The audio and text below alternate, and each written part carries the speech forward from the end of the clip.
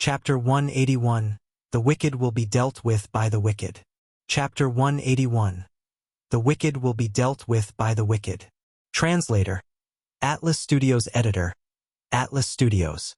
The superiors of the research institution were very angry. They felt like the man had thought them foolish monkeys, but the liar had walked into their trap. How dare he come to mess with us without knowing who owns this territory?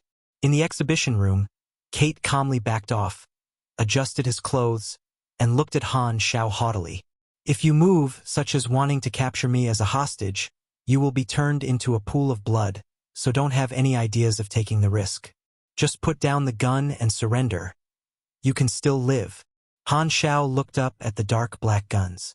The cameras were in the corners of the room, and the high-ranked officials were looking at him through those. He even knew that the vents could release poisonous gas. With a cold expression, he issued a voice command. Launch program. The smart chip in the mechanical suit immediately recognized the command and connected to the standby computer.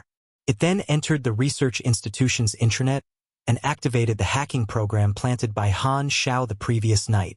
The research institution's system fell like dominoes in the face of the hacking program. Without much effort, the entire authority system was overridden, and Han Xiao gained control in a few seconds. This was not a last-minute simple hacking program that Han Xiao had created. He had created many smart chips, and to prevent losing their control to someone else, he had also made some anti-attack programs as well as some invasive programs, but he had not had the chance to use them before. The tactical hologram screen showed the terrain map of the research institution. Han Xiao issued another voice command. The walls of the exhibition room reopened, and the showcases appeared again. The guns on the ceilings slid back, and the doors opened. When he invaded the research institution system yesterday, he had already seen the structure of it, and he knew the security measures clearly. There are some tightly guarded warehouses in the research institution with a high amount of drug inventories, but it was much more than he could carry. The amount in the exhibition room was just right. The sudden turning of tables left the high-ranked officials of the research institution horrified. What happened? The system has lost control. Quick! Take back the control. The technician at the side was sweating all over. He smashed the keyboard rapidly, and lines of code kept appearing. Suddenly, his screen turned green, and the computer froze. The technician exclaimed, "I can't. The invasion speed of his program is too fast. It's impossible to solve it in a short time." He was ready yesterday. The high-ranked officials were filled with hatred. In the exhibition room, Kate was stunned. He looked into the Han Xiao's black goggles, and fear gnawed at his heart. His legs softened, and he fell to the ground. Freewebnovel.com. Bang! Smoke rose from the ground between his legs where the bullet had hit. Kate was extremely afraid, not even daring to move. "Stay there and don't move. You can still live," Han Xiao said in a mocking tone. "Okay. Calm down," Kate replied hastily as cold sweat wet his entire back. He could only sit there and tremble. Han Xiao broke open all the showcase cabinets. The enhancement from the mechanical suit made his punches stronger than bullets. He took out his backpack and put all the vials inside. Soon his backpack was full. He patted his bag with satisfaction. It was a huge amount of rewards. At the start, he had no intention of robbing the research institution. However, that changed when he accidentally overheard Kate and the high-ranked official talking about Yang Dian and Ned. Since the research institution was not one with morals, Han Xiao did not bother to do things the nice way. They neither were good people anyways, so they might as well follow the rules of the wicked. Whoever was stronger had the right to take from the weaker side. If the opposite party had reliable morals and beliefs, Han Xiao would not mind interacting with them normally, but if they made Han Xiao unhappy and were not strong enough, Han Xiao would go back to his old habits when he was a player, robbing whatever he saw. Furthermore, he was very interested in the research institution's drugs. He actually liked to convince people with his virtues. But if that did not work out, he would then fight them instead. Although Han Xiao did not like the idea of sacrificing oneself for the sake of others and wasn't like those superheroes who had a great love for the entire world, he still liked people who were kind. Befriending a kind person was definitely better than befriending an evil person. Even those who were evil would rather befriend those who were kind. It was safe and worry-free. Unfortunately, the number of kind people in the world was dwindling. No one could tell if a smile had ulterior motives behind it or which brother seemed to be loyal on the surface but talked bad about them behind their back. Betrayal was common, even between old friends. Kind people were such rare animals that they could even be placed in the zoo as an exhibit. Zoo might not be the best term. Newsfeed would be a better description. The research institution toyed with the heroes, and it was because of these snobbery hypocrites that kind people became fewer. Society became harder to survive in, and spiritual traditions collapsed entirely. Very often, one's perseverance in others' eyes was just the minimum of what one should do. One's hard work was just a way of gaining more profit. Just like how the Lewis Research Institution used the passion of Yang Dian and Ned, Han Xiao robbed the research institution's hard work. An old saying appeared in Han Xiao's mind. Karma will find its way. Wickedness will be dealt with by the wicked. Looks like I've become wicked. Han Xiao laughed. An opportunity to do bad things without feeling guilty did not come by often. Why would he spend money on someone he could rob from? He could just change his face and become a new customer anyway. It was not the time to check through his rewards. He picked up his backpack and walked toward the lift. Kate's body was still soft. He let out a sigh of relief as he saw Han Xiao leaving, but the fear was still lingering in his mind.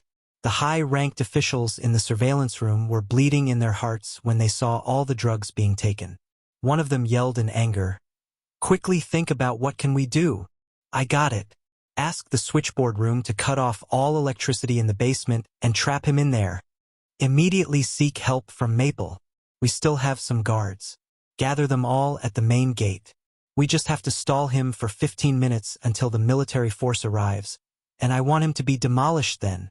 As Han Xiao arrived at the lift, the entire floor's lights turned off. He raised his eyebrows and switched to night vision, cutting off the power as expected. Han Xiao's legs bent as the power from nanotechnology muscle fiber gathered in his legs and burst in an instant. The floor cracked open, and he shot through the ceiling like a rocket. After 2 jumps, Han Xiao bumped straight into the hall. A group of guards who were gathering came into his sights. There were only some 20 of them, not even 1/5 of the research institution's guards. Han Xiao's way of going up the floors was way too swift and violent. It didn't give much time for the research institution to react. The high-ranked officials were shocked by the power of the mechanical suit. They hurriedly ordered the guards to attack. "Stall the enemy. The rest of the guards will be here in less than 20 seconds. F***CK. Before he could even finish giving the order, Han Xiao bumped through the guards like a bowling ball hitting a strike and sent them flying. The guards could not even slow him down as he broke through the glass door and disappeared in the streets. The people there could only catch a tint of black shadow. The high-ranked officials of the research institution were raging with anger. They were hopeful that the guards could at least stall him for 15 minutes, but they barely could for 3 seconds.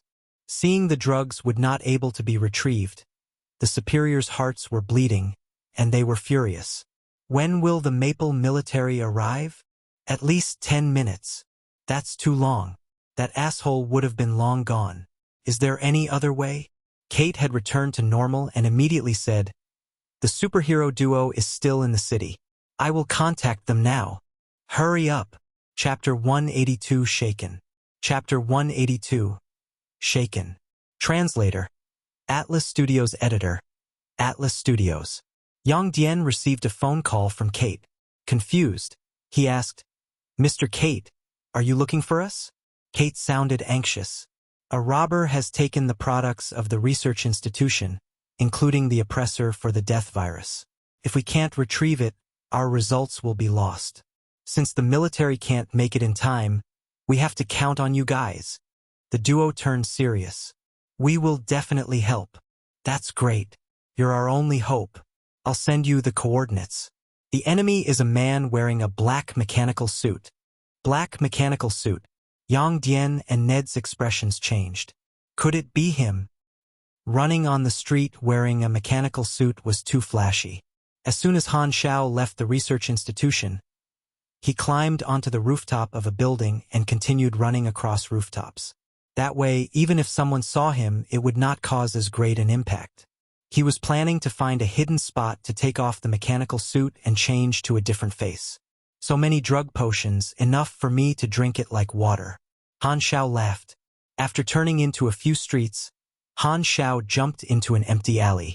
It was at this moment that two strong vital signs showed up on the radar, and after the automated search in the database, it surprisingly had a match. It turned out to be the two superheroes that he had met twice. They're chasing me? Han Xiao thought for a while, and he knew that they were being toyed with by Lewis Research Institution again. This time, a notice popped up on the interface. You have triggered mission Trial of a Hero. Mission Introduction. Heroes of justice are never in short supply, but only the right ways to do it. Some people become depraved and give up their initial goals. Some lose their adherence and become what they swore to fight against. Some are used and lied to. Choosing justice is a tough path, and you can be the trial for them to find the right path toward becoming a real hero. Mission requirements. Defeat Yang Dian and Ned, and expose the truth about Lewis Research Institution. Rewards. Random. Han Xiao narrowed his eyes. He was quite interested in this mission. It was a chance for him to feel what it was like to be the ultimate evil. Han Xiao analyzed the data. I've got a few minutes to kill, just enough time to play with them a little. Han Xiao stopped in place and waited. Yang Dian and Ned's figures flashed past the alley entrance not long after. They ran too far. After a few seconds, the duo realized and immediately turned back, standing at the alley entrance with a confronting stance. It really is you. Yang Dian's face was stern. He had seen the power of this mysterious warrior in the mechanical suit with his own eyes. Even in his peak state, he would probably be beaten in a few punches, and he was now injured. But the thought of Han Xiao robbing the cure to the death virus encouraged him to not back up even if he could not win. Ned rubbed his hands and was ready to strike. He said in a low tone, "Even though you saved us before, I'm afraid we can't let you take the cure." Cure? Damn, these guys really are the type that are stupid enough to help someone who cheated them. Ned struck first. His hands slapped forward, and a shockwave filled the alley. The paint on the walls shed, and cracks appeared on the ground. In a flash, Han Xiao jumped up, drawing a swift arc midair, and bumped toward the enemy like a rocket. Yang Dian bit his teeth and stepped forward, swinging out his punch. Bang! The mechanical suit-covered fist was like a bolt of lightning, appearing and disappearing in an instant. Before Yang Dian's fist could even swing fully, it had already hit Yang Dian's chest heavily. Yang Dian's vision turned hazy. Everything in sight seemed to move away rapidly as he flew backwards. He then got punched into the wall with a loud noise, every bone in the body almost shattering. One-hit victory. His physical power is even stronger than the lion who caused serious injury to me. Yang Dian barely pulled himself out of the wall and breathed heavily. Suddenly, he heard a gust of wind around his ears. Ned was thrown toward him and fell beside his feet with a huge bump on his head. He had been knocked dizzy by a simple headbutt from Han Xiao. They could not even last 3 seconds. With absolutely zero chance to fight back, Yang Dian was filled with sadness and hatred. How are we supposed to stop the opponent like this? Helplessness penetrated their hearts. Han Xiao looked at the timer as he saw the duo trying to get back up. He had given himself 5 minutes to deal with these two superheroes, but the situation had turned out to be much easier. He had taken less than 10 seconds to beat them completely. They were both superhumans at the level of 30-something. With Han Xiao's strength, it was a piece of cake. Han Xiao took a few steps forward. Just as he was going to say something, Yang Dian managed to struggle to his feet. With a face filled with unyielding and anger, he clenched his teeth and said, "You took away the cure for the death virus. Lots and lots of people will die because of that. I will stop you today even if it costs me my life." Han Xiao stopped in place. He looked at Yang Dian with a mocking smile. Dying as a hero, other than dead flowers, empty words, and a few hypocritical tears, what else can you get? Yang Dian clenched his teeth even harder. It doesn't matter how others look at me as long as I'm happy with what I'm doing. Suddenly, Yang Dian blinked. A large, black hand enlarged in his sight and grabbed his head. He was smashed into a wall, shattering the stones. His head was bleeding. Yang Dian lay flat on the ground, his head spinning. He did not even have the strength to stand up. Han Xiao took out his handgun and pressed it against Yang Dian's forehead. The black-colored muzzle brought Yang Dian back to his senses. He wanted to struggle, but Han Xiao stepped on his legs, then slowly applied pressure to the trigger. Yang Dian's eyes widened. At this moment, regret uncontrollably flooded his mind. If I wasn't so meddlesome, I wouldn't die today. In front of an enemy that's this strong, even if I bet my life on it, I wouldn't be able to stop him for a bit. Coming here was just giving my life away. I shouldn't have accepted the request. I was too impulsive. Ka. The trigger reached its end. Yang Dian's entire body trembled, only to realize that he did not feel any pain. He was stunned as he watched Han Xiao back off. Then he realized that cold sweat had drenched all his clothes. Although he could not see his own face, he knew that it was definitely a twisted expression filled with fear, regret, and unwillingness. What were you thinking just now? Han Xiao said. Yang Dian froze in place but kept silence. In the face of death, the belief that he had once thought would never be destroyed was shaken. He was not as generous and tough as he said at all. Instead, at that moment, it was regret he felt, and he even thought that giving up his life for a request from others was extremely stupid. Yet before this event, he had always been working hard toward the goal of being a superhero. He wanted to save more people. He wanted to protect more civilians. He wanted to sacrifice himself for others. But at this moment, Yang Dian only felt lost. Han Xiao put his handgun with the empty clip back to the holster, took out a laptop, transferred some data to a thumb drive, and threw it to Yang Dian. Yang Dian and Ned froze in place. The enemy left just like that? Why did he not kill us? Yang Dian held the thumb drive in a daze. We are no match for him. Don't go up to him and look for death. We have to leave here first. Yang Dian held on to Ned, and they left limping. Another mission failure. The duo's hearts were filled with shame. They could not face Kate. When they arrived at Lewis Research Institution's door, the military was already there, and the area was locked down. The duo did not want to come into contact with the Maple military, so they went back to the place where they rested and dressed their wounds. Yang Dian kept thinking about what Han Xiao had said. He was confused and could not focus at all. He lay on bed dazed, the thoughts from just now flashing in his mind non-stop. He could feel that his belief and perspective of being a superhero were shaken. It was a war against his own mind. At this time, Ned could not hold back his curiosity of what was inside the thumb drive. He plugged it into the laptop, and only a few seconds of looking at it made him break out in cold sweat. Yang, come here and look at this. Chapter 183 Drugs. Chapter 183 Drugs. freewebnovel.com. Translator. Atlas Studios Editor. Atlas Studios. What is it? Yang Dian tried to regain his focus and went up to the laptop screen. Then he too was stunned. The files on the thumb drive were a part of the data that Han Xiao had gotten from hacking into the research institution. Every research project of the death virus was clearly written to be regarding enhancing physical abilities and biochemistry weapons.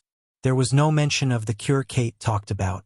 It was also written that the exploration team that had gone into the Robert Forbidden Zone had been gathering materials for physical ability enhancements research. This is real? Could he be lying? He could have killed us easily. Why would he lie to us? Yang Dian and Ned slowly turned from consternation to rage. It turned out that they were like two idiots from the start to the end, toyed with by the people of Lewis Research Institution. They could not believe that they were so naive to have believed the one-sided words of these people. It made them feel like their persistence was nothing but a joke. No wonder the mysterious warrior in the mechanical suit did not kill them. He probably felt that they were pathetic and pitiful, so he told them the truth. Yang Dian was so ashamed and embarrassed that he wanted to dig a hole in the ground and hide in it. They kept calling themselves superhero, but they were saved by a stranger who they deemed wicked twice. If the mysterious man had not exposed the truth, they would still have been totally in the dark. Too bad we don't know his name. If we did, Elle definitely would apologize to him in person. Ned was upset. Yang Dian nodded heavily. With raging anger burning inside, he called Kate. "You have been lying to us." Kate sounded stunned. "What did I lie about?" "You have been using us. You made us risk our lives to do things for you. The exploration team, the cure to the virus, that was all fake." "What are you talking about? Why would I do that?" "You are overthinking this." Kate's made an unnatural pause. "I have evidence. The research of the death virus has nothing to do with saving lives." Yang Dian said. "That's fake. You guys must have heard rumors." Kate replied. "Still lying to us." Yang Dian was angry. He then stated the project serial number. The other side of the phone remained silent for a while. Then Kate replied in a cold tone. He gave up pretending. "So what? What do you want to do? Or rather, what can you do?" Yang Dian was furious, but he suddenly jammed. "Humph, superhero." Kate's tone was full of sarcasm as he hung up the call. Yang Dian held the phone and froze in place. His aura was changing quickly. Ned suddenly felt a chill. He quickly asked, "Are you all right?" Yang Dian shook his head and put down the phone. "I'm all right, why wouldn't I be? Hee." He laughed inexplicably. The research institution was in a mess. The high-ranked officials were sweating all over as they negotiated with the military. Kate was annoyed. He did not expect things to have turned out this way when he lured the wolf into the room. No one had dared to mess with the research institution before.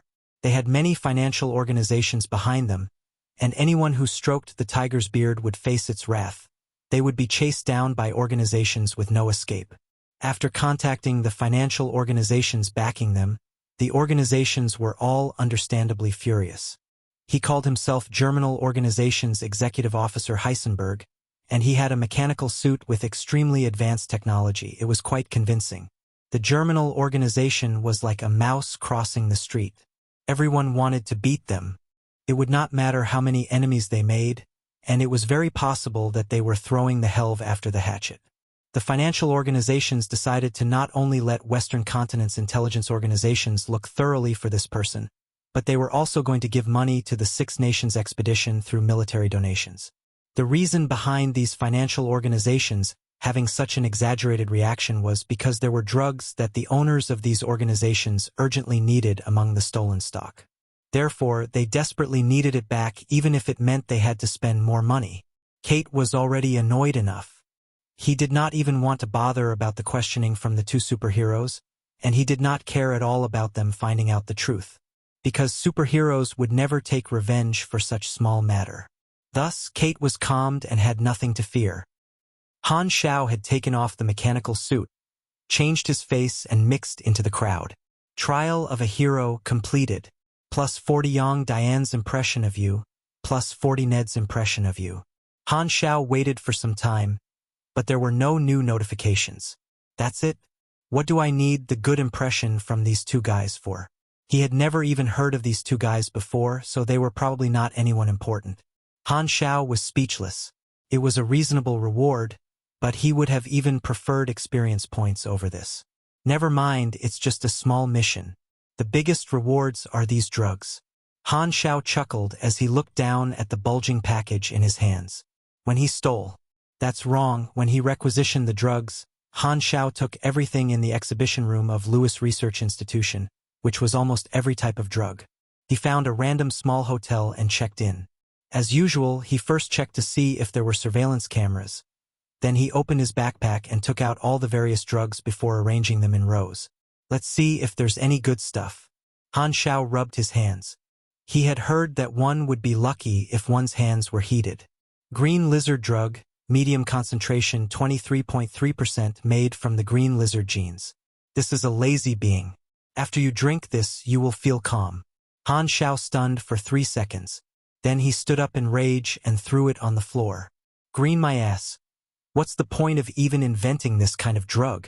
I would have been luckier if I used my feet one. Looking at this pile of colorful drugs, Han Xiao felt as if a black cloud of bad luck was floating above his head. Let's hope the other drugs are better. He continued searching.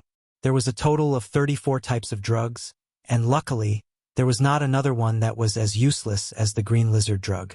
Some of the useful drugs were pretty great. There was a high-concentration death virus enhancement drug, which had a much stronger effect than the one Kate gave. The permanent attribute boost was greater, and the chance to awaken the rare talent was at least 3 times higher. Wild Rhinoceros Steroid. Taken from the heart of Wild Rhinoceros. Injection gives +5 STR, +5 END. Lasts 5 minutes. Second injection within 30 minutes will have no effect. Thunderclaw Beast Extraction. Extracted from the bodily fluids of Thunderclaw beasts. Plus 12% melee attack for the next 5 attacks. Stone Plaque Pathogen. Infects the user with stone plaque. There were 3 types of drugs: temporary enhancement drugs, disease-spreading drugs, and the very rare permanent attribute boost drugs like the death virus enhancement drug. Some of the permanent attribute boost drugs can only be used once, and some can be used multiple times. The Eagle Predator drug is the former, and the death virus drug is the latter. That was why players were so passionate about going to the Forbidden Zone and killing the boss. Usually, it would be a competition between large guilds. You used Eagle Predator drug. Plus 3 dex. There were 4 bottles of the death virus drug. He took a short break and finished all of them in one shot.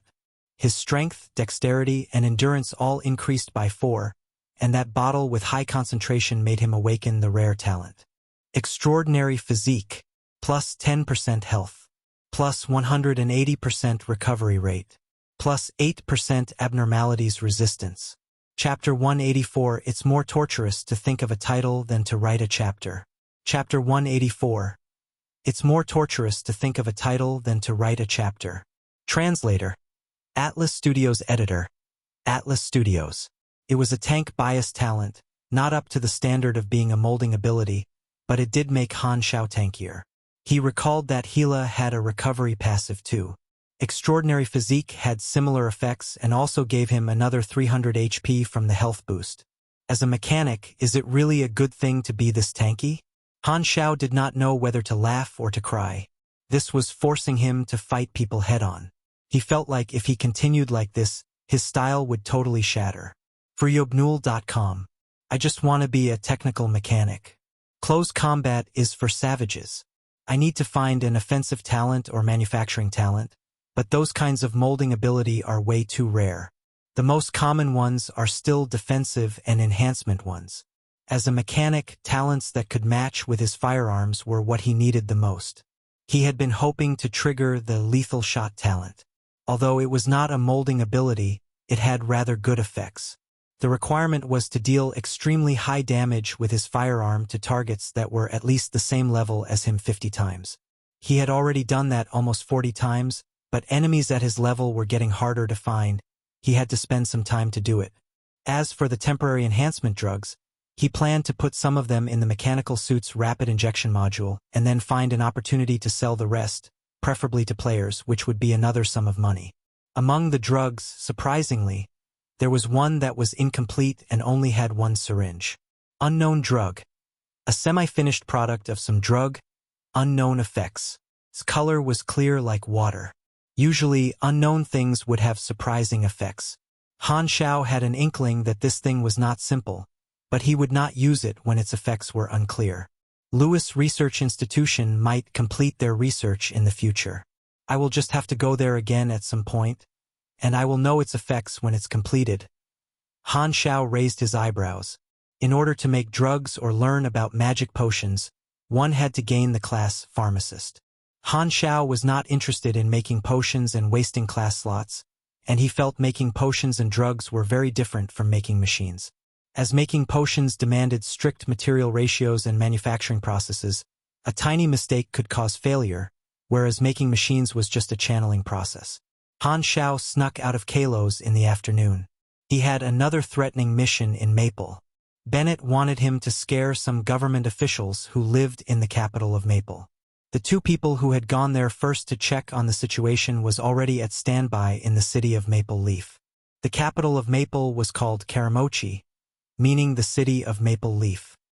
The financial organizations behind Lewis Research Institution issued a bounty on the dark net very quickly. The target was none other than Heisenberg, and it had the face that Han Xiao had used in the research institution, as well as a recording of him dashing out of the research institution wearing a mechanical suit. The germinal organization saw this information very soon. There is no such person in our organization. The leader was startled. The organization only had a few deep-cover intelligence personnel and spies in other lands, and he absolutely did not order anyone to rob a civilian research institution. There was only one possibility. This Heisenberg was a fake who used the germinal organization as cover.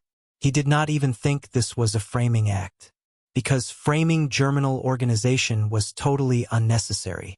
The whole world was against them, so they would not care for just one more enemy.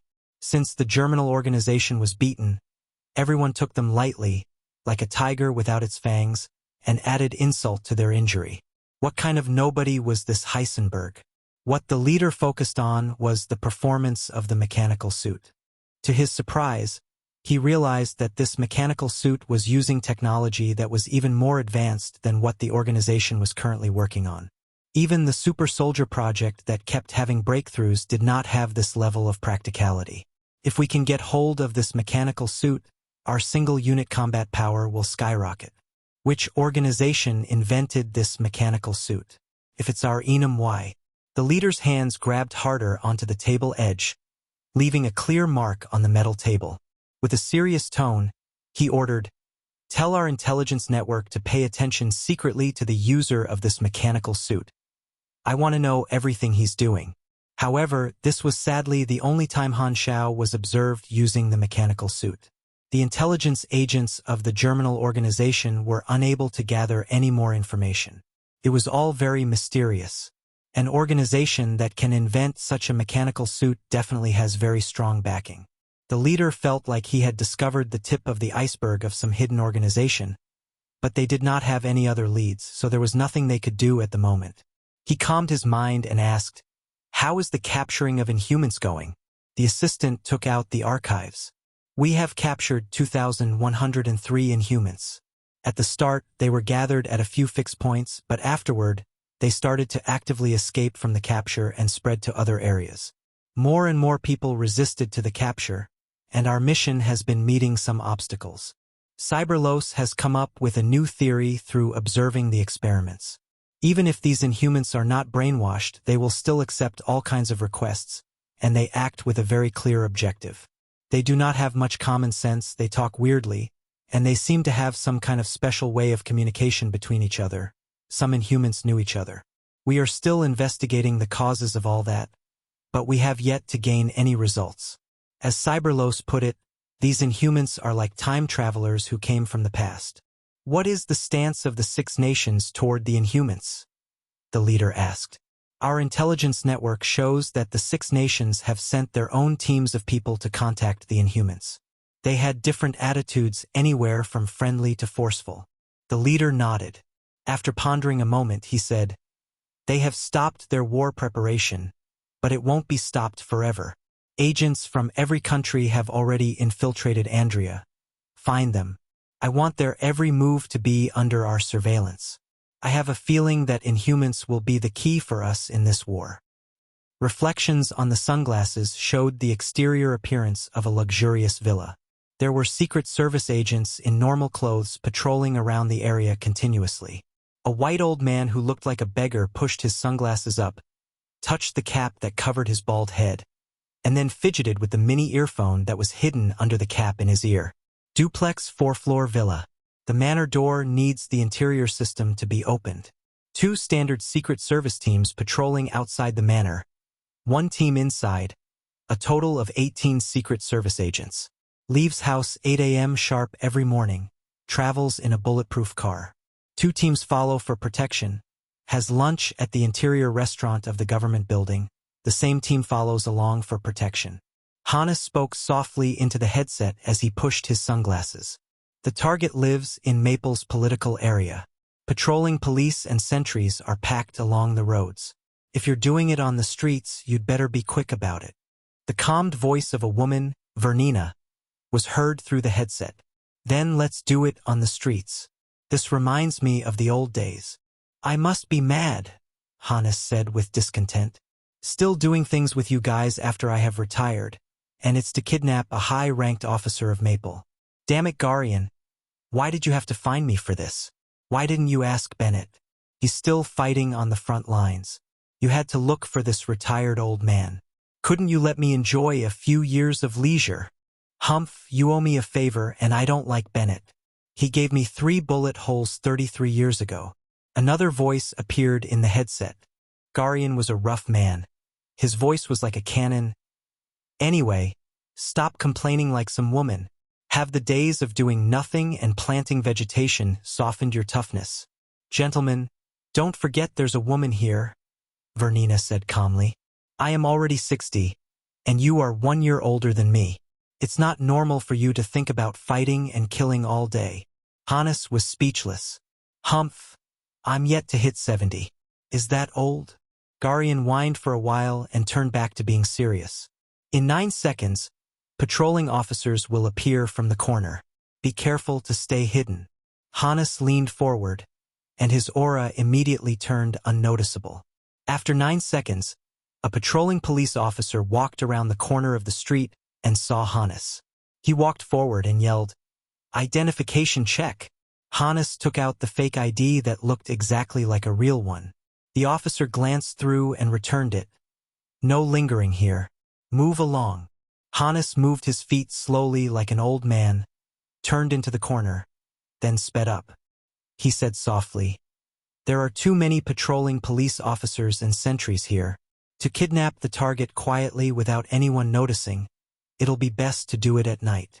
Come back here first. We will discuss the plan," Garion said with a heavy voice. Chapter 185, But Not Having a Title is More Torturous. Chapter 185, But Not Having a Title is More Torturous. Translator.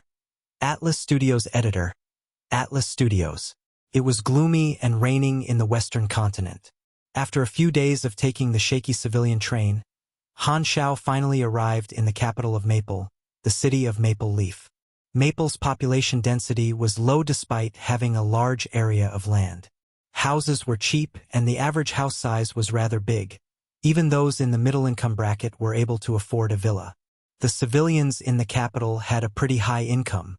Every year, the government of Maple would chase the beggars and the poor to other cities, which resulted in Maple Leaf's environment being optimal, peaceful, and comfortable with sufficient greenery.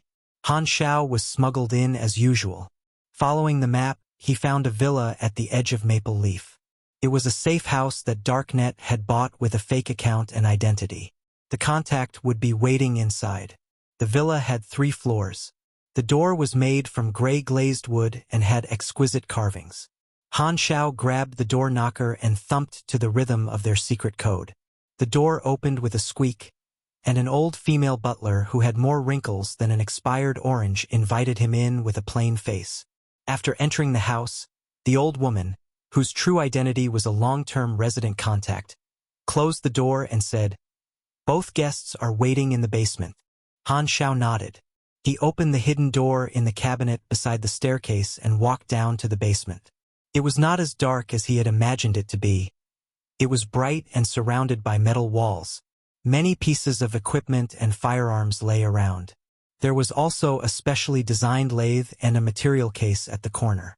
The 2 contacts were waiting at the meeting table in the middle. They both looked toward Han Xiao. His face was changed back to Black Phantom, so he was recognized. Of the 2 contacts, one was Golden Fox and the other was a young man. Golden Fox hesitated and said, "Black Phantom?"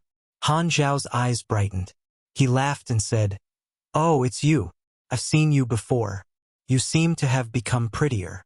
Golden Fox was frightened. She touched her face and said in her head, "Please don't be interested in me.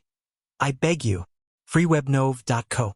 The other contact was a young man in his 20s. His code name in the Blood Pact Society was Ghost Blade. He was a Scorpion lowest rank and a new member who had only joined recently. He was staring at Han Xiao with judgment and slight doubt. Ghost Blade had been trained as an agent in Raylan, but he had escaped before graduation. Having been trained in an agent training organization, he naturally always felt a sense of superiority toward these underground killers.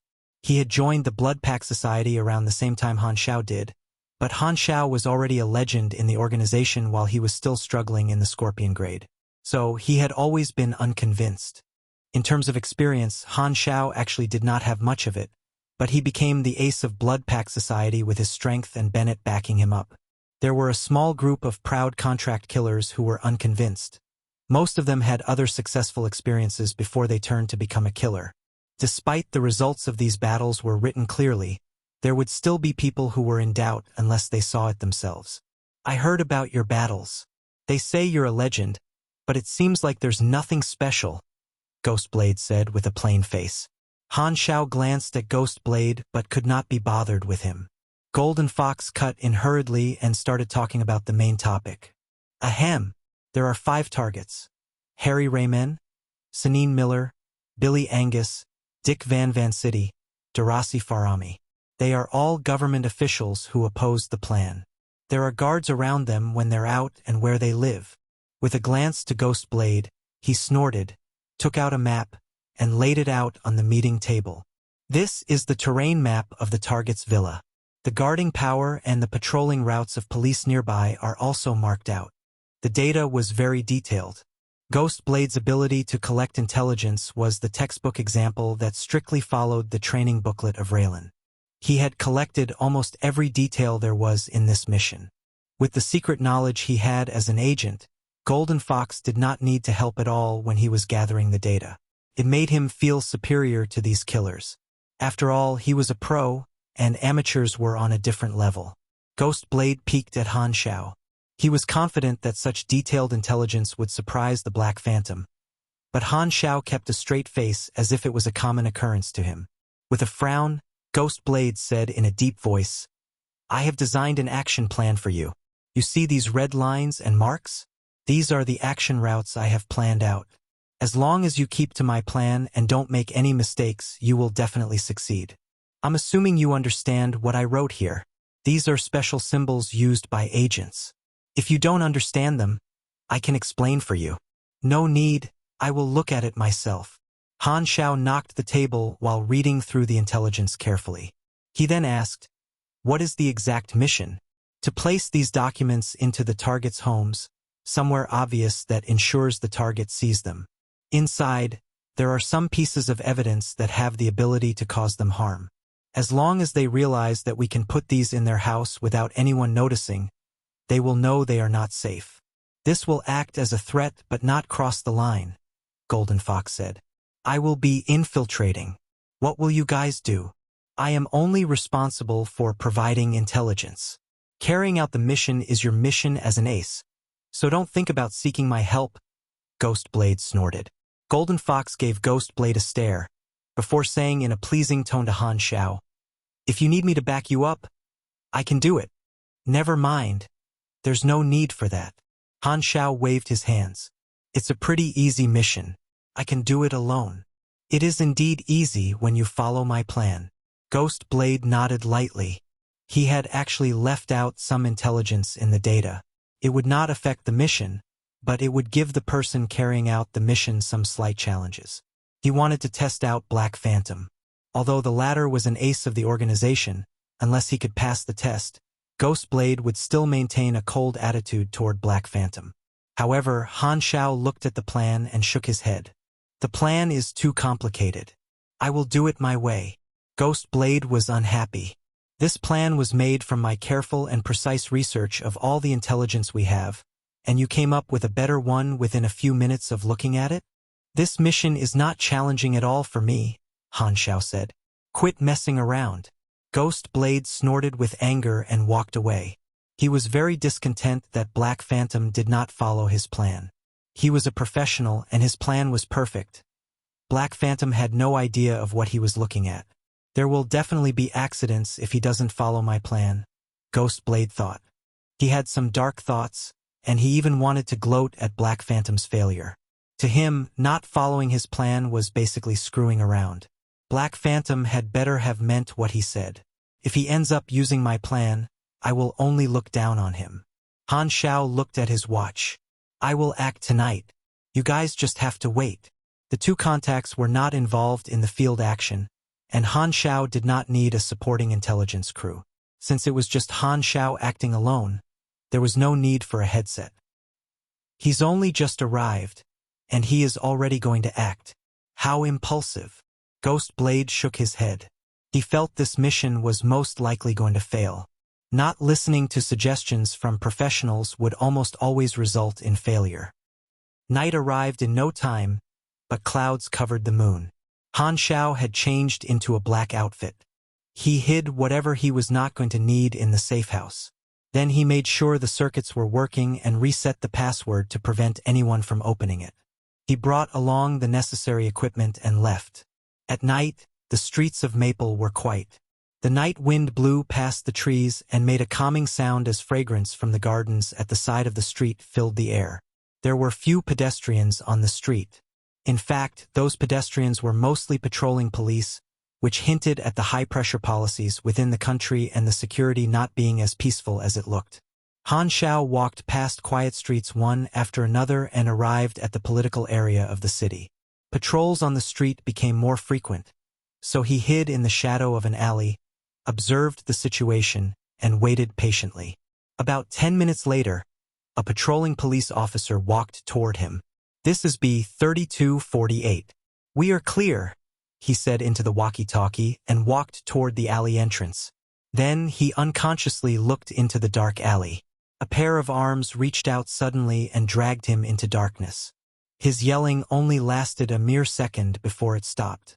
1 minute later, Han Xiao changed into the police uniform with the walkie-talkie at the side of his waist.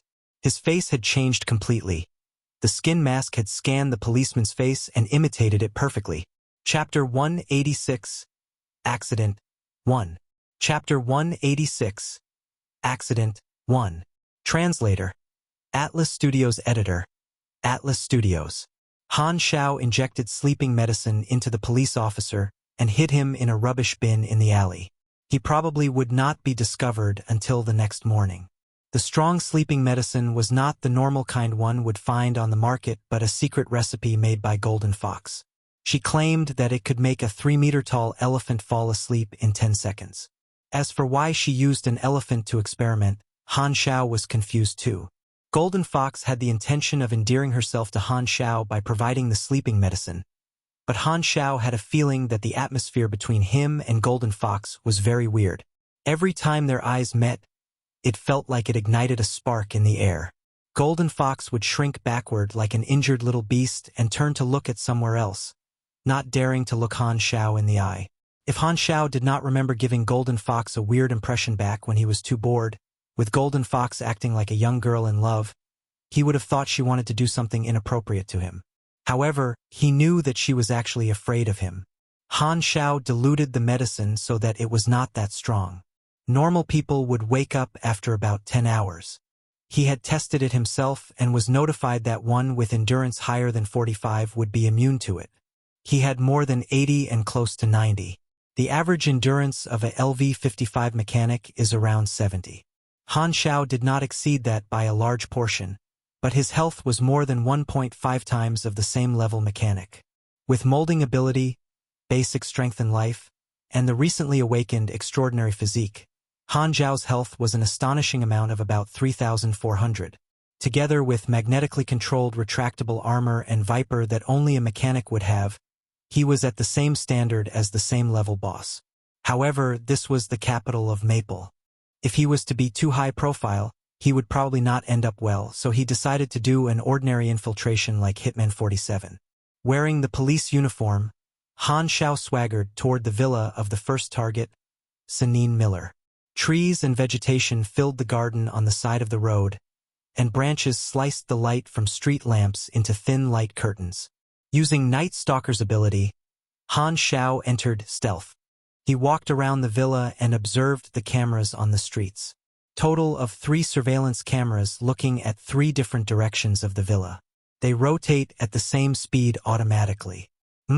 Seems like there'll be a blind spot for a brief moment. Han Xiao found the opportunity, but this was not written in the data. He wondered if Ghost Blade did not realize or did not write it on purpose. In order to sneak in, I'll first have to deal with the cameras.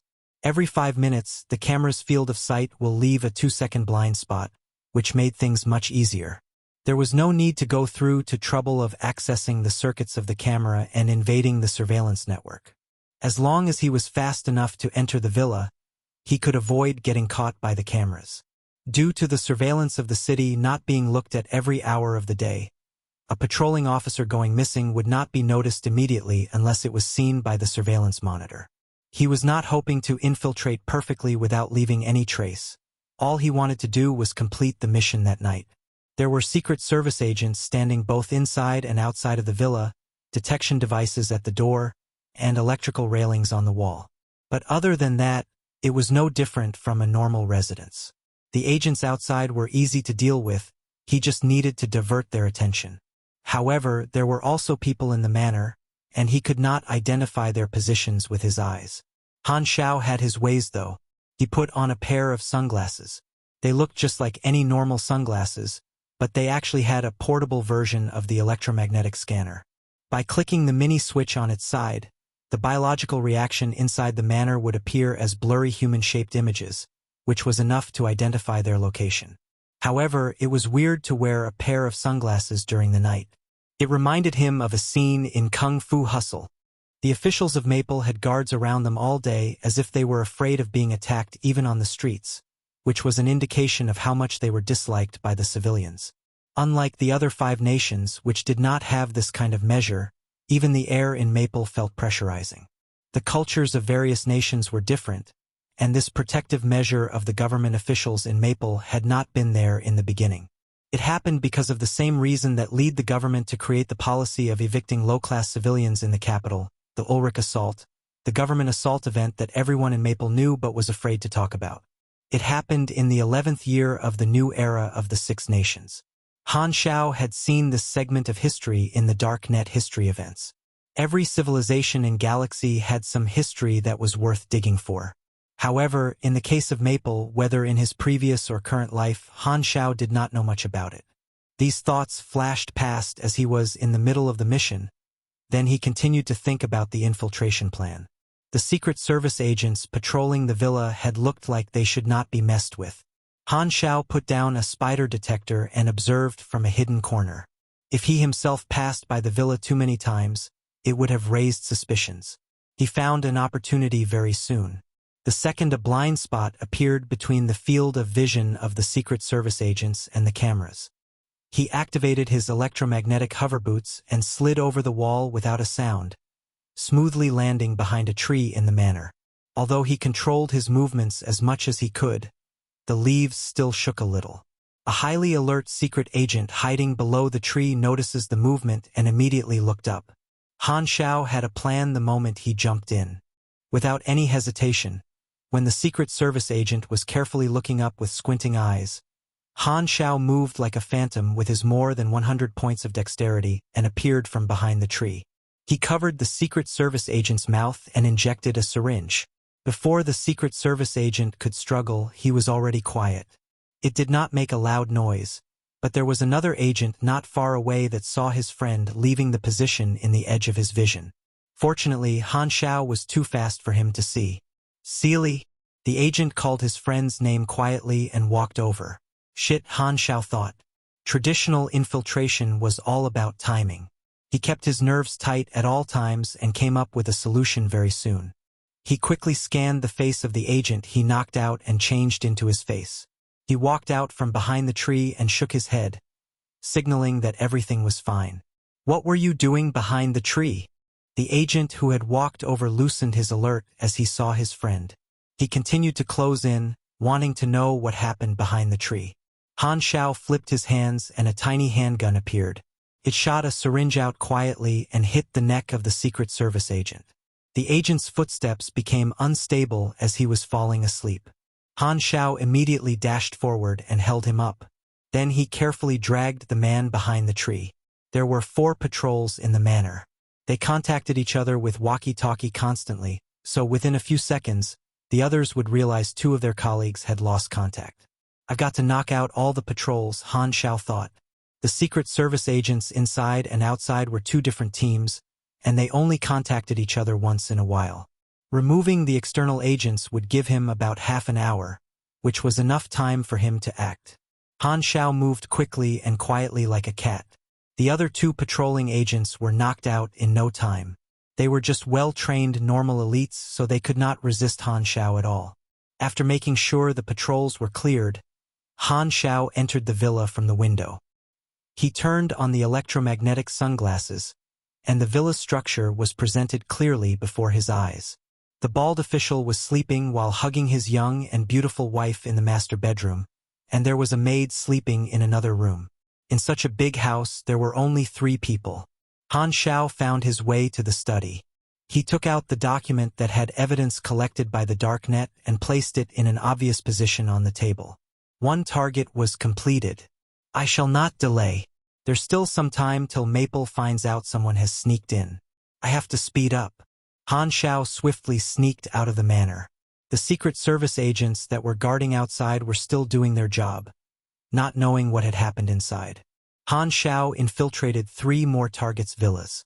The guards were all different from each other, but with his LV-55 senses and intelligence provided by Golden Fox and Ghost Blade, together with his skin mask and electromagnetic hover boots, the action was carried out rather smoothly without many hiccups. A small accident happened at the 3rd target. When Han Xiao was placing the document in the study, probably due to the target being too old, he woke up quivering and wanted to pass by the study. Han Xiao hastily hid behind the floor lamp in the corner. Without looking closely, floor lamps would usually be mistaken as a person and be ignored unconsciously. Although it was a very daring spot to hide, Han Xiao thought it was a brilliant idea. However, the result was completely different from what he expected.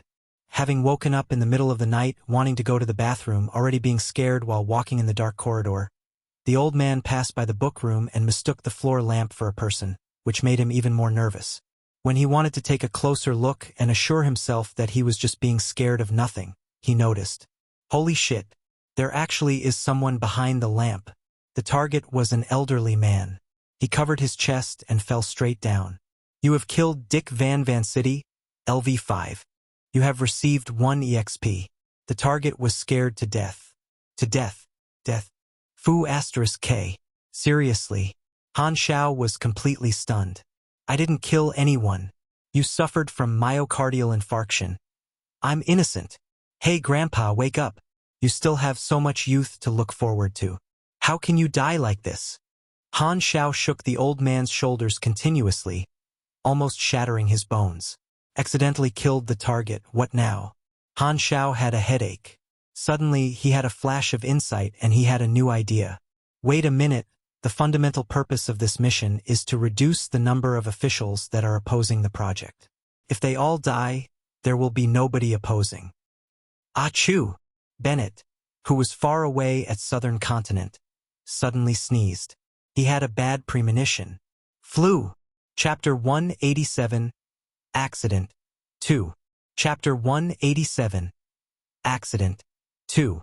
Translator. Atlas Studios Editor. Atlas Studios. One of the targets died, but the mission did not fail, which meant that killing was technically allowed. Such an immoral mission. Han Xiao shook his head.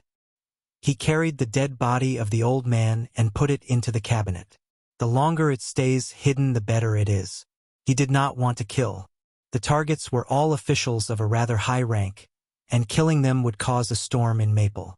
Thus, there were no benefits, only risks. One official had died, but it was an accident. They could not count him responsible. Only one target was left, Darasi Farami. He had the highest rank of all 5 targets. His manor was bigger and the guarding power was stronger. Han Xiao followed the same steps. He sneaked into the manor through the blind spot and hid in the shadows. None of the patrols could escape his sights. He sneaked behind an agent and injected a syringe into his neck. Then he dragged him further into the garden and changed into his clothes and face. He looked at his identification. The unlucky person this time was called Anguston. Darasi's manor was rather huge. As Han Xiao was going to enter through the window from the back of the villa's lights turned on. A command from a superior appeared from walkie-talkie. All units assemble. Escort the target to the government building. All the Secret Service agents gathered. Now Han Xiao was stuck in a passive position. He replaced Anguston and had to continue playing the character if he did not want to get found out. Left with no choice, he followed the Secret Service team and assembled in front of the villa door. The team leader knocked the door and yelled, Mr. Darasi, knocked out agents have been found in other officials' mansions. The enemy infiltrated their homes. You're not safe here. Please follow us to the government building and take refuge. Han Xiao realized it was about time for Maple to have reacted to the people that he knocked out in the previous mansions. Too bad. Just a while more I would have completed the last one. Han Xiao sighed. He had to change his plans because of the sudden change of situation. He hoped they would find out later about the old man who was shoved into the cabinet. The glazed wooden door opened with a squeak. An old man with a straight back and formal wear walked out the door. The wrinkles on his face were like knife scars with vicissitudes and coldness, and his white hair was combed neatly. Secret Service agents surrounded Darasi as they walked toward the car parked at the door. There were 4 cars. The one that Darasi would be sitting in was in the middle, guarded by the 3 other cars in a triangle shape. Han Xiao sat in the car at the right rear. As they departed, Han Xiao decided to stay put and observe since it was the best choice. I could sneak out in the middle of the trip and complete the last mission on the way. As he was thinking, a few fist-sized shadows flew toward the convoy. Han Xiao knew these were howitzers from one look. Boom! The howitzers landed accurately on the chassis of the convoys and exploded. The power exceeded the usual standard, almost like a mini rocket launcher. Sky-high flames lit up the night. The 3 guarding vehicles spun in midair and landed bottom-up with flames. Someone attacked the convoy? The driver of Darasi's car yelled as he hastily stepped on the throttle, wanting to escape with speed. But a few rounds of bullets shot out from the dark and busted the wheels. The car swirled and stopped at the side of the road. Disgraced Secret Service agents got out of the car hurriedly, but before they could even raise their guns, sniper bullets shot from a higher-up position hit their chests without missing a shot. They immediately fell to the ground, critically injured. All the guards have been dealt with. Backup from Maple will take at least 3 minutes to arrive. We have more than enough time. Vernina, evacuate with the target, Hannes said through the walkie-talkie. At the junction of street lamps and darkness, the outline of a woman became clearer. Vernina appeared, holding a grenade launcher. She had short, blonde hair. The wrinkles at the side of her eyes showed she was not very young, but her appearance still had the signs of her beauty when she was younger. Every move she made played the rhyme of a mature lady. Darasi walked out of the car. He remained calm and looked at the struggling guards on the floor. Who are you people? Vernina slowly walked toward Darasi while taking out her handgun and killing the guards on the way. She took out a sedative syringe from her tactical pouch on her waist and said, "Put the gun down, or there'll be a hole in your heart." Darasi's expression changed. He looked down and saw a red dot on his chest where his heart was. He immediately loosened his grip on the handgun behind his back. Looking up, he could see a looming red dot from a sniper scope on a high-rise building. At a window in the building, Hannes was holding a sniper rifle, providing ranged backup and controlling the situation from above. Seems like I have no choice. Darasi raised his hands with a long face and walked toward Vernina. Bang! Suddenly, an overturned burning car's door flew off. A pair of hands grabbed the door frame and tore it with a piercing sound. Han Xiao walked out as he stretched his neck. His body was hurting all over from the crash. Having been blown away by a howitzer out of nowhere, he was in a bad mood. There's still an alive one? Vernina turned around and fired at Han Xiao without changing her expression. Han Xiao reacted quickly. The magnetically controlled retractable armor wrapped around his body as the howitzer hit him, and he was devoured by the flames. Vernina thought that was more than enough to deal with the tiny fish that slipped through the net.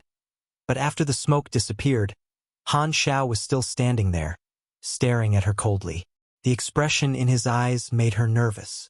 In her career of battling through the ages, she had fought all kinds of strong enemies and developed a sharp intuition that could quickly identify the strength of the enemy. She could tell from just one look that these were the eyes of a predator. Han Xiao had a horrible expression on his face when saw the information on the interface. The enemy was called Vernina. She was an astonishing LV-60 cannon master, which was the limit of version 1.0, someone who was at the top of the pyramid on planet Aquamarine. This was the second person after Bennett on planet Aquamarine that was at the maximum level. but she didn't have as many molding abilities as Bennett. Vernina. The name sounds familiar, Han Xiao thought. For such a high-level person to attack an official of Maple, there was definitely some hidden agenda. Han Xiao was involved by accident, but he did not want to be meddlesome, so he admitted his unluckiness. Just as Han Xiao turned around, wanting to leave the place with his hoverboots, Vernina fired again. Clunk! A howitzer hit Han Xiao at the back of his head and exploded on the armor, pushing him forward. Han Xiao stopped in place immediately. The next monument, the armor wrapped around his entire body. Han Xiao turned around and dashed toward Vernina. He pulled out the retractable knife and dished out a quick stab. The electromagnetic hoverboots were at full power, so the speed of his dash was like a bullet. FREOEBnovel.com. Vernina hastily held up her grenade launcher as a shield. Screech! The dark black blade penetrated the grenade launcher. It cut the complicated mechanical structure inside and pierced into Vernina's abdomen, causing blood to drip onto the ground. Han Xiao's hands let go of the blade, and he launched his fist toward Vernina's temple. She hastily raised her arms to block. As the fist and her arm clashed, she felt an irresistible force of strength that hit her head across her bones. She then felt pain on her lower abdomen as Han Xiao kicked it. "You forced me to do this." Han Xiao gnashed his teeth. "I don't want to bother with you, and now you're taking it for granted." After taking a few ruthless shots, he was furious. Having been hit 2 times consecutively, Vernina was extremely shocked. She had thought that this agent was just a fish that slipped through the next, but it turned out to be an enormous shark. She was a legend in the old era, and now she was suppressed by an enemy that she had never heard about. The opponent seemed to have the intention of escaping a few moments ago, and looked like he did not want to be involved but was pissed off by her 2 shots. Vernina was filled with regret. A slip of the hand had resulted in a confrontation with such a strong enemy, but it was not her fault. The intelligence showed that the guards of Darasi were all normal civilians, so she never could have guessed that one of them had been replaced with Han Xiao. She was truly unlucky. He's not pugilist and not an esper either. He's a mechanic? Vernina was stunned, and she distanced herself hurriedly. Firearms were extremely powerful in her hands. Even Mag from before would have to admit his defeat. Han Xiao did not intend to engage in a shootout. He did not bring sniper for this mission, only 2 berserk eagles and some small machines. Thus, he chose close-range combat by using hoverboots to close their difference in swiftness and then suppress the opponent with his strength. The dexterity of Vernina was high, but Han Xiao had an advantage in strength. Also, flighting Vernina at a close range would make the sniper cautious and hesitant to shoot. Chapter 188 Enemies Everywhere. Chapter 188 Enemies Everywhere. Translator. Atlas Studios Editor. Atlas Studios. The interface shows that Hannes was LV-60, too. Han Xiao realized that things were more complicated than he had initially thought. 2 people at the maximum level in version 1.0 appearing at the same time definitely meant something significant. It might trigger a hidden storyline. Furthermore, these 2 people's names sounded familiar, but Han Xiao could not remember at the time. Han Xiao just wanted to focus on the mission from Bennett and make sure to complete it without any interference, but he was dragged into this matter, and being hit without fighting back was not his style. Han Xiao dragged the battle to a close-range fight. Although Vernina was a cannon master, the level of her agent subclass was very high, which meant she was not completely vulnerable in close combat. They exchanged blows again and again. Han Xiao was at an advantage because of his strength. He would never hold back because of the opponent's identity, gender, or age, so Vernina was at quite a disadvantage. Both of their physical abilities exceeded normal people. A swing of their hands was more than enough to break apart bricks and penetrate through iron plates. The environment around them was destroyed, and the ground became full of pits. There was even an overturned car that Han Xiao had kicked away toward the tree. It was a mess. Darasi stood by the side, not daring to escape because of the sniper. Darasi felt stupid. He had no idea there was such a strong superhuman hiding in his guards. Was this a secret arrangement of the secret services? But such a strong person would have been more than enough to even protect the highest-ranked officials. Since when had he been treated even better than them? For now, Darasi could only hope that this strong hidden person would be able to defeat the attackers, so he was extremely nervous. Han Xiao was like gangrene. Vernina could not distance herself away at all, and she became more anxious as time passed.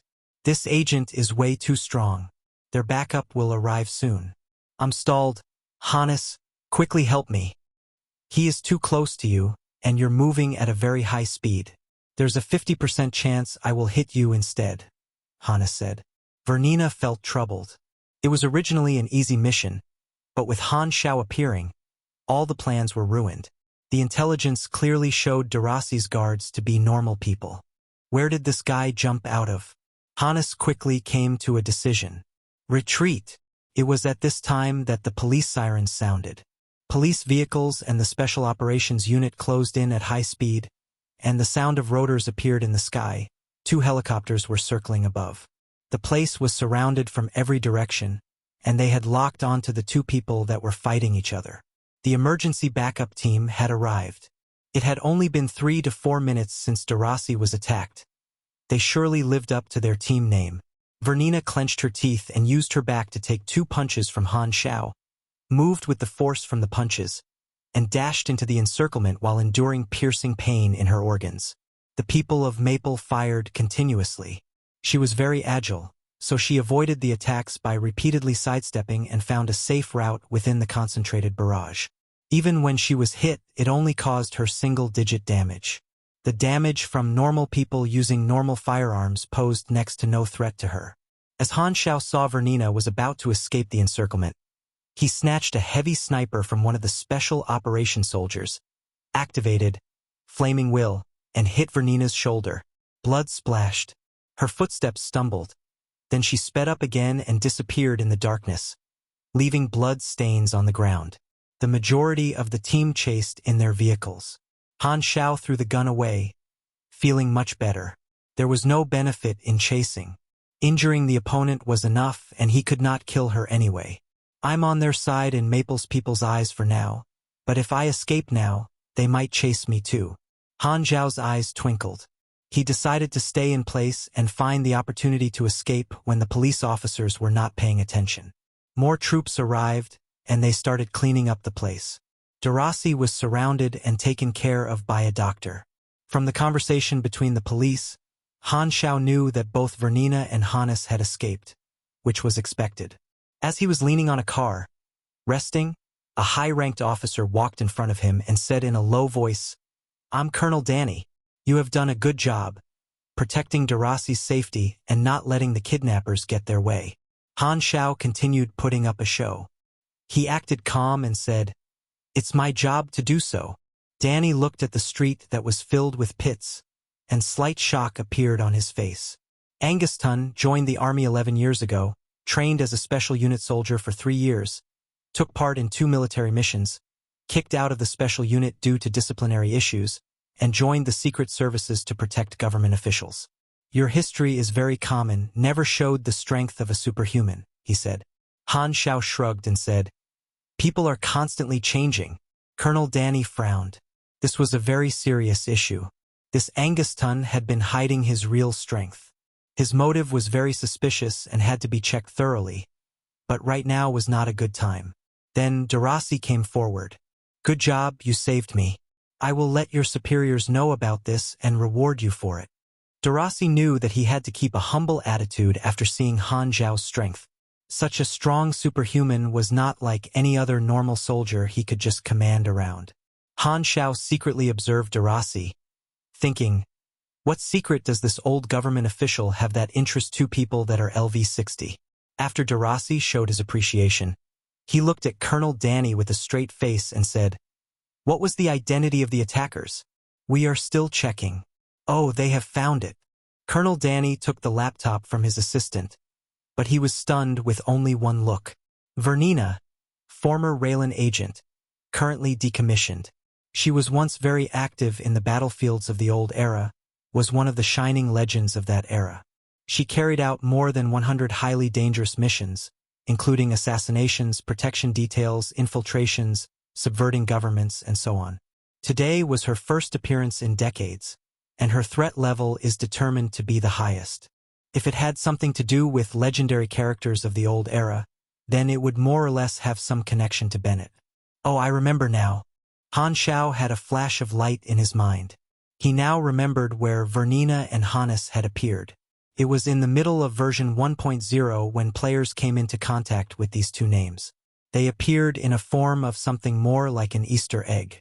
In the biggest refugee camp created by Bennett in Han Xiao's previous life, there was a small hill that had 3 graves on it. 2 of them belonged to these 2 people. When players came into contact with them, they were already dead. freewebnovel.com. Bennett would sometimes stop in front of the 3 graves, and if someone were to ask him about it, he would sigh and say he had buried his friends and comrades, all respectable people. Players only knew these 3 people were old friends of Bennett from what he said and nothing else. Some players had tried triggering a mission, but it did not result in anything. Apparently, it was just an Easter egg. But now, the 2 people in the grave were still alive. Han Xiao was certain there must be a hidden storyline. 2 of the strongest people at LV-60 from the same era of Bennett. Why were they against a Maple government official? In the original storyline, how and what did they die for? Who killed them?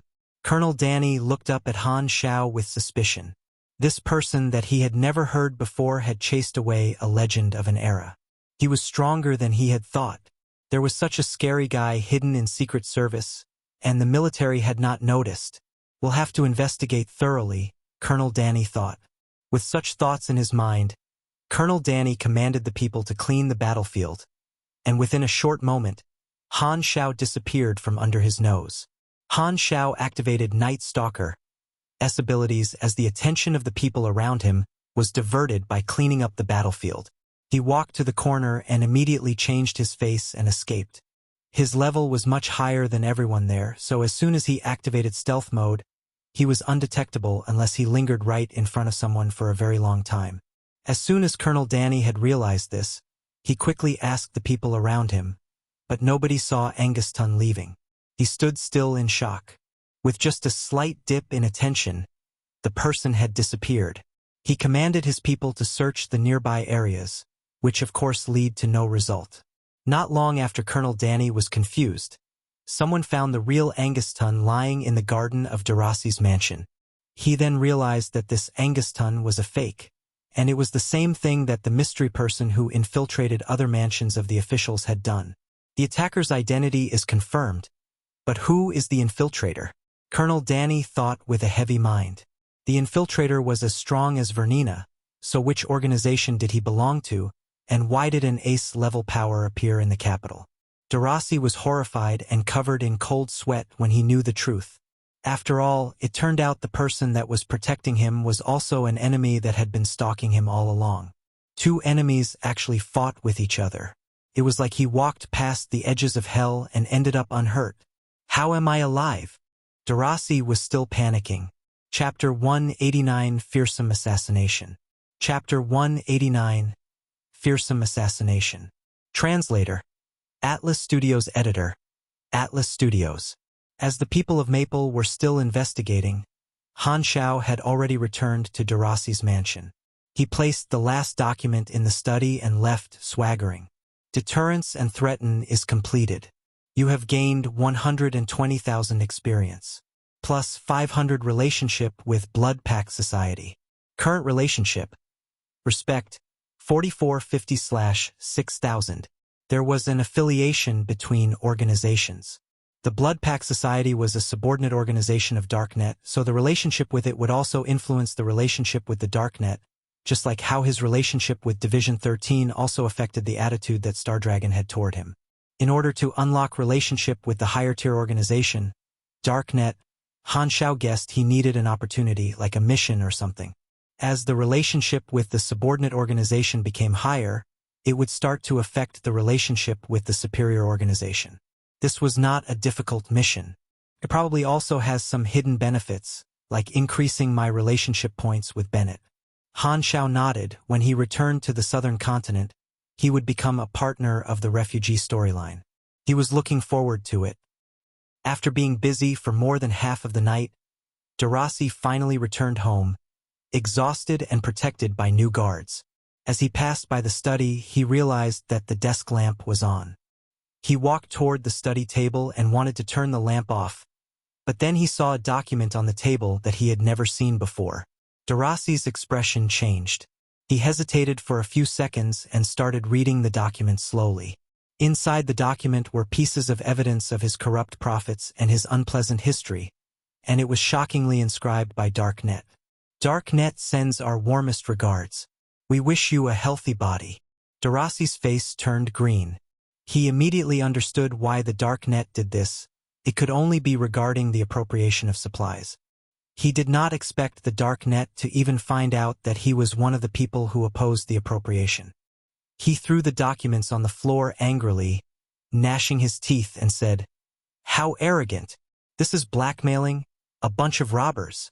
They could sneak into his house and place something which meant they could take away his life. The infiltrator belonged to the Darknet. Everything tonight had been planned by the Darknet, but he did not dare plan revenge. If the document fell into the hands of his political opposition, his political life would be over. He would undoubtedly be abandoned by the people he depended on. Without protection from his political party, he would definitely be erased. As a government official, he was most clear with Maple's ways of doing things. Daraci burned the document and lay down on the chair like he had lost his bones. He watched the document as it turned into ash in the fireplace, and he remained silent for quite some time.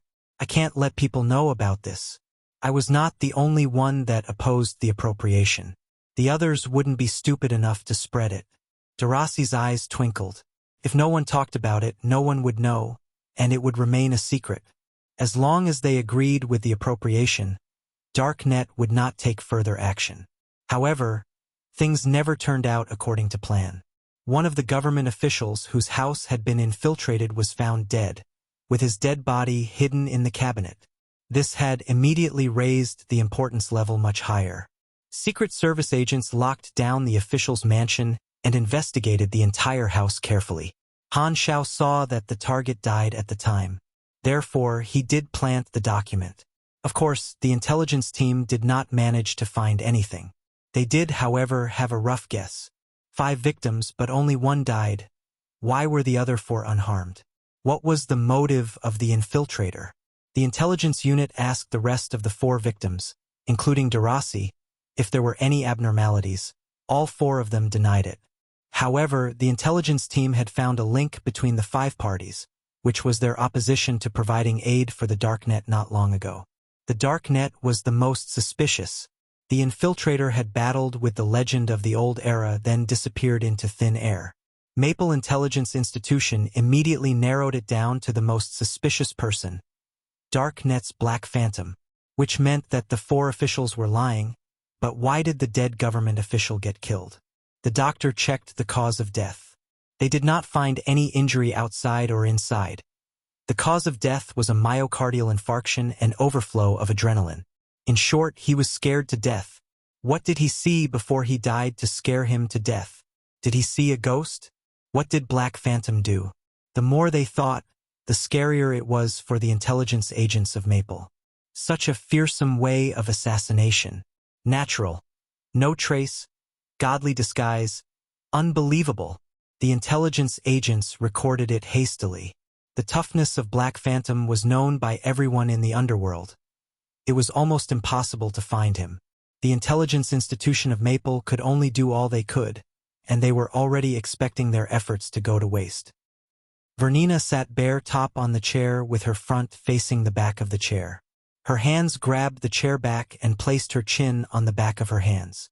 Hannes was behind her, dealing with the wounds on her shoulder. To the side were cotton balls drenched with blood. DingDongFreeWebNovel.com. Hannes finally took out the bullet that was stuck in the muscles and threw it into the metal plate. The pain made Vernina frown a little. She sighed and said, "Such a shame. Can't believe I failed such an easy mission." Hannes continued sewing the wounds without facing up and said, "Garian's information had errors. It's all his fault." Garian threw the laptop on the table as he heard what Hannes said. The screen showed the files on the Secret Service agents around Daraci. Bullshit, this is intelligence I got from the database of Maple through very difficult and tiresome hacking. That strong opponent is called Anguston. Look clearly at his history. He is a totally normal person. Who would have thought he was hiding so deeply? Vernina put on a white cardigan and tied her golden hair up. With this failure, it won't be so easy to kidnap the target next time. That Anguston is not easy to deal with. Garion looked at the laptop. He suddenly turned happy and said, "Wait, I have new information. The person we fought was a fake. He did not belong to Maple at all." "Who was it?" Hannes was surprised. "Seems like it's from the dark net," Garion said as he typed on the keyboard and hacked for intelligence. "Dark net? Only Bennett and 2 other old guys are that strong." But it wasn't them. There's new blood in dark net? It has been quite some time since I paid attention to the data from the underground. Vernina was slightly shocked. She touched her shoulder and said, "He also left a bullet hole in me. He is really not easily messed with. We have no conflict of interest with him. We just met him unluckily," Garion said. "And we met a strong one. Bennett has found a treasure. The fastest way is to ask." Hannes took out his phone, selecting Bennett's number. The call went through. "Hannes? Didn't expect you to call me. Didn't you retire already?" Bennett's voice appeared. "Garion said that there was something important that he needed my help for, and I owed him a favor." "Never mind that. I have something to ask you. Did you send someone to Maple?"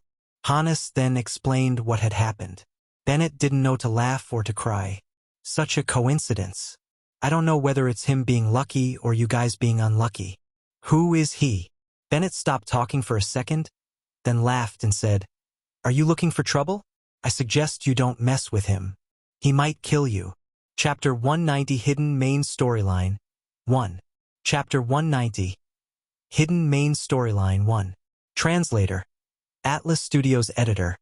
Atlas Studios. Fighting him was an accident. You know me. I won't take revenge. Hannes shook his head. Garion cut in and said, "Let me guess, he is the recently active Black Phantom. He's the only newbie worth mentioning in your organization." Hannes froze in place. He started thinking and said, "Turns out it's Black Phantom. I've heard of him, although I retired and don't pay attention to freshmen. He's quite tough. Seems like you've got yourself a great warrior, Bennett." Bennett kept silent. Just as Hannes said, he also felt that he had found a treasure. Back when he first met Black Phantom, his code name was still Mr. Black, and he was only a scorpion. He had been quite strong but still very far from top tier. He had also seemed like Bennett's fan and gave Bennett some presents that suited his taste. Thus, Bennett had given him some guidance, but it was only a random act, and he did not take Han Xiao very seriously. However, within a short few months, Han Xiao had shaken the underworld with his battle record and become one of the top 10 killers and an undoubted ace of the Blood Pack Society. The speed that he grew at surprised Bennett. Although they had not battled with each other, Bennett could feel the strength difference between him and Han Xiao decreasing at a very fast rate. With Black Phantom's potential, sooner or later, he would become someone that could share the responsibilities with him so that he did not have to do everything alone.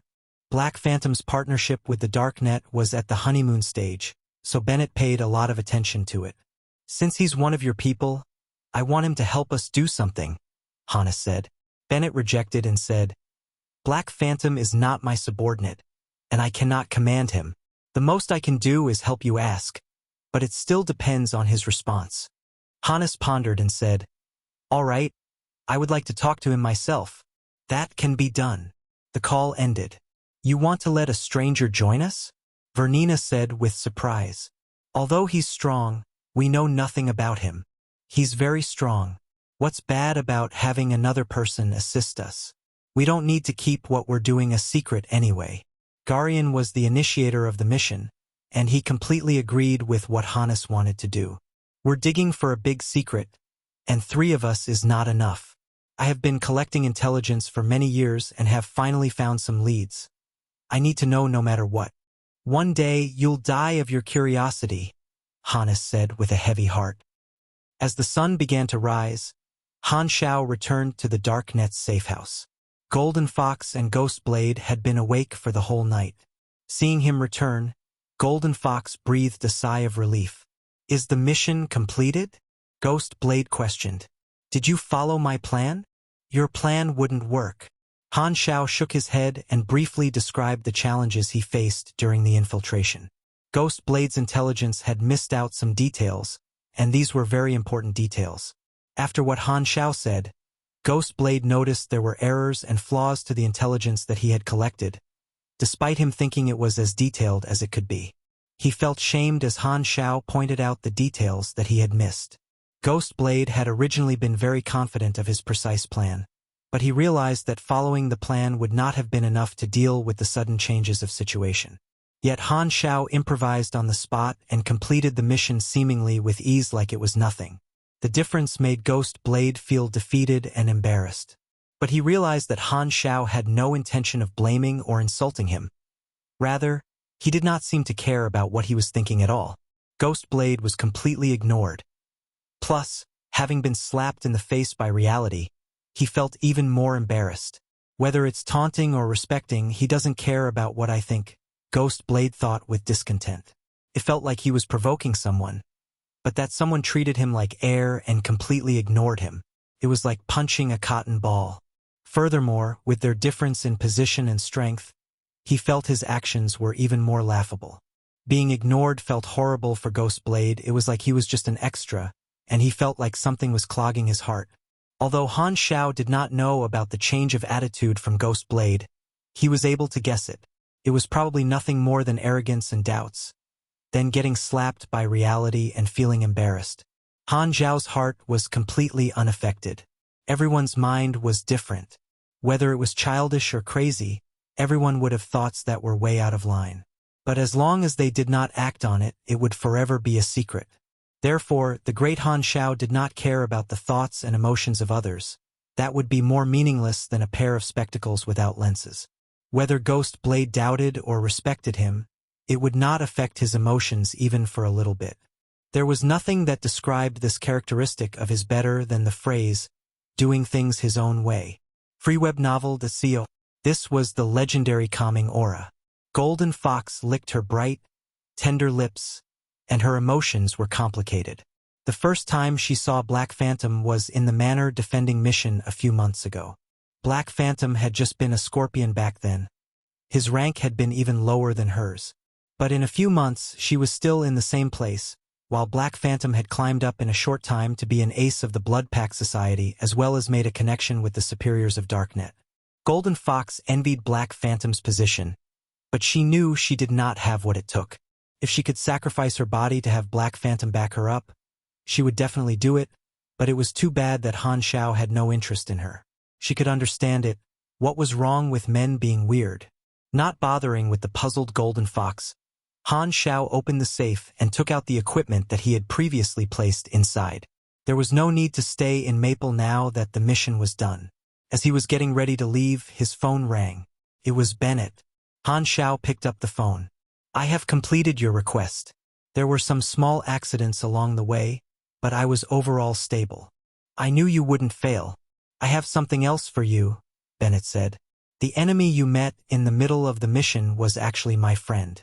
You might have heard of them before, Hannes and Vernina. They are from my era." Han Xiao acted surprised. "Oh, what a coincidence. It's surprising that you didn't lose. You were much weaker when I first met you," Bennett said in awe. "The speed you're improving at has surpassed my knowledge." "Are you calling just to compliment me?" Han Xiao said. "Go on, don't stop. I can still endure it." With twitching lips, Bennett took a deep breath and calmed his emotions. "Hannes has asked me to tell you that he wants your help. Regarding the conflict earlier, it was just a misunderstanding." "Wants my help?" Han Xiao's eyes twinkled. He realized that this was a mission that came to him without him looking for it. Or to put in a more direct way, he had met the requirements of triggering this storyline. He had legendary points and sufficient relationship with the Darknet, and he was friends with Bennett while his level was high enough. Therefore, the hidden storyline had come to him. Legendary points and relationships with organizations had their benefits. Sometimes, NPCs would come looking for the player and task them with a mission. These missions were usually more difficult than usual, but they also rewarded generously. Missions coming to the players and players looking to trigger missions everywhere were treated very differently, just like the difference between seeking help from others and others seeking help from you. Therefore, players favored attributes like legendary points that could give them a very good gaming experience. I could help them, but I need to know the details. Han Xiao thought for a second and added, since they are your friends, they are my friends too. Don't worry about that small conflict. This sentence made Bennett feel very good. He laughed in a very reserved way, but he could not hide the fact that he was feeling comfortable all over. Since Han Xiao had given him so much respect, he would return the favor. Count it as me owing you a favor. Seems like I owe you quite a few favors already. Chapter 191, Hidden Main Storyline, 2. Chapter 191, Hidden Main Storyline, 2. Translator, Atlas Studios Editor, Atlas Studios. There's no rush to return the favor. Just don't forget about it, Han Xiao joked. Every time Bennett owed him a favor, their relationship points would increase. Being in good relationship with one of the main characters on the planet would definitely be quite beneficial. Triggering a hidden storyline without actively looking for it was clearly one of the benefits it had brought. Bennett's relationship network was very wide, so one could go through Bennett to get in contact with many others, most of them being strong ones with missions that had a chance to be triggered. After waiting for a while, Bennett transferred Hannes' call. Kachin. They both kept silent after the call was connected. They could only hear the sound of each other breathing. In the end, Hannes spoke first. I'm Hannes, we have met last night. Bennett had told me. Heard you need my help. What's it about? Han Xiao got straight to the point. It's regarding a secret that was buried in history. We have found some traces of it, and I want to find out about this secret. Han Xiao was very confused. He had no idea what secret he was talking about. However, a notification showed up on the interface. Han Xiao could not move his eyes away from it the moment he saw it. He was completely shocked. You have triggered Planet Aquamarine's Hidden Main Storyline Grade A Mission, New Era, Origin, Yuyo Novel. Remarks. This mission will cause unknown and irreversible effects to some events and organizations. Please consider carefully before choosing to accept or reject. Han Xiao's eye immediately widened. A main storyline mission that no one ever triggered. There were 3 main storylines in Planet Aquamarine. 2 of them were the war between the 6 Nations and Germinal Organization and the creation of the refugee camp, and another hidden main storyline was triggered by the players, but it was not it. He had completely no recollection of it, which meant this mission had not been triggered by the players in his previous life. Hidden main storylines were a special type of mission. They needed an opportunity to be triggered, and they would impact the other main storylines and change the plot in one way or another. Han Xiao had played through many versions in his previous life, and he had read about hidden main storylines on the forum before. Without exception, they all impacted the main storyline missions of their civilization or planet in a profound way. The first time Hannes and the guys appeared before the players, they were already dead. No wonder no one triggered it. Han Xiao suddenly realized how dangerous this mission was. Even 2 people at the maximum level for Planet Aquamarine had died. It would probably be much more difficult than he thought. Han Xiao's Grade A mission against Germinal Organization, Fall of the Germinal, was a branch of the main storyline mission. Players in different organizations would receive different main storyline missions. For the 6 Nations, it would of course be to destroy the Germinal Organization, but for Germinal Organization it was the other way around. However, Han Xiao's mission was special because he did not belong to any organization but was Germinal Organization's enemy. Thus, the requirements and details were different, but the main goal was the same. However, he knew nothing about this hidden main storyline mission. Origin. Does it mean to dig into the history of the planet? In that case, which event's origin is this? The unknown was feared, yet people were curious about it. Han Xiao felt an itch in his bones. It was the feeling of excitement and anticipation. He was an extremely long-term player that loved to dig the important factors in Galaxy. And this was a secret that no player had found out about, except You have accepted new era, origin, plus 10 relationship with Hannes, Vernina, Garian, and Jiang Yuan. Han Xiao noticed something. He knew that Jiang Yuan was the last person buried in the grave. But who was this Garian? Talk to Hannes. Listen to his introduction. The mission requirement at the moment was only this. Han Xiao was used to it. It was something like an opening cinematic.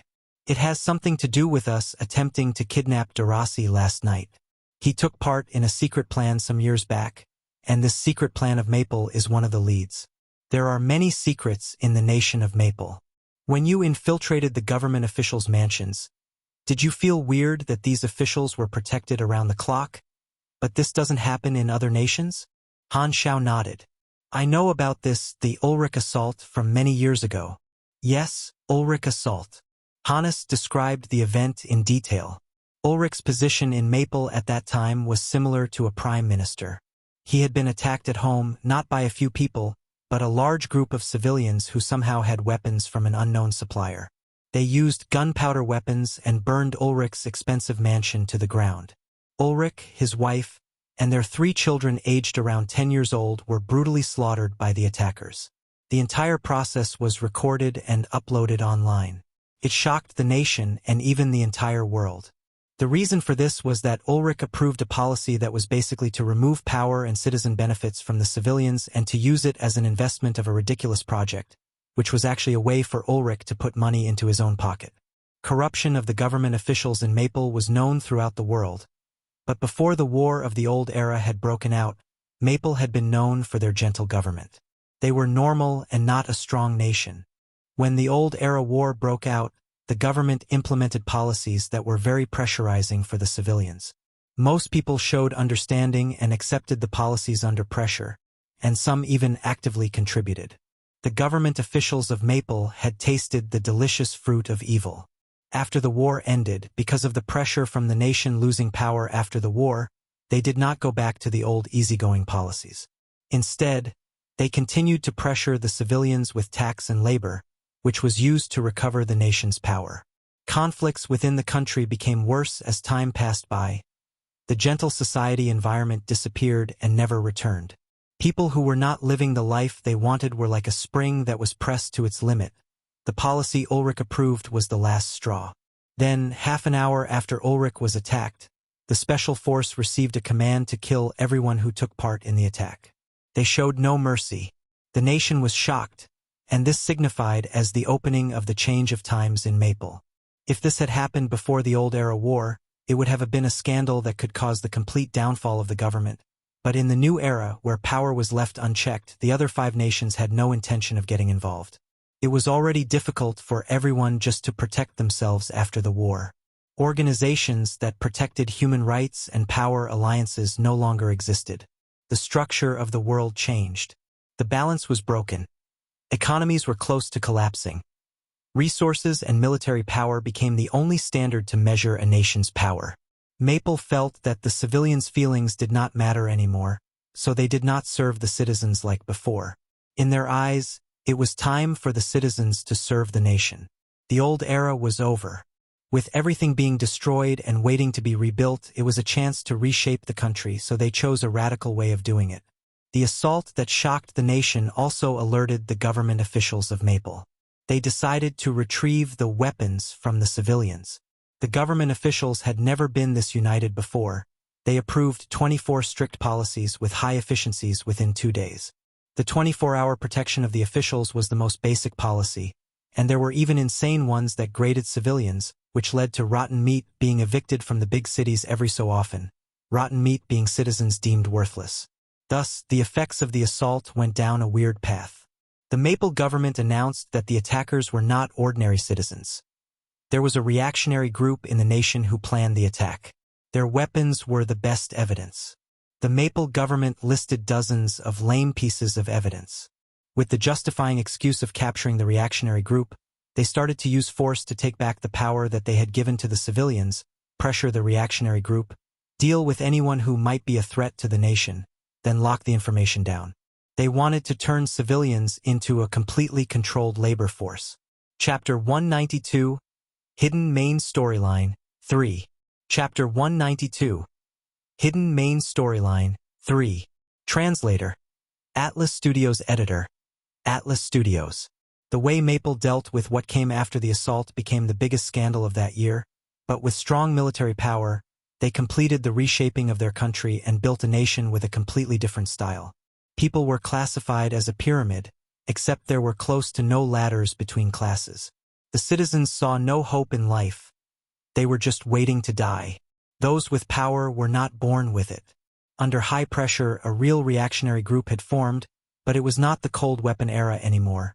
The standard of weapons that the nation had was like a wall that could never be scaled. If there was no external interference, it was almost impossible for anyone to overturn and take over the government, and Maple regularly removed people who posed threat to the nation. Thus, the citizens had turned from being terrified to being numb. The assaults were started by a few violent citizens venting their rage, and it ended in more citizens bearing with the consequences, which perfectly described the case of hitting a rock with an egg. It caused the society of Maple to be reconstructed. It became a dictatorship, and the ones on the top had complete control. The root of a gentle government changing was war. The high pressure from the war caused the government to collapse under stress, and they had no choice but to direct the pressure to its citizens, which then got out of hand. This was just like how it was easy to go from being poor to being rich, but difficult to go from being rich to being poor. Citizens were the cornerstone of a country. Just like the parts of a machine, when the national machine needed these parts to overload, they would wear out and break quicker than usual and sacrifice the best time of their lives. But as long as they changed the parts to new ones, the machine could still function. The broken parts were replaceable, and the parts that were thrown away became vessels of an era. Han Xiao was interested. He quite liked the history and stories of civilizations. After Hannes finished, Han Xiao contemplated for a while and asked, "What does this have to do with the secret you talked about?" "What I wanted to say is that the war had changed a lot of things. I have been through that darkest and most chaotic age. Many were controlled by ideas, missions, and honor and turned into a tool for killing while still thinking they were doing an honorable thing. Only a few woke up from this, such as Bennett. He became a hero, but an era that needs a hero is never a good era. The end of the war was filled with dirty conspiracies that were buried as secrets, and we want these secrets to resurface." Han Xiao raised his eyebrows. "And what benefit does this bring you?" "Nothing. But the people of this world have the right to know what they went through and not let these conspiracies stay hidden to become a secret that never gets unveiled. I don't think the original construct of society would shatter within a night just because we got in touch with galactic civilizations, and I don't believe a so-called internal conflict would cause wars. There has to be someone behind all of it. Every country has its secrets. It's nothing unusual," Han Xiao said. Hannes smiled and said, "Since we have come to the new era, the world should also look different. The rules are changing. Why follow the old logic? Also, I owed a favor to someone who has a very strong desire to gain knowledge. He suggested this mission, and I joined in." From his tone, seems like they are anarchists. "They died in my previous life. This mission seems rather complicated." Han Xiao stopped asking questions. He considered for a while and decided to join them. No matter what reason they were doing this for, this was a very rare hidden mission, so it would be a waste to reject it. Hannes requested to meet up. They were both in the same city, so with Hannes leading the way, Han Xiao soon found their safe house. They met and started observing each other. Han Xiao looked past Hannes and Vernina, then stopped at Garion. He was most curious about this person. As he was observing the trio, they were looking at him. So, this was the legendary Black Phantom. "You are pretty strong," Vernina said with a calm tone. "Although we just met today, I owe you a favor for coming to help," Hannes said. "Plenty of people who owed me favors. Welcome to the party." "What do I need to do?" Han Xiao asked. The three people looked at each other. Garion took out a deck of documents and said, "The evidence is within the intelligence of the past few years. I spent a long time finding a lead. It is very cumbersome, so we need to divide our labor." As Han Xiao browsed the documents, his expression finally changed. "New era, origin. This mission is a series of chain missions. You can complete the targets below. Ending of the survivor. In the Blade City of Raylan, Find a guy called Old Devon and get the incomplete copy of Sully number 485 document. The key of misplacement. In the capital ruins of the West Mountain Nation within the southern continent, coordinates. Find a misplaced important item, attachment, item appearance. This was the end result of West Mountain Nation's last research before they were destroyed. Sealed past. Control the warlord, Verna, of the Verna colony on the western continent, coordinates. His father was a high-ranked military officer of a dead country. There are hidden clues. Follow Verna and find the secret. Mysterious prisoner. Decades ago, an intelligence agent of Star Dragon was imprisoned by a country. That country is already dead. But the intelligence agent was kept in a secret prison that had no guards. No one has found him. Find him or his relics. Coordinates of the ruin. Same type of person. A loner who has secluded himself in the wilderness has some very important information. Intelligence shows that he appeared near the Tribute Valley in the western continent. Be careful, he is not a normal person. He was active on the battlefield of the old era. It is recommended you engage the contact with friendliness, Jiang Yuan. This is the first round of the mission. As long as one of the missions are completed, the mission can be concluded. The amount and completion status of the missions will determine the mission requirements of the next round. Rewards of the first round, 350,000 experience. Bonus rewards given as per evaluation of the missions. Han Xiao raised his brows. The freedom of this kind of mission was very high, similar to the series missions of an organization, but this main storyline was clearly more cumbersome, and it was a chain mission. The completion status of the previous round would affect the mission requirements of the next round. This mission is extremely open. Every round has different clues that will lead to different endings. Usually, the more targets are completed, the better it is, and the higher the evaluation will be. Han Xiao had completed this type of mission before, so he knew that there were many possibilities. It was like walking a maze. In order to find the exit, one had to gain as much information as one could, and with the ending of Hannes and the others, this mission posed very high risks. The rewards of the mission did not bring shame to main storylines. Just the basic reward of the first round was already 350,000 experience, and the bonus rewards were very likely to be items, abilities, or talents. But the mission was too cumbersome. The location spanned across 3 continents, so it would cost him a huge amount of time. No wonder it was an A-grade mission. Han Xiao tightened his brows, feeling a little distressed. I will try it. No matter what, he needed to accept it first. Garian nodded. I will count on you for these missions. The 3 of us have other missions. Hannes and the rest were all very strong characters from the old era, so their mission was definitely not simple. Han Xiao decided to let the Darknet help keep an eye on it. After getting the mission requirements, Han Xiao left the safe house. So, is he trustworthy? Vernina asked. Hannes shook his head and then nodded. We don't know much about him. Let's see what he will do for now. The documents I gave him have real and fake information, Garian said. It was only 1/10 of the clues I had, so it will be best if he can complete them. If he has other thoughts, we won't lose anything. It is just some unconfirmed intelligence anyway. He is a friend of Bennett, so he should be trustworthy. Is this the right was round? I'd have said it's easier to go from rich to poor than poor to rich XD.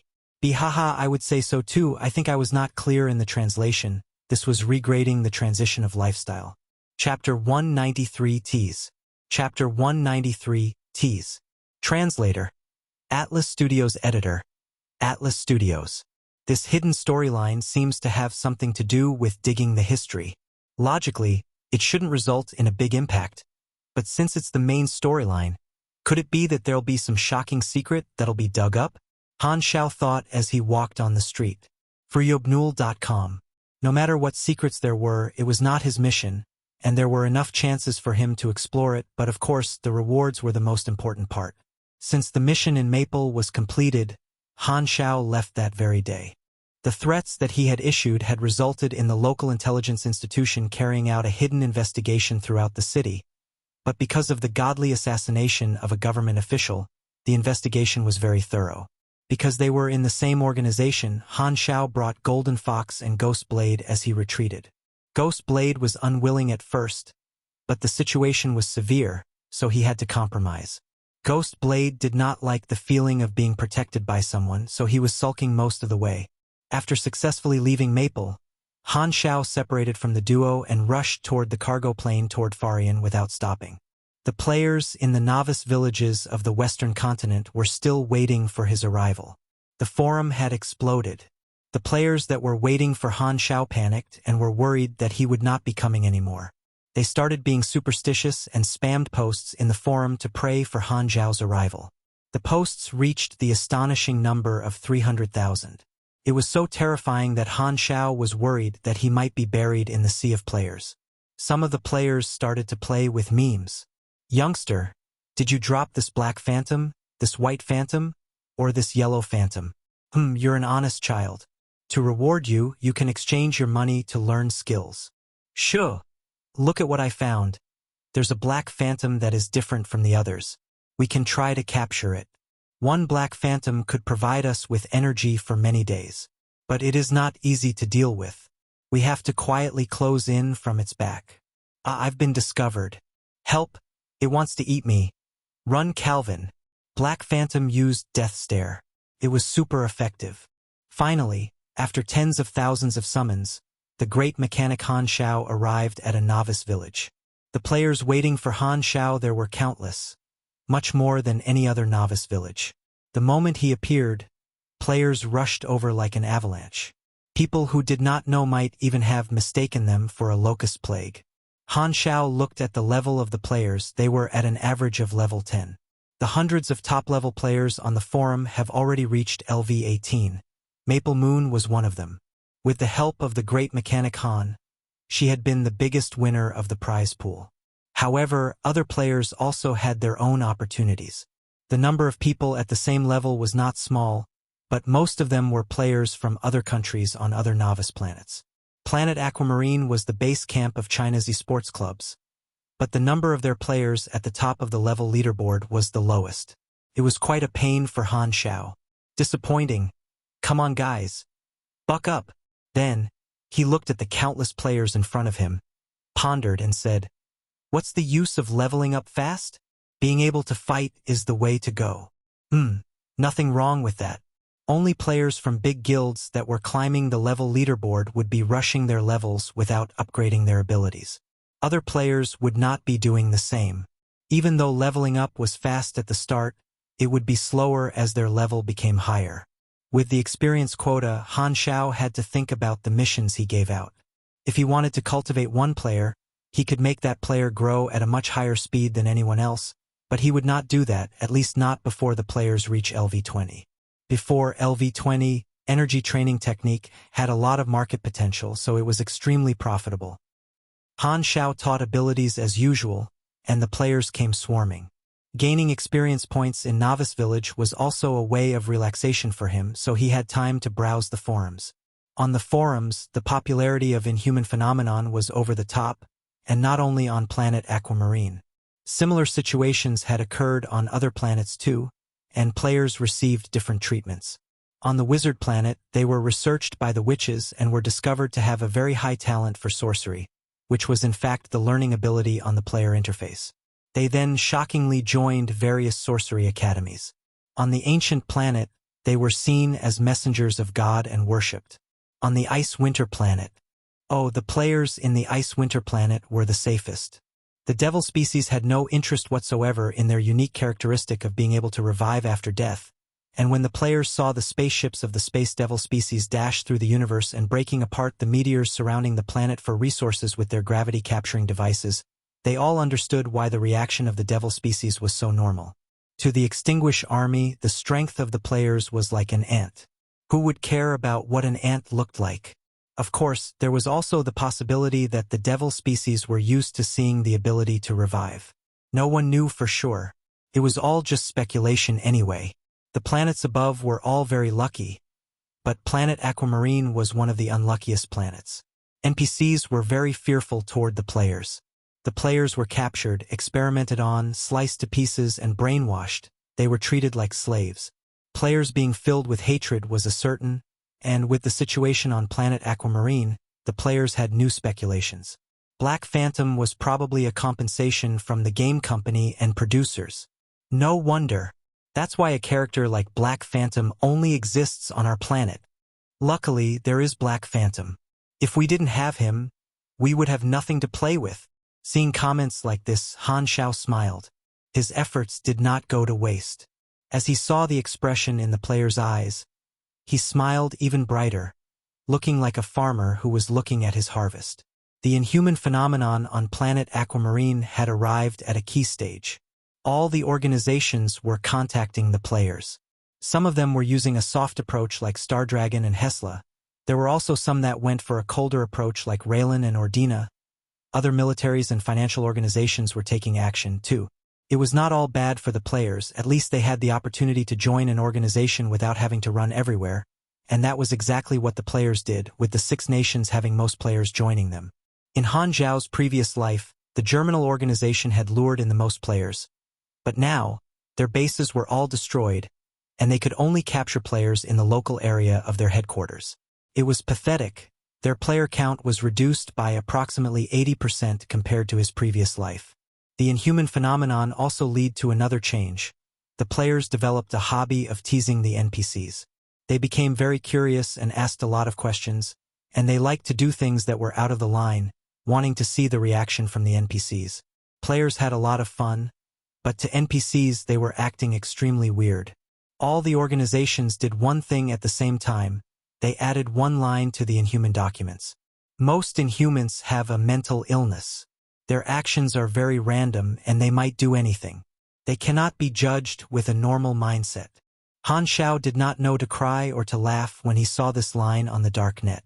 There was another line that made him burst into laughter. With research, the inhumans have gender, but they do not have genitals and reproductive abilities. The game did not allow players to get naked, and from the NPC's perspective it was like their underwear was part of their body, which was very incomprehensible. Han Xiao was laughing uncontrollably. He could imagine how the organizations found out about this. Unable to reproduce, which meant that inhumans were not a new species. Of course, there was a possibility that their way of reproducing was different from what the people on planet Aquamarine knew about. There were also all kinds of speculations about the inhumans on the dark net, with various emotions like terror, nervousness, and many others. Han Xiao noticed the once abandoned religion seemed to have rejuvenated. They claimed inhumans to be messengers sent by God to save the world. Some players had the thought of teasing Black Phantom. Since Black Phantom was the guider of new players, would he also be shocked like the other NPCs? Teasing an NPC was a fun thing to do. Black Phantom, your name is Han Xiao, you served Star Dragon before, and you are now a member of the Darknet, am I right? A player named Flying Naughty Prawn suddenly said. He had seen the video from Bunhitdog and had an interesting idea. He wanted to expose Black Phantom's identity right in front of him and see what would happen. There was no way for Black Phantom to know that his identity was exposed. When he saw a stranger stating his true identity, would he be shocked and lose his cool? Flying Naughty Prawn was staring at Han Xiao while snickering. Chapter 194. If you're gonna scam people, scam them for as much as you can. Chapter 194. If you are going to scam people, scam them for as much as you can. Translator. Atlas Studios Editor. Atlas Studios. The rubbernecking crowd all looked at Flying Naughty Prawn with respect. This guy really is a courageous warrior who lives for trouble. Then they all stepped back simultaneously. They stood further back so that they would not be splashed by the blood. Han Xiao knew where Flying Naughty Prawn had gotten the information from. This was an impact of Bunhitdog's video. To expose some information and increase the curiosity of the players toward his identity and to increase his fame, this had gone through his consent. The tiny amount of information exposed was of no importance to Han Xiao. The players were not like the NPCs who had a large intelligence network. Without the key information, it was completely useless to know his real name. Instead, the more viral the video became, the stronger his impact grew. Therefore, Han Xiao had guessed long ago that there would be players who would ask him directly. So he calmly replied with a then kept silent. Flying Naughty Prawn was confused. It did not go as he imagined. How is Black Phantom so calm now that his identity has been exposed? Does Black Phantom not care about strangers knowing his identity at all? Or is Black Phantom's identity actually not a secret at all in areas that players don't know about? This plan didn't work at all. Flying Naughty Prawn was very discouraged. Black Phantom was too steady. It was like he did not have a weakness and could not be teased at all. The crowd looked at each other, becoming even more curious. What kind of person was he? Flying Naughty Prawn did not give up. He continued to look for trouble and asked again, "I want to join the Germinal organization. Do you know how can I do that?" Everyone knew that Black Phantom was against the Germinal organization. Thus, he asked that on purpose. Are you provoking me, youngster?" Han Xiao immediately deducted 3 relationship points as punishment. Flying Naughty Prawn's face turned green. Isn't this reaction too straightforward? That was completely unexpected. Han Xiao suddenly had a new idea. With the influence he had on players, maybe he could guide them on choosing a side to join. So he paused and said, "A war is going to break out. The 6 nations will come together for an expedition. The Germinal organization will certainly lose. If you want to commit suicide, do as you wish. If you want to join the Darknet, I can write a referral letter for you. If you want to join the Germinal organization, get out of my face." The crowd got excited. Black Phantom had finally given a different reaction, and he had even said information that none of them knew. They started chatting with each other. Expedition? The 6 nations and Germinal organization are going to war. He knows much more than we do.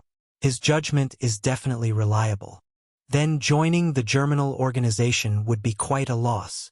The players created a commotion. Only players in Andrea had joined the Germinal organization. Han Xiao's words would very soon be sent to the forums, and those who were planning to join the Germinal organization might also change their mind. He did not want to give up on any chances to harm the Germinal organization.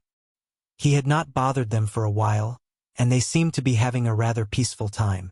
Unacceptable. Players noticed a keyword in Han Xiao's words. He said the Dark Net. That's a hidden organization, isn't it? Can he really help us join the Dark Net? Han Xiao smiled, opened up the store interface, and added a new item. Referral letter.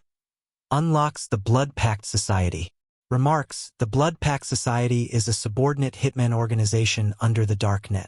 Price: 250,000 aquamarine dollars. 250,000. The crowd was stunned. This was a sky-high price for them. Nobody could afford it. Originally, to join the Blood Pact Society, there needed to be a few rounds of mission tests, but Han Xiao had gotten rid of all that. With his relationship with the Darknet, introducing some players into the organization was a piece of cake. A few months ago, when Han Xiao bought the Blood Pact Society certificate from Antonio, it had cost 200,000. He had used that as a basis and increased the price by 25%. He felt it was a reasonable price since inflation also needed to be considered. With such a high price, normal players would not be able to afford. But Han Xiao was not planning to sell a large quantity. He was targeting the pro players from esports clubs who could afford the price with the backing of their guild. Pro players were the ones who were most willing to become stronger by any means necessary. This strategy would attract pro players, which was beneficial for him in expanding his group of spare tires. Of course, most importantly, it was to earn money. It's not enough to only have inexpensive and high-quality normal items. There also needs to be a few luxury items with a sky-high price to enrich my store structure, Han Xiao thought. 250,000 aquamarine dollars was a price that none of the guilds could afford at the time, but they were rich and could use real money to purchase aquamarine dollars from other players. Now, let's see how many guilds will realize the benefits of joining a hidden new organization. He was now Fisherman Han, waiting for people who were willing to bite the bait. freowebnovel.com. Unbelievable.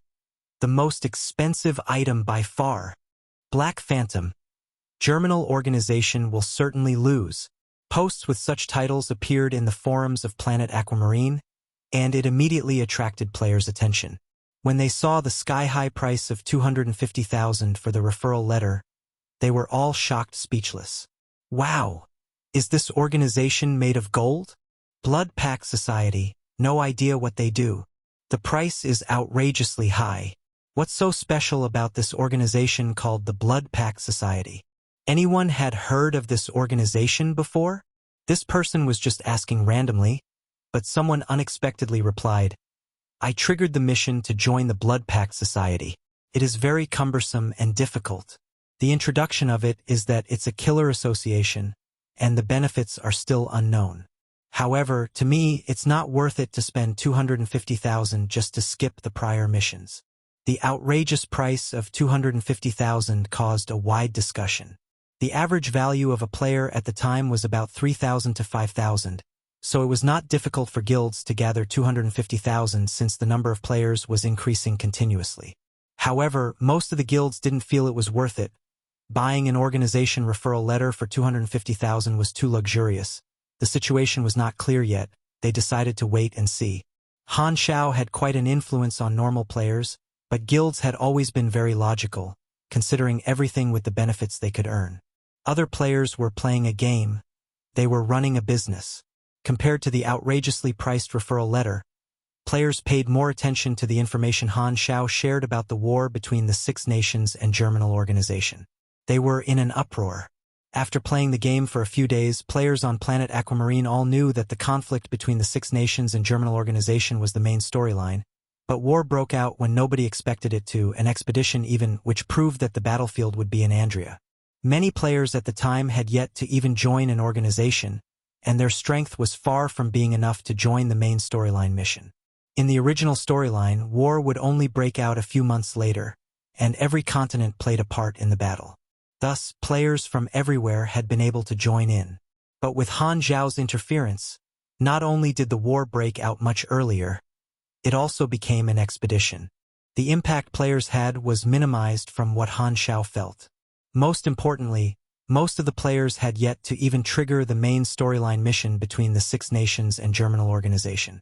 Black Phantom said that the Germinal Organization would certainly lose, which made many players hesitant to join them, but there were also some players who preferred the evil organizations and wanted to join the Germinal Organization. However, Han Xiao's influence played its part. More players became hesitant. If they were to join the Germinal Organization, there was the risk of getting beaten horribly. Then they might as well join the law-keeping organization of Six Nations. With just one sentence, the Germinal Organization lost many potential supporters. The influence that Han Xiao had on players grew as he maintained his image, and his position in the player's heart grew stronger. The things that he said would become important information for the players.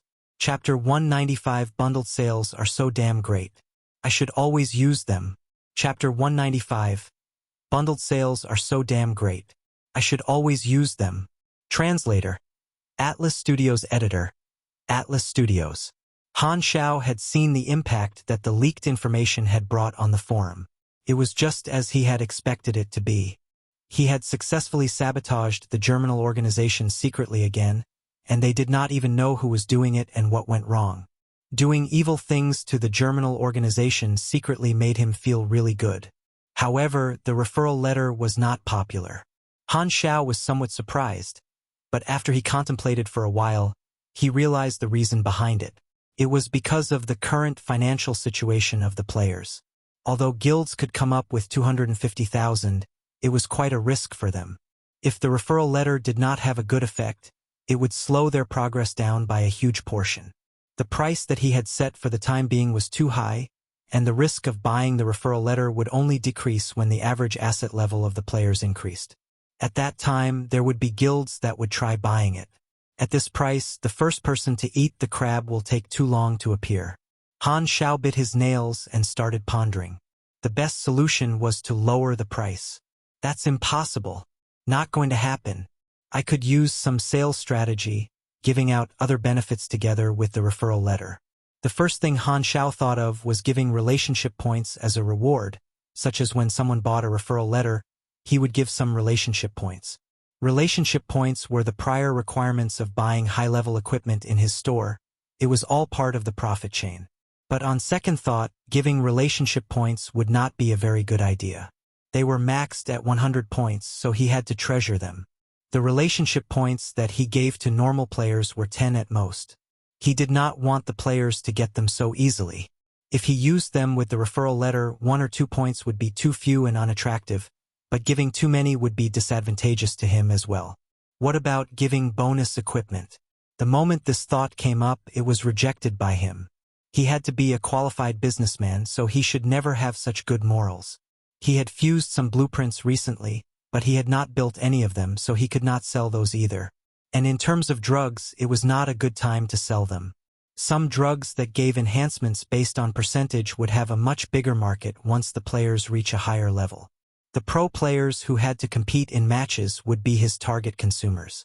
As he was wavering, a surprise notification appeared on the interface. Source of Stone Plague completed. Requirement 1. Find the source of the plague. Completed. Requirement 2. Suppress the spread of the plague. Completed. Requirement 3. Cure all the people who are infected. Incomplete. You received 60,000 experience, plus 400 relationship with the Black Pine Colony. Han Xiao stood in place with surprise. This mission was what he had given to Frenzied Sword and Bun Hit Dog. They had completed it. It seems I chose well. Han Xiao laughed. Their level was around 15, so this mission would have been quite difficult for them. Although they did not complete it perfectly, it was already a pleasant surprise. Since Han Xiao had not been involved in this mission at all from the beginning, the rewards dropped from the sky. Wait a minute. Han Xiao's eyes sparkled. He was inspired and had another idea of promoting the referral letter. Nice one, Frenzied Sword. Han Xiao laughed. It was just the right time for the mission to be completed. It had inspired him at a crucial moment. At this time, the players in the novice village were learning energy training technique, one by one, and were swing at the price of the referral letter. The flow of time carried everyone forward. The truth of the past has been buried and forgotten by the people who never stopped. Han Xiao suddenly yelled.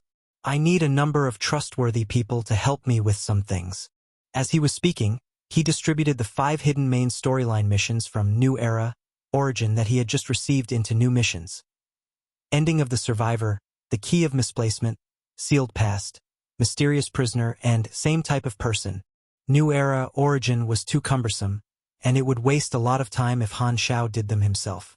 Furthermore, it was only the first round. Han Xiao decided to distribute the targets of the missions and let the players do it. This way, he could save time and get the rewards without doing much. The success of Frenzied Sword proved the idea, and he found out that he could still get the rewards even if the players completed the mission. Just like the evil capitalists who used benefits to attract others to work for them but still ended up earning the most. Furthermore, Han Xiao stated clearly that this was a main storyline mission, which would increase his status among the players again. An NPC that gives out main storyline missions.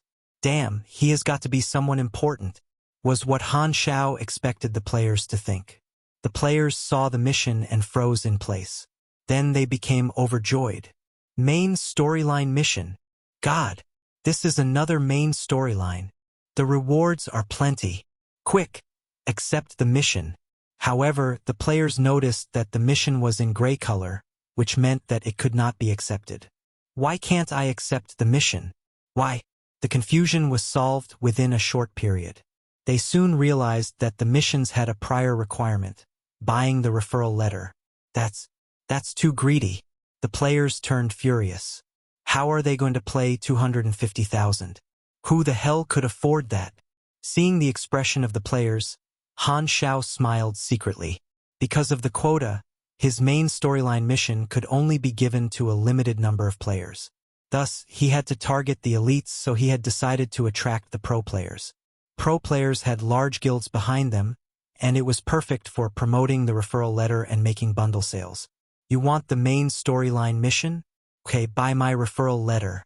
Don't want to spend money? Then why do you deserve to become stronger? Pro players were willing to grow through any means. They would never give up the main storyline missions. Another reason Han Xiao was doing this was that there was a chance for the normal players to fail the mission, which would result in him also failing the missions. However, pro players had higher skills on average, and they had guilds behind them who would help them with the mission. Clearly, they were more reliable. Those that were rare were those that were treasured. He also added another important line in the mission introduction, which was that there was a chance to earn Black Phantom's favor.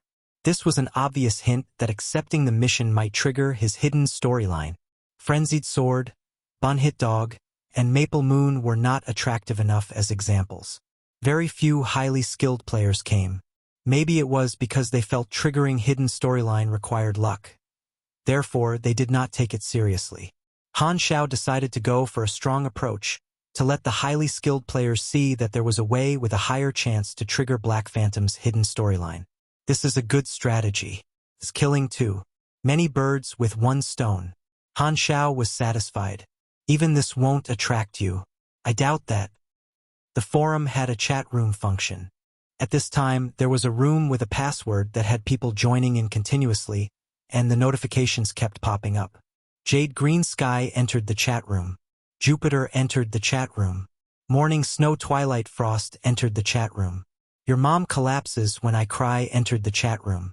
About a dozen people entered the chat room. They were all chairpeople of famous guilds in China, and they formed a circle themselves. Is everyone here?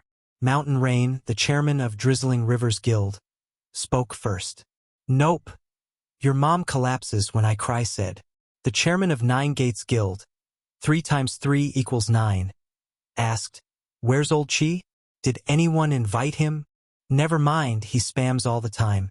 We would never get things done with him joining in. Cowherd Star, the chairman of Chrysanthemum Guild, said. Who opened the chat room? What serious matter are we talking about? Jupiter asked. Jade Green Sky cut in and said, Yo, isn't this the rich house of esports? I heard you have not been running your God Squad well recently. Lousy chairman. When you step down, I will light firecrackers in front of your club doors to celebrate. At Jupiter. Foo *K off. Jupiter snapped back. Morning Snow Twilight Frost sent a funny smiley face. At Mountain Rain, Rainy Kim of Your Thunderstorm has been quite active lately and always goes on TV shows. Can you help me ask for a signature? Your Mom Collapses When I Cry asked. 1 for 3,000, no negotiating. Mountain Rain answered. Damn, are you robbing me? Can you have some morals? Cowherd Star cut in and said, My signature is free. Do you want it? Go away, your signature is not even worth enough to be used as toilet paper. I could consider if it's from Lady Yao Yao. At 7 colors of a pepticord a 1. Stop insinuating. She's not even here. Cowherd Star was upset. Morning Snow Twilight Frost sent a funny smiley face. Stop talking nonsense. Let's talk about the matter. I'm very busy, Jupiter said. You're basically a mascot, Jade Green Sky sneered. Go away. Okay guys, I will pull us back to the topic, Mountain Rain declared. You guys have all seen the posts in the forums about the main storyline missions from Black Phantom. Yes, we saw it. What are you saying? We should come up with the money together. Then we let the pro players accept the main storyline missions from Black Phantom. You want to share the risk? But only one person can accept each mission. No, what I mean is that the pro players can form a team to complete it. It's positive competition. That sounds pretty good. I will have to ask the expedition group for their suggestions, Jade Green Sky said. I'm in. There definitely won't be any objections from the club, Cowherd Star said. I'm fine with anything. Smile, responded 3 times 3 equals 9. Haha, I remember the pro players of Guild of Gods is all in Southern Continent. They can't meet Black Phantom. You can't play with us at Jupiter. Quickly kick him. He's a spy here to collect intelligence, Jade Green Sky mocked. You motherfew. Jupiter has left the chat room. Morning Snow Twilight Frost sent a funny smiley face. Google is suggesting that this should be pentacord. Is that right? Chapter 196. It's the Tanabata Festival tomorrow. I'm upset. Chapter 196. It's the Tanabata Festival tomorrow. I'm upset. Translator. Atlas Studios Editor. Atlas Studios. Han Xiao was about done with harvesting the players in this novice village. He smugly counted the experience. He had gotten a huge amount yet again. However, nobody had bought the referral letter so far, but Fisherman Han was patient. Him giving out main storyline missions had already made a storm on the forums. Sooner or later, someone would come. One last novice village left. Maybe I should delay it a while so that these large guilds have enough time to raise the money, Han Xiao thought. This time, two players walked toward Han Xiao next to each other. Their IDs were Wind Chaser and Dragontail, which attracted the attention of other players. They were rather famous players of the Nine Gates Guild and the Fanatics Guild. Han Xiao's eye twinkled. The highly skilled players have finally come. Black Phantom, we want to buy the referral letter, Wind Chaser said. Sure. Wind Chaser and Dragontail had received the funds from the guild of their clubs. A team was the face of a club, so as pro players they were treated well. They took out 250,000 each. The players around looked at them with envy. They had never seen such a large amount of money. Can't believe someone can actually afford it. Large guilds are really rich. No wonder pro players are stronger than us. If I had such resources, I would be able to go pro too. You think just anyone can be signed by a club? If we rob their money, we'll be crazy rich. Don't be stupid. Putting aside the fact that pro player would completely skunk you, even if you succeeded, the guild will chase you everywhere, or maybe Blank Phantom will kill you first. The crowd talked among themselves. He received 500,000 in one shot, then wrote the referral letters on the spot and gave them to the two pro players. He told them the location of a darknet stronghold in the Western continent and said, "Take my letter there, and you can join the Blood Pact Society." He paused and then said, "Seems like I can trust you. I have some tasks here. Would you like to help me?" "That's what I've been waiting for." Dragontail immediately accepted the mission. He wanted to accept one after another but was notified that only one mission could be accepted. This had been set by Han Xiao, one referral letter for one mission. Shit, only one mission can be accepted. I thought I could accept all of them. Dragontail was unhappy. Han Xiao raised his brows and said, "Leave it if you don't want to do it." Dragontail shut up. If he did not accept the mission, the money would have gone to waste. Wind Chaser had no choice but to choose the same mission. The two clubs behind them had joined forces to do the mission as a team. Luckily, Dragontail accepted a mission that was in the Western continent. "If you can complete the mission, there might be more things you can help me with." Han Xiao hinted that in order to unlock his hidden storyline, first they had to complete this mission. Pro players were always in a rush. They left immediately after accepting the mission. 5 mission targets, 2 in the Western continent, 2 in the Northern continent, and 1 in the Southern continent. He had to make sure they were all accepted by someone. Fortunately for him, all these continents were part of his schedule. Although the main storyline mission was A grade, this was the easiest first round. Han Xiao separated the mission targets into many smaller missions that had a difficulty of around grade D, so the single mission experience quota could suffice for the experience he was rewarding. In the later rounds, when the difficulty becomes higher, my quota might not be enough by then. Freebnovel.com.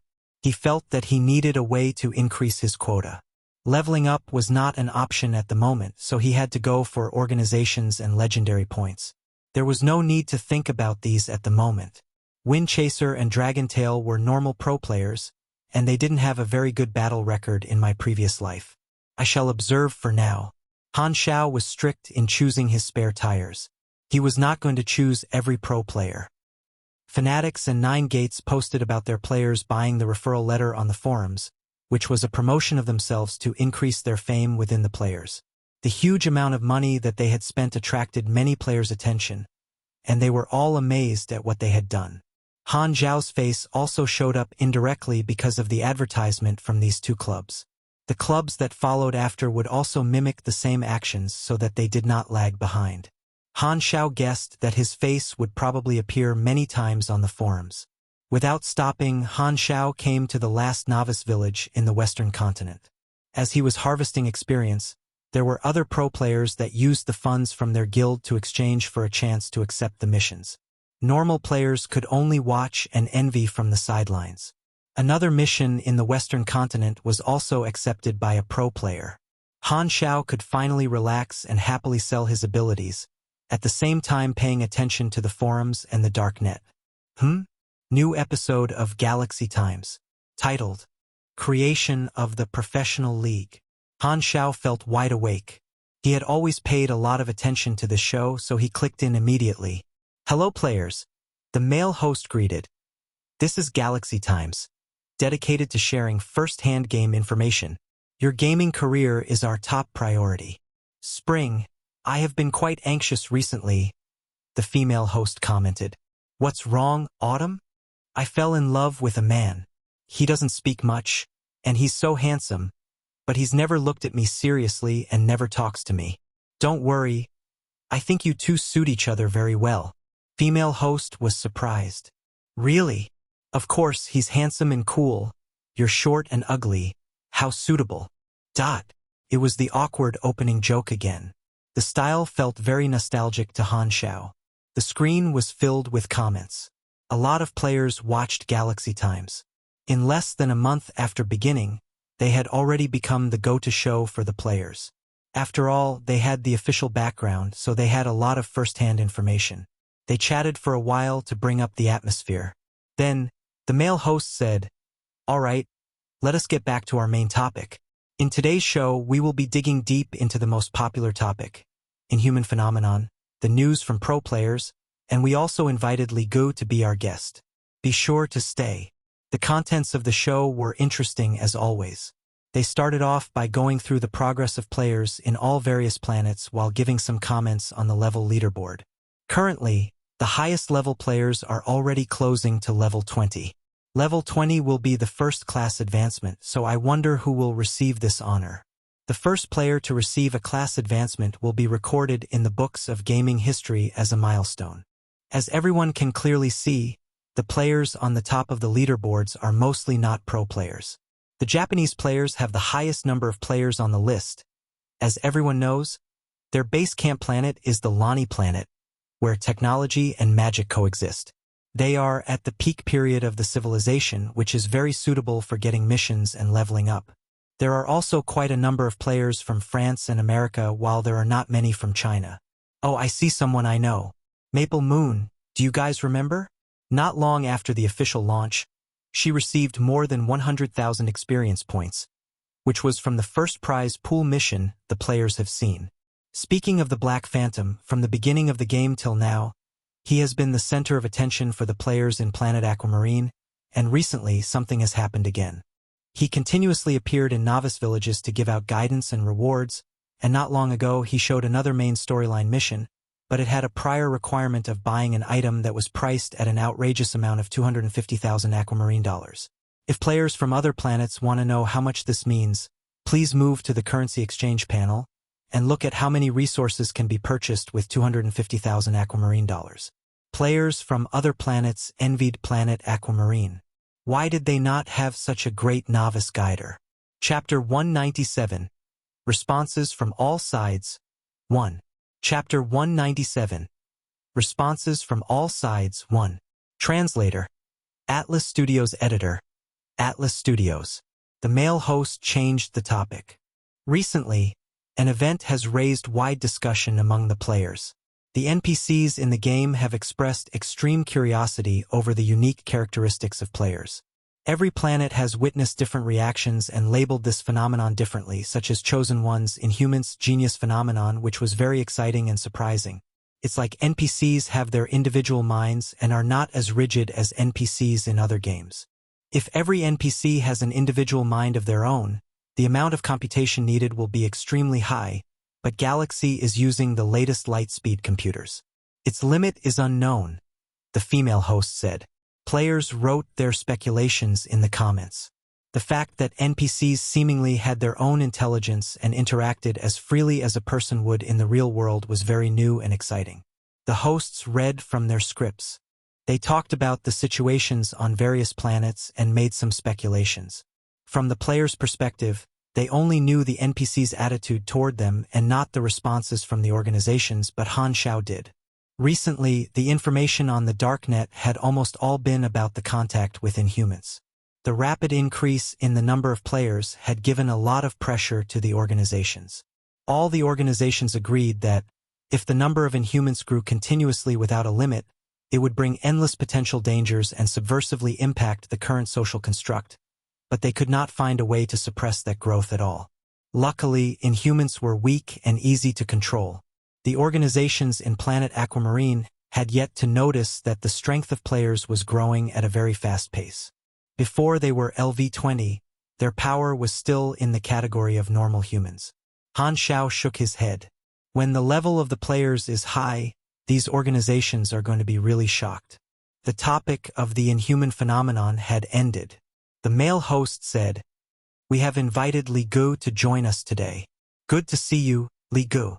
Li Gu, the god-tier player that ranked second in China, sat between the hosts with a smile on his face. Galaxy Times frequently invited highly skilled players for an interview and discussion. So the female host asked Li Gu what his view on the inhuman phenomenon was. "I think this is part of the game's plot, to give the players a feeling that it is real. When I was playing, I kept having the misconceptions that I was in a real world, and I think that is what the developers want us to experience. As a unique character in a real world, everything that occurs required improvisation, and there will almost never be any repeated events. It's all new and exciting. I have high hopes for what Galaxy can achieve in the future." Talking about the future of the game, the male host said, "Our channel has received first-hand news that the International Esports Association has confirmed that they will be hosting the first ever Pro League, and they have also informed the countries to host competitions. What is your view on this?" "I would say that it means I have yet to lose my job." Li Gu laughed. On a serious note, strong esports clubs have all stepped into Galaxy. They will definitely be preparing for it, and I think it will be a great fight. Hopefully, I can lead China to a good result. The comments exploded again. The players were very excited about the creation of Pro Leagues. It was going to be a big event. There were also other comments like, "Li Gu is so handsome," and "Love you, hubby," that came from the female fans. The competition has been established, and pro players will have to quickly prepare for it. Do you have any advice or tips that you can share with us? Li Gu thought for a while and said, "We pro players have to distribute the experience points logically in our abilities in a way that suits our strengths best. Therefore, we stick to a steady pace and won't rush our levels so that we can familiarize ourselves with the controls in every level and improve our skills, which is why there are almost no pro players in the level leaderboards. Oh, there are a few from Japan. Well, as you know, they like to show off," he mocked lightly. "We pro players will grab every opportunity to become stronger. Black Phantom in our Planet Aquamarine has become very famous recently. I think I'm going to try my luck too. But that's if he returns to the southern continent." Li Gu sighed. The rest of the show was mostly chit-chat. After he finished the show, Han Xiao thought pro leagues are going to start soon. All the clubs will be preparing themselves and not wasting any time. My customers should be increasing. Li Gu, a god-tiered player that ranked second in China, someone whose status was so much higher than Han Xiao in his previous life that Han Xiao was not even qualified enough to be in contact with him, had said that he would come to find him. But now, Han Xiao had the power to choose if he wanted him to be one of his spare tires. Li Gu, I'll have to think about it. freewebnovel.com. Frenzied Sword and Bun Hit Dog did missions in Black Pine. It was not a place for high-level players. The missions were difficult, but Frenzied Sword was a pro player after all. With his skills and the equipment that he had received from Han Xiao, he was having a good time and grew rapidly. Through the missions in Black Pine, Frenzied Sword had received new equipment and new abilities, but these things could not fill his heart. Instead, he felt empty inside. When he thought of Han Xiao, his heart would be filled with desire. Only by following Han Xiao could he understand the true meaning of life, and the missions in Black Pine paled in comparison. When will he return? Frenzied Sword was melancholic. Outside the isolation zone in Black Pine, Lu Cheng was talking to Frenzied Sword. Honestly, you have surprised me. You actually suppressed the plague. Frenzied Sword was upset. Bun Hit Dog pulled him to the side, and only then did he come back to focus. Yeah, he replied perfunctorily.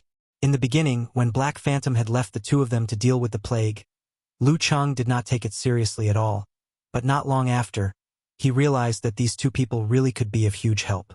The characteristic of them being able to revive meant that they were unafraid of the infection and could do many things the researchers did not dare to. The plague in the colony stopped spreading with the help from the duo, and the lightly infected patients were already cured. The number of people in the isolation zone had visibly reduced. Lu Cheng has always been surprised by the characteristics of inhumans. He had told the people of Green Valleyville to research these homeless wanderers. He contacted his friends from other organizations and knew that the Inhumans phenomenon was happening everywhere in the world. As the Inhumans area of activity started to grow, even the Six Nations could not keep the secret from the civilians. As the level of players increased, players from novice villages started to explore the map slowly. Many left Green Valleyville and some of them came to Black Pine. Lu Cheng did as Han Xiao taught him to, which was to treat the Inhumans like mercenaries. He noticed that Han Xiao had surprisingly pointed him down the right path. Rewards. Bun Hit Dog reminded the distracted Lu Cheng. Frenzied Sword glared at Bun Hit Dog. During the mission, he had done almost everything. Bun Hit Dog had just spent the whole time recording from the side like a boss, and yet he had the guts to ask for rewards. Lu Cheng laughed and told his subordinates to pass the agreed rewards to the duo. Frenzied Sword carefully read the details of the pieces of equipment that he had received. With the creation of the Pro League, he had felt more pressure, so he improved on his skills as much as he could during his free time. But Bun Hit Dog did not care. He browsed through the forums. Then suddenly, he said, "There's news about Black Phantom. He can give out main storyline missions. How come he never brought it up to us? We triggered his hidden storyline. So why aren't we getting at least the same treatment?" Frenzied Sword's expression tightened, and he said in a low voice, "When he returns, he will definitely give the main storyline missions to us too." Where did that confidence come from? Bun Hit Dog questioned. Frenzied Sword was at a loss for words. He was rather anxious, but he comforted himself with a firm expression and said, "I believe in him." Chapter 198. Responses from All Sides. 2. Chapter 198. Responses from All Sides. 2. Translator. Atlas Studios Editor. Atlas Studios. In a military base in Star Dragon, many players crowded around as if attending a mini fair on a bright, sunny day. Star Dragon's approach toward the players was gentle. They held many internal meetings and tried to command the players. They realized that other than some Inhumans being mentally ill, they were capable of normal communication. They decided to put the players together as a special division and made them serve the military. This military base was specially created for the players. Commanders from Star Dragon gave out missions, and many players were opening stalls and grouping up. The whole area seemed to be prospering. Impacted by Han Xiao, many players chose to join the Star Dragon, including Maple Moon. Fighting and killing was not Maple Moon's style. She liked to collect materials and build machines, then sell them to other players. Many players liked coming to her for supplies and repairs, so Maple Moon could easily find a team when doing her missions. Maple Moon was just a casual player. The time that she spent online was less than other players. Plus, she preferred to enjoy the game more than doing missions all the time, so she wasted a lot of time by doing that. Even so, with the prize pool rewards that she had received from Han Xiao, she still surpassed most of the players and became one of the players on the level leaderboard. Maple Moon looked at her experience bar and excitement showed on her face. Almost level 20. I will be able to find Black Phantom very soon. A piercing cold wind blew across the wasteland with thin snow. Together with the ground, they created a view filled with gray and white. In a wasteland on the northern continent, a player with an animal skin coat slowing trekked across in the cold wind. On the horizon behind him was the novice village that he had left from. With blood scabs on his fists, 7 dead frost wolf bodies lay 100 meters behind him. Frost wolves were a common predator in the northern continent. Their level was around 10, so players at the time had less than a 20% chance of winning under the siege of 7 frost wolves, but there were only a few shallow scratches on this player. The ID above the player's head was Han Xiao, which was clearly an old ID. Han Xiao, a famous pro player, a pillar of the Long Sky Club, and a veteran in the pro scene, had used this ID for many years. There were many esports clubs in China, but only a few were considered top tier, such as Guild of Gods, Long Sky, Dynasty, Fried Eggplants with Fish. Yes, that club was called Fried Eggplants with Fish, and their mortal enemy was the Kimchi Club in Korea. Han Xiao suddenly received a ranged communication request from Li Gu, so he stopped and accepted. This greeting clearly conveyed the fact that Han Xiao did not like to talk too much. Have you heard that the Esports Association has confirmed the creation of Galaxy Pro competitions? Li Gu asked. Oh, what class did you change to? Pugilist. I'm an Esper, Li Gu said. Level up quickly. The situation of the Chinese players is not looking good. I need help from people to fight top clubs from other countries. Speak for yourself. Han Xiao did not give face at all, and he hung up. Both were top players. Their styles were very different. Han Xiao had been in the pro scene for many years. He had steadily trained and climbed up to where he was. He did not like to talk, did not like to manage public image. All he did was shine in the competitions. Li Gu was very passionate about managing his image. He often went to shows, so he had countless more fans than Han Xiao. Plus, he was handsome, so he had many female fans. Li Gu was the type of player that was talented enough to surpass other players without much hard work. Every pro player had their own talent, and Li Gu was full of talents. Some people are just that talented. Many people admired Li Gu, and many envied him. Han Xiao was not one of those. He had known Li Gu for a very long time. Li Gu was just someone who succeeded in the same industry as him and nothing more. He did not care for other factors. Li Gu was his old rival. Han Xiao lost to him many times, and in order to reach a higher place in Galaxy, he spent almost all of his time strengthening his in-game character. He did not want to miss any opportunity. He opened the forum as was his habit, then saw the posts about Black Phantom giving out main storyline missions. He suddenly stopped walking and turned back around toward the novice village. With Han Xiao's skill, a novice village was already useless to him. But for the missions of Black Phantom, he was willing to wait.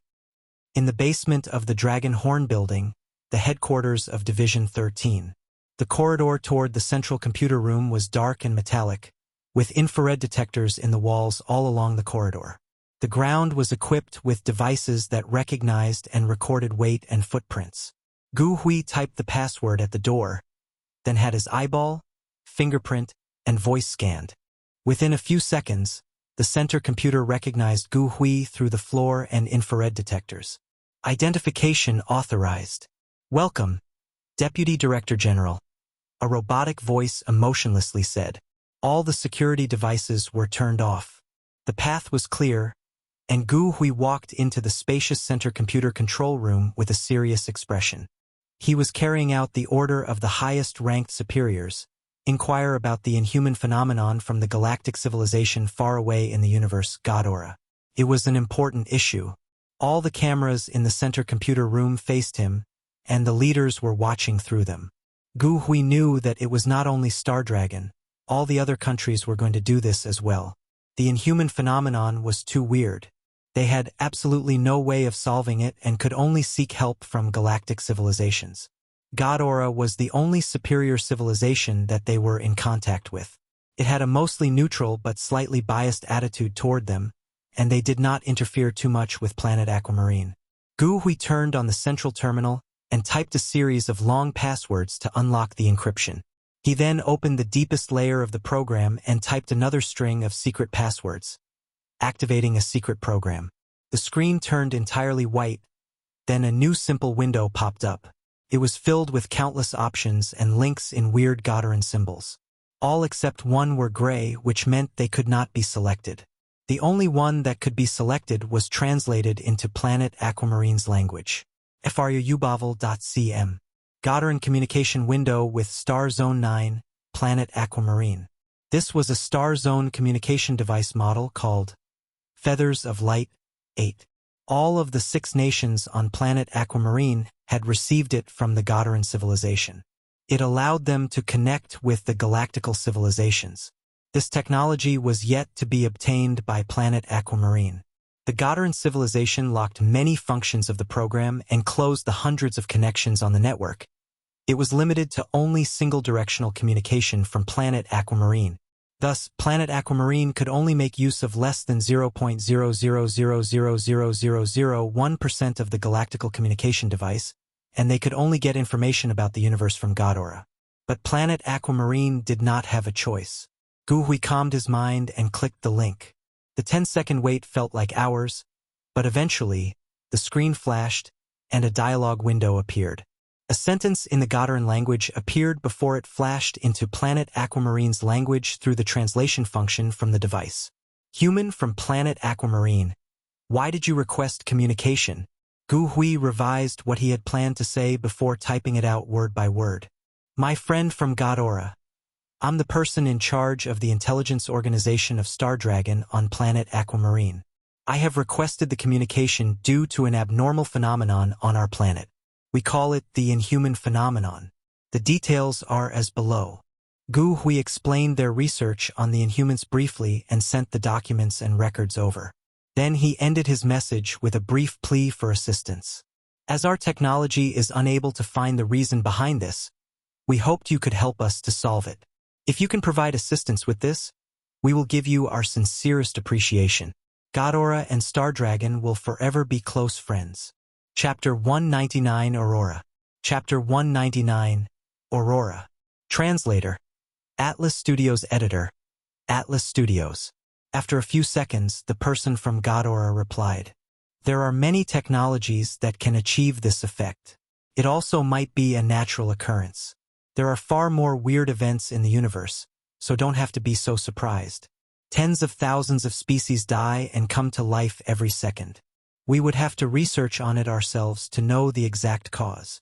That is what we are hoping for. Gu Hui wrote back. For you to send someone here to do field research. Request authorized. Current date.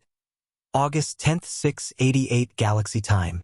Mission has been submitted into the schedule. ETA May 7th, 689. Galaxy's calendar was set by the three biggest civilizations. It is used across the entire universe, but of course many places had their own calendar, just like the use of dialects. The general calendar would usually only be used in the communication between two civilizations so that time calculation would be easier. So long. Gu Hui was stunned. Every activity follows a schedule. The request needs to be queued. I have already received the request from other nations on your planet, so it will be settled at the same time. The reply of the receptionist from Ghidorah was typical. Gu Hui feel it was quite familiar. He thought about it and realized. Isn't this the same tone as government officials pushing things around? Gu Hui turned off the communication with a sigh. Have to wait 1 year. Who knows how the inhuman phenomenon will turn into after 1 year? Gu Hui shook his head. Luckily, the Inhumans are able to communicate and are passionate about being mercenaries. They are controllable to a certain extent. The highest-ranked superiors of Star Dragon hosted a meeting. Since there was currently no solution to the inhuman phenomenon, they decided to immediately focus on declaring war with the Germinal organization before the phenomenon grew worse, to prevent the Germinal organization using this phenomenon as a tool for them making a comeback. Preparation for the expedition war started again. Ta, ta, ta. The military boots stepped on the metal floor. Gila walked in the corridor full of twists and turns with an expressionless face. She did not even hesitate at the intersections. She was too familiar with this place where Aurora was locked up. At the end of the deep corridor, a thick, metal gate blocked Gila's path. She walked over with light steps, and the automatic guarding guns kept their aim all on her like they were going to open fire at any moment. 2 guards stood in front of the metal gate and stopped Gila. I have authorization. Gila's tone was cold. The guards turned around and tapped a few times on the control panel, made sure that Gila had received one-time authorization from their leader, and nodded. You have 1 hour. He opened the metal gate. Light shone from within and brightened the exquisite but ice-cold face of Gila. A pure white room came into her sight. It was very simple. 1 bed, 1 table, 1 chair, 1 toilet, and 1 bookshelf full of books. In a bed as pure as the feathers of an angle, a tiny, scrawny body cowered. Gila walked forward inattentively and stopped 5 meters outside the room. She reached out and pressed against the glass that surrounded the room. She could not move forward anymore. The corner of her eyes shook. The palm pressed against the wall turned into a fist. She clenched her fist so hard that her bones started to turn white. Sis. The blanket started moving. A tiny bald head extended from within cautiously. Her face was pale like she was suffering from malnutrition and had not gotten enough sunlight for a very long time. Her eyes were flashing with surprise as she saw Gila. Aurora lifted the blanket and stumbled toward the glass. Her steps were weak and powerless. She was only as tall as Gila's shoulders and so skinny that she looked like she only had her skeleton left. The exposed arms from her patient suit were full of needle scars. Aurora pounced toward the glass with happiness. She put both of her hands on the glass and said, "You've come to see me." Gila hastily extended her hands and pressed against Aurora's palms across the glass. She endured the lump in her throat and softly asked, "Recently, have you been all right? The people in white lab coats have not come as often. The last injection was 13 days ago already." Aurora's large eyes blinked, and she showed a faint smile. Gila smiled reluctantly. She looked at the needle scars on Aurora's body, and it felt like her heart was being stabbed rapidly. She knew why they drew blood from her fewer times. It was because Aurora recovered slower. Every time her blood and bone marrow was extracted, she needed more time to recover. Her ability allowed her to feel one's life force.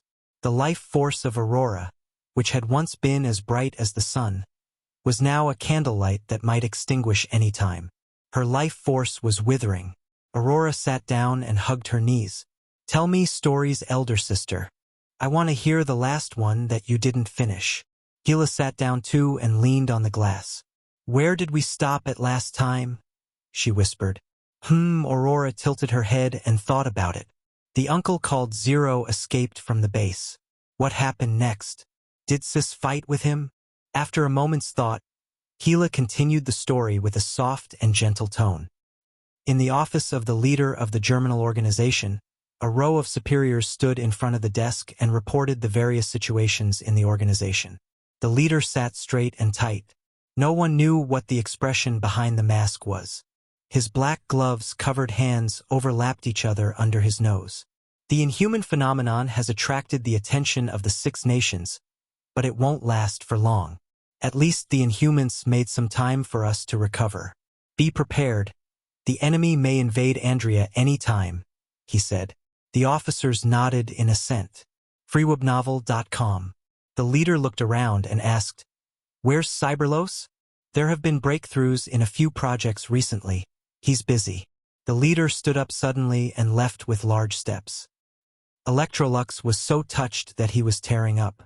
After a month-long ordeal, he was finally released. It had not been easy.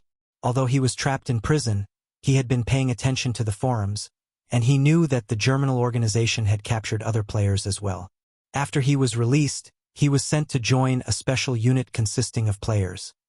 It was called the Inhuman Unit.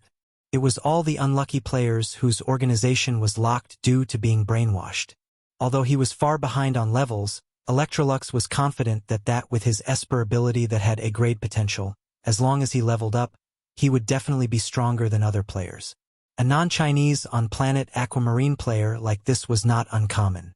Some casual players did not care which planet was whose base camp. They only chose novice planets to their likings. Every novice planet had casual players from various countries. It was Cyberlo's idea to put the brainwashed Inhumans into one unit, and it had been accepted by the leader, who felt that undead Inhumans had a strategic value in war. The leader had assigned a battle instructor to specifically design training and actual combat plans for the Inhumans. At this time, Cyberlos was in another research lab. He stood in front of a specially designed sealed pod. The research personnel on the side were steadily adjusting the devices. There was a test subject in the pod, and a scream filled with madness and agony could be heard from within. After some time, the inside of the sealed pod quieted down. This gate opened, and what was inside could be seen. It was a man fully armed with all kinds of exoskeleton mechanical parts that were connected into his bones. His skin had all changed into a soft, stretchable metal. With his bald head and machinery everywhere, his body size had grown a considerable amount. He looked like a beast. This guy was none other than the first test subject of the Super Soldier Project. Number 1. Chapter 200 More than 100 million. Chapter 200. More than 100 million. Translator. Atlas Studios editor. Atlas Studios. How do you feel? Number 1 opened his eyes. His eyes had been modified, too. They flashed red light, and his field of sight could zoom in and out like a camera lens. He looked down at his palms covered in metallic skin, and as he moved his fingers around, a hideous smile appeared on his face. Never been better. With a buzz from the exoskeleton, he punched at the metal wall and created a pit. His hideous smile expanded and turned into a maniacal laugh. Finally, after enduring endless pain, he had gained transcendent power. He enjoyed the surge of confidence. Number 1 realized that with this power, the Zero that had once killed him was nothing more than a weakling. They were not on the same level anymore. Zero, don't get killed by anyone else before I find you. Number 1's eyes were vicious as he talked to himself. You're mine. Cyberlos walked out of the experiment lab to report to the leader. As the schedule has been brought forward, the experiment has yet to reach a mature stage. Number 1 was the only one that could endure and finish all the modifications. I did not think that he could endure all that torture, Cyberlos said. He was killed by Zero. Hatred turned his will indestructible, the leader said indifferently. About Zero, Cyberlos narrowed his eyes. If he really has the power to predict the future, we have to get rid of him before the war. Otherwise, all of our strategic deployments and planning will be exposed. He's like a rat in the sewers, hiding too deep. The leader fiddled with his fingers before coming to a decision. Activate Destiny's Child. Find his position. Cyberlos smiled. He had always been very interested in the Destiny's Child. The duo walked in the twisted corridor and passed locked gates that each required higher authority than the last. Elite teams of guards patrolled the corridor in synchronized footsteps. The secret room was deeply hidden. The leader walked to the gate and entered the password. Next was the fingerprint scanner. He removed the glove that he had always been wearing. His hand looked horrible. It was full of scars like it had once been bitten and chewed by a beast. There were scars on his fingertips, too. The leader put the glove back on after the authorization was completed. The metal gate slid open to the side. Only the leader could open this gate. Inside was a hibernation pod with a man wearing a metal muzzle in it, and the nutritional liquid injections were all that was keeping his body alive. The leader controlled the hibernation pod to inject a drug that would wake the person inside. The door opened up, and the man slowly opened his eyes. He was extremely calm. His eyes had no signs of life, and he did not seem to care if he was asleep or awake. The germinal organization called this man Destiny's Child. He had some ability to affect the future with his words, but the germinal organization did not know many of the details. The leader waved behind his back, and his subordinate handed the documents on Zero over. He then flipped the pages. Destiny's Child looked at the pages without even changing the focus of his pupils. The leader flipped through the pages twice and said, "Make him appear." Destiny's Child finally blinked. The leader took out a specially made key and opened the metal mouth mask of Destiny's Child. Destiny's Child closed his eye for 5 minutes. When he opened them again, he said slowly with a hoarse voice, "He will come here himself." The leader's breath paused for a second and demanded, "When?" "Not too long. Hope it's successful this time." Cyberlos shook his head. Destiny's Child's ability did not work every time. The smaller the request, the more likely it was to succeed. The leader put the metal mask back on Destiny's Child and pushed him back into the hibernation pod. The guards outside, careful, extended their heads and looked at each other with confusion. Why were the leader and Cyberlos talking into the air with themselves? After staying in the last novice village in the western continent for 3 days, Han Xiao left hurriedly in a plane. His next stop was the northern continent, which would be a long trip. The average level of players was getting close to 20, so Han Xiao had to speed up on his schedule. Stars filled the night sky outside the window. The plane flew stably in the clouds with its preset route. The stars glowed in the clear eyes of Han Xiao.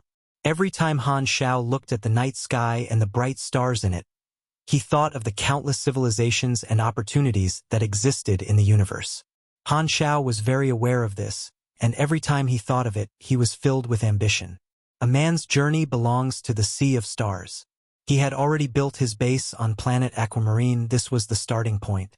The more he accumulated here, the more confident he would be. Han Xiao opened the interface and counted his earnings. In the more than 10 days that he had stayed in the Western continent, he had robbed a large number of drugs, one of which had an unknown effect but could potentially be a very valuable semi-finished drug. He had also built many relationships with Dion, two superheroes that he had no idea of what use they would provide, Hannes and others. Furthermore, he had managed to trigger the hidden main storyline. He also built the mechanical suit, Viper. Viper could increase both his strength and dexterity drastically, which made up for the mechanic's weaknesses in these two attributes in the early stages. In Han Xiao's mind, Viper was his second battle plan, and it was only a prototype. He needed to continuously add more modules to it so as to enhance his combat abilities. Sniping was for assassination, kiting, and stealth. Viper was for head-on combat, and he actually already had a few modification ideas for it. His largest earnings were the experience and money from the 4 novice villages. Energy training technique sold very well just as he expected, and it had brought him an outrageous and unbelievable amount of rewards. 120 million EXP. Those who could afford energy training technique were the players who were rather ahead. Not everyone could afford it. The class change knowledge and basic skills were selling at a low profit margin, but the number of people who bought it was the highest. He already had 20 million EXP saved up. Thus, the accumulated experience on the interface totaled to 140 million. Han Xiao felt content as he looked at the long string of zeros. Even for the players at his level, this amount of experience was beyond their imagination. Some players could not even get as much experience during the whole version 1.0. Nice. Han Xiao was overjoyed. He would not have to worry about experience points for a long time. As long as he settled the 2 biggest obstacles, changing class and upgrading tier, his level would increase tremendously, and he could even splurge on upgrading his skills. It would be easy for him to max the levels of all his abilities except for blueprints, and most importantly, he could infuse blueprints in bulk and build up his inventory. Experience points were not the only thing. He had also earned 3,600,000 aquarium dollars by selling energy training technique, and he had sold 5 referral letters, which totaled to $4,850,000. His wallet was packed. Worth it. Han Xiao rubbed his palms. He could not wait to open the interface. Excluding blueprints, the abilities he had yet to reach max level were Accurate Shooting LV.3, Special Combat LV.1, Stealth LV.1, Steady Aim LV.1, Night Attack LV.1, Medium Enhancement LV.4, Energy, Magnetic Enhancement LV.1, Meticulous Repairs LV.1, and the Amazing Pickpocketing LV.1. Without even looking at the experience points they needed, he maxed the level of each of those abilities. That's the feeling of being rich. Your accurate shooting and sniping are both at LV.5. You learned field controlling vision. Your grappling and special combat are both at LV.5. freewebnovel.com. You learned lethal critical hits. You have received talent, proficient combat. You have received talent, proficient shooting. You have received talent, bad habit. Chapter 201, Northern Continent. Chapter 201, Northern Continent. Translator, Atlas Studios Editor, Atlas Studios. Han Xiao had unlocked 2 new abilities and 3 new talents. Bad habit had been gained from reaching the max level of all abilities in Night Stalker. Without hesitation, Han Xiao leveled up all the new abilities to the max as well. Field Controlling Vision LV.10. Upon activation, plus 15% fire rate, plus 20% range, plus 22% field vision. Lasts 13 seconds. Cooldown 12 minutes. Stamina usage 300 FRUUBAVL.cm. Lethal critical hits. Vital spot critical damage increases from 200% to 250%. Dealing 4 vital spot critical hits in 2 seconds has a 0.1% to 1.5% chance of trigger a lethal attack. Proficient combat. Plus 5 STR, plus 3 END, plus 6% melee attack, plus 4% parry chance. Proficient shooting, plus 6 DEX, plus 8% firearm attack, plus 4% fire rate.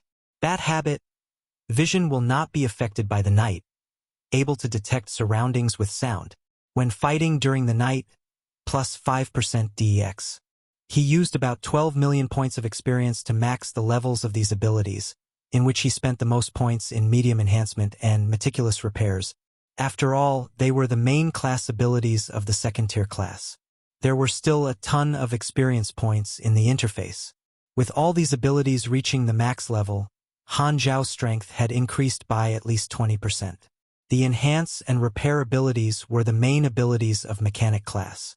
One such ability was Energy Magnetic Enhancement, which increased machinery affinity by 33% when it reached max level. Han Xiao clearly felt that he suddenly understood machines more deeply, and the speed and quality of him building machines increased tremendously. It was just right for him, as his class-up requirement was to build 5 purple quality pieces of equipment with a rating of more than 60. Increasing his ability to build machines would help him meet the requirements. 5 high-quality gear in purple grade and the ratings had to be more than 60. It was quite difficult. The rating of equipment in Galaxy followed a very easily understood system. Legendary quality low-level gear would not give as many attributes as purple quality high-level gear. A high-level and high-quality gear would be much more valuable. Han Xiao still had a large number of experience points left after maxing all his abilities. By choosing a suitable mechanical blueprint and maxing its level, it would greatly increase the quality of the final product and multiply the success rate by more than 7 times. Han Xiao contemplated for some time and decided to fuse blueprints first to have more choices. With more than 100 million EXP, he could splurge on fusing basic knowledge. Of course, he was not randomly fusing them. He only fused the machinery that he felt would be reliable. After all, there were way too many combinations between the basic knowledge, and with every fusion, the experience points required would double. If he did not use them wisely, even 100 million experience points would not be able to fill this infinite pit. After continuously infusing tens of times and spending millions of experience points, Han Xiao received tens of new blueprints that spread across various types with different uses. He carefully picked 3 pieces of machinery for the class change mission. Compounded magnetic chain split blades, iron fist, mounted heavy mechanical arm, can be disassembled, mini maneuvering equipment. Not only did these 3 suit the requirements, but Han Xiao also felt they would be useful to him. Compounded magnetic chain split blades was a weapon that was similar to the magnetically controlled retractable armor. It had a magnetic round metal plate as the body, and a few detachable magnetic blades filling the core with magnetic energy would activate the magnetic chain. The blades would then be dispersed and hover around the core with spaces in between. If one blade was within a certain distance of another, they would repel each other, and if they are more than a certain distance apart, they would attract each other, which provided a medium-range combat solution.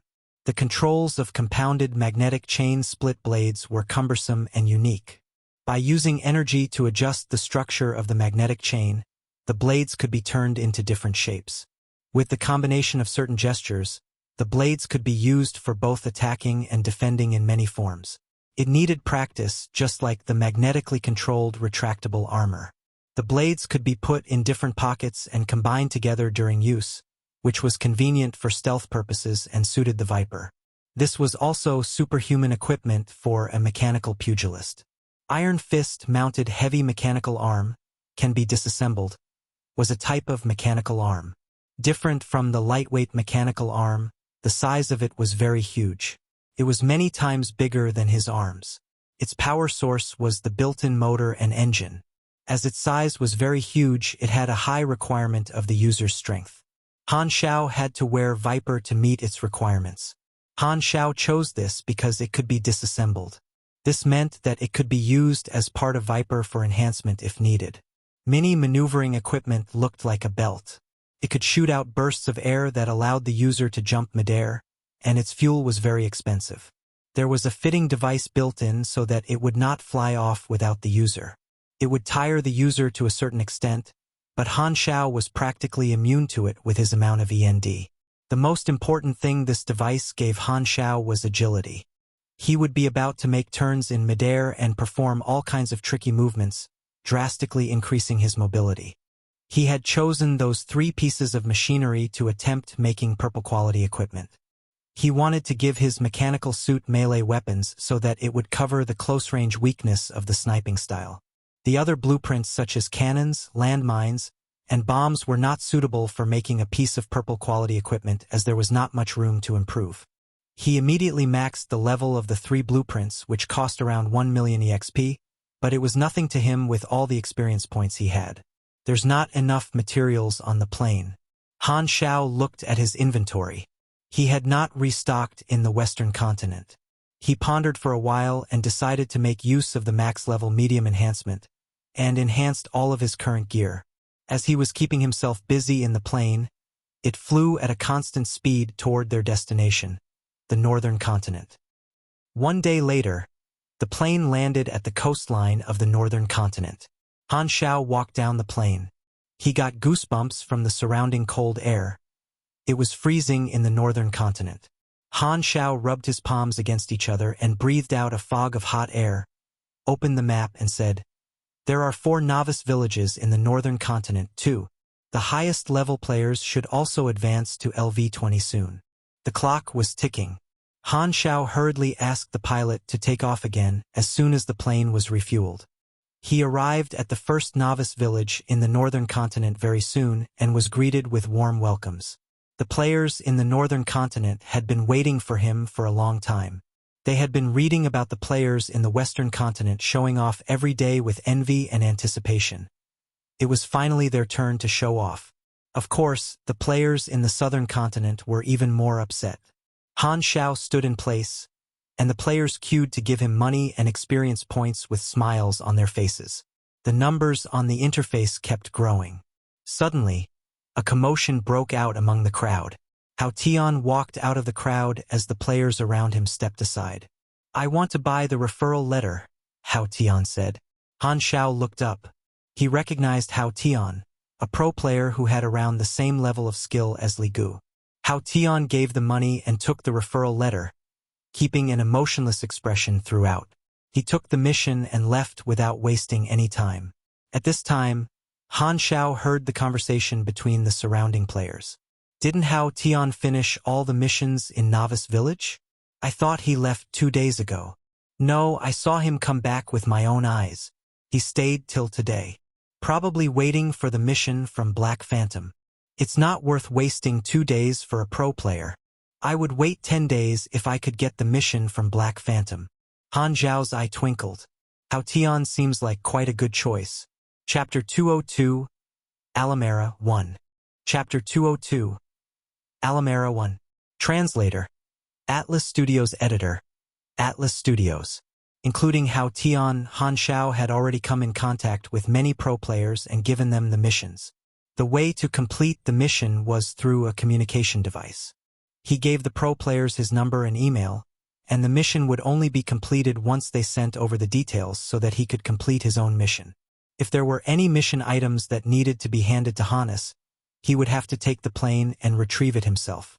As compared to doing them himself, ordering highly skilled players to help him complete these missions would save him a lot of time, and he could just sit back and enjoy the profit. Among the pro players that came to accept the missions, many had been very strong players in his previous life, and Han Xiao was at the top of that list. Han Xiao was rather interested in Han Xiao, but since he had said that he would only be amazed when the mission was completed, he was patient. Han Xiao spent most of his time on the road as he was rushing between the novice villages in the northern continent. During this time, he used the max-level medium enhancement and upgraded his gear and improved their attributes. He also tried to build the 3 pieces of equipment that he had chosen, and he was rather satisfied with the results. He was able to achieve blue quality on the first try, which meant there was a chance to reach purple quality after some practice and familiarization. There were already players that had reached LV19 on the level leaderboards. With Han Xiao's pace right now, he would be able to finish all the novice villages in the northern continent before the first player reached LV20. As for Andrea, Han Xiao did not think that he would be able to make it, But he did not want to go to Andrea anyway, as it was the headquarters of the Germinal organization, which meant it was very dangerous for him. Also, the players had all been forced to leave the novice villages and were scattered around everywhere. All in all, the risk far outweighed the profit for Han Xiao. In the Planet Aquamarine panel on the forum, players in the northern continent were the happiest. The second most excited were the players from Andrea. In their minds, after Black Phantom finished running through the novice villages in the northern continent, he would go to Andrea next. Well, that is awkward.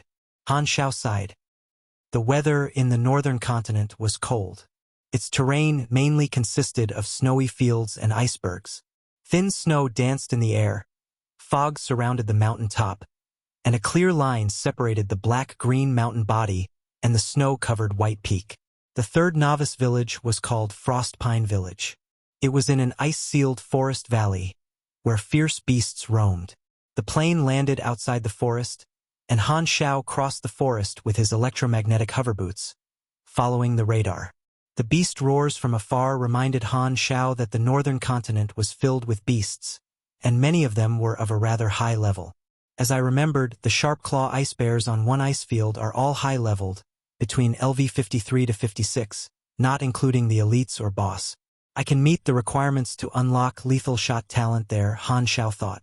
That ice field was quite far, so Han Xiao decided to head there after he finished with the novice village. He noticed another thing as he looked at the map. The Alamera family's territory was not far from Frostpine Village. Not long after, Frostpine Village appeared in his sights. He calmed his mind, slowed down, and walked over. In the woods 100 meters away from the Frostpine Village, a dozen or so people who were all wearing combat suit, firearms, and daggers sat in a circle arranging their equipment. They were a combat team from Alamera, following their order to capture some Inhumans in the Frostpine Village and bring them back for research. The captain, Keaton, was smoking a hand-rolled cigar with a vicious face. He pulled out a blaster and said, "Everyone knows the combat plan. Don't mess up. Relax. It's just a bunch of Inhumans, piece of cake. If they dare to resist." Keaton patted the grenade on his waist. "You don't have to be stingy with these little toys. Blow them to smithereens." The team started laughing. Also, these Inhumans look the same as normal people from the outside, so don't capture the wrong ones. Keaton looked at his watch and commanded the rest to stand up. "Arrange your gear. We move on my signal." At this time, a human-shaped shadow passed the alley outside the woods. A member pointed over and said, "Captain, there's a passerby over there. Is it an Inhuman?" "Probably. There are many beasts in this forest. Only Inhumans would be alone. Capture this one, and we will complete the mission." They were eager to do it. However, they waited for a few seconds, then realized that the captain was not giving any response. They looked back and were hit with a shock. The lips of the usual fierce and vicious Keaton were trembling in fear. His face was pale, and even the cigar dropped onto the floor. "What's wrong?" A member was confused. Keaton's gulped before saying, "The plan is cancelled. Leave now." "Why?" The team was surprised. "That's not an Inhuman," Keaton said in anger. He's Black Phantom. He had a conflict with the family not long ago." Black Phantom. Everyone in the team was stunned. They wanted to look over and confirm it, but realized the figure was gone. The shadow had disappeared. However, they heard the voice of a stranger appear behind them. "I heard you were calling me." Everyone was stunned. They turned around rigidly and saw a black shadow standing behind Keaton, looking at them curiously. They felt a chill run down their spines. Keaton was horrified. He did not notice Han Xiao move behind him. The voice from Han Xiao was almost like a clap of thunder that made his heart jump and sweat even in such cold weather. Han Xiao raised his eyebrows. He had sensed them from afar. The reason that these armed men were this nervous in front of him was most likely that they knew his identity and had hostile motives. "Are you going to tell me yourself? Or do you want me to help you? You can try lying too." Han Xiao bent his fingers. 7 blades flew out from the pockets on his waist and legs, floating in midair as they locked onto Keaton's vital points. Blue-quality compounded magnetic chain-split blades. Their damage was based on the user's energy usage, and they were able to form many weapon shapes while maintaining a very high attack speed. The equipment had an ability called revolving slashes. Once activated, all the blades would form a circulation like a clown throwing balls, inflicting multiple wounds at high speed. It was a great melee weapon before LV60. From the player's perspective, this thing would be god-tier equipment in the early stages. Han Xiao had spent more than 1 million experience points to be able to get this blueprint. Keaton was terrified by the floating blades. He hurriedly listed the team's identity and mission without leaving anything out. When he heard that they belonged to Alamera, Han Xiao's eye twinkled. He easily understood why these people were afraid of him. He had helped Lu Chang to attack Alumera's territory back in the Green Valleyville and stood against them. But when he saw the rumors on the dark net, Alamera only wanted to revenge Lu Chang but did not mention him at all. I should be their enemy, are they? Scared of me? Han Xiao was suddenly interested. He put back the compounded magnetic chain split blades and said, "Go back and tell your leader that I will be visiting very soon." Keaton's tight nerves loosened. He immediately ran away without daring to look back, and the rest of the team followed. FRUUEOL.com. After running for a few hundred meters out of breath, Keaton stopped and looked back. When he was sure Black Phantom had not followed them, he let out a sigh of relief. He was soaked in sweat like he had just gotten out of a pool, and his heart was beating extremely fast. "Captain, what now?" Fear still lingered on everyone's face. Keaton swallowed his saliva and said, "We go and relay the message to the bosses. Black Phantom is in the northern continent, and he wants to visit us." The eyes of Daryl, the leader of the Alamera family, opened wide and round like an angry bear. "We have yet to find him, and now he dares to find us first. He's totally disrespecting us. I'm going to kill him." The third in command, Sei-Chi, was a Sharnak. He was huge and had dark skin. "Don't be so impulsive. He's not to be messed with lightly. He definitely has some backing and no fear if he dares to find us alone." Daryl stared across. "Xiao Jin, what's your suggestion?" Xiao Jin pushed his monocle and said calmly, "He only said visit. If he wanted to attack us, he didn't have to tell us. We should make contact with him and see what he wants. Maybe he's not planning to engage combat." Daryl frowned and said, "I will see him myself and see how he's going to explain killing our men." Chapter 203, Alamera 2. Chapter 203, Alamera 2. Translator, Atlas Studios Editor, Atlas Studios.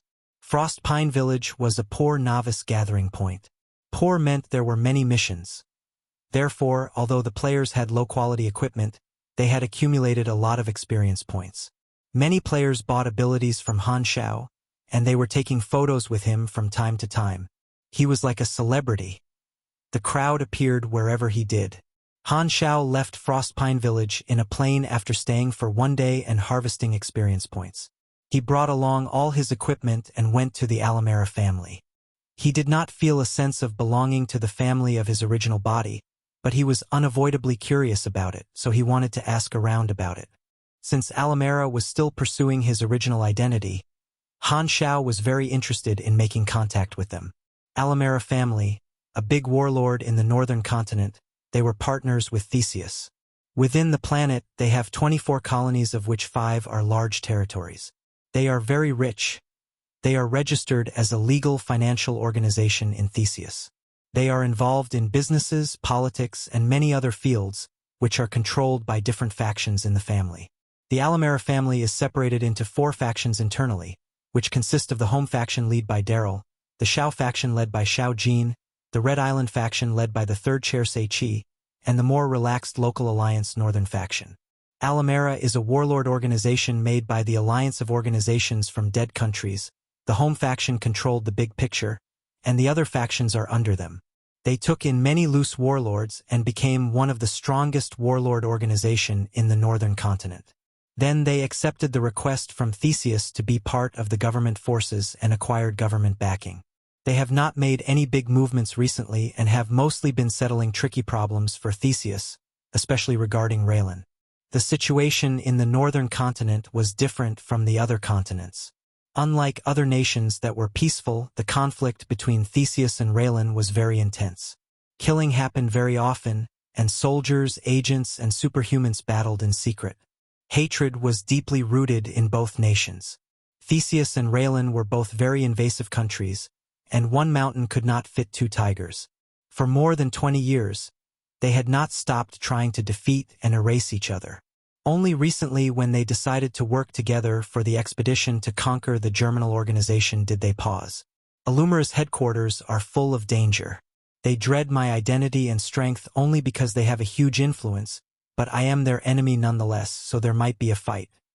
A large colony sat halfway up an ice-covered valley, Illumira's headquarters.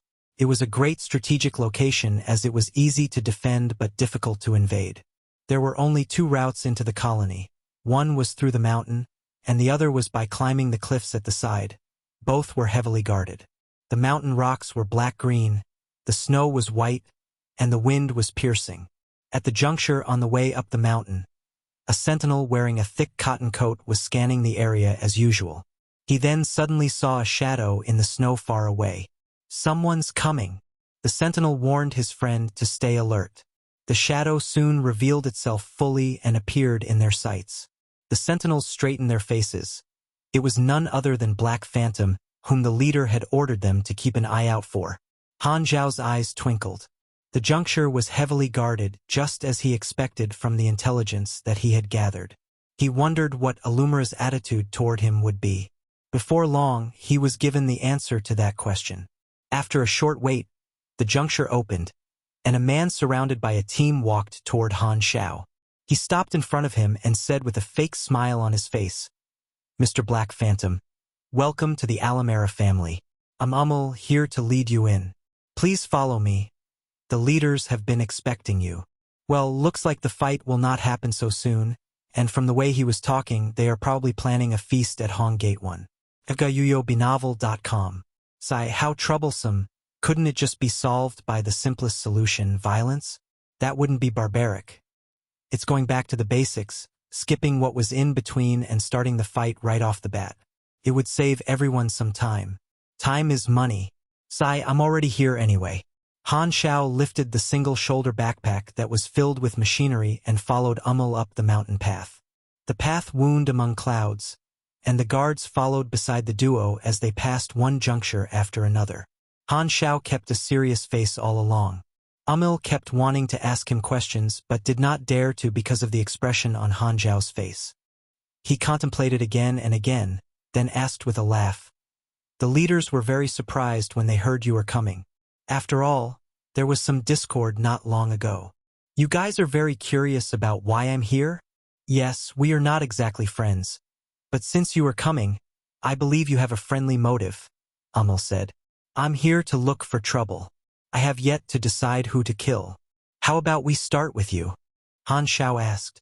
Hee, with your strength, you wouldn't have to visit if you wanted to kill us mid-level cadres," Ummel said without changing his expression. "That's not a funny joke. Is that so?" Han Xiao scanned through the guards beside them. They were expressionless. Their fingers were placed at the trigger at all times, and they looked cold, hard, and masculine. But the cold sweat dripping down from their sideburns and their short and rapid breathing showed that they were not as calm as they looked. The guard captain secretly looked over and was immediately caught by Han Xiao. He looked away the next second with horror in his eyes. But they seemed to find it funny. Han Xiao's expression resembled a smile yet not a smile.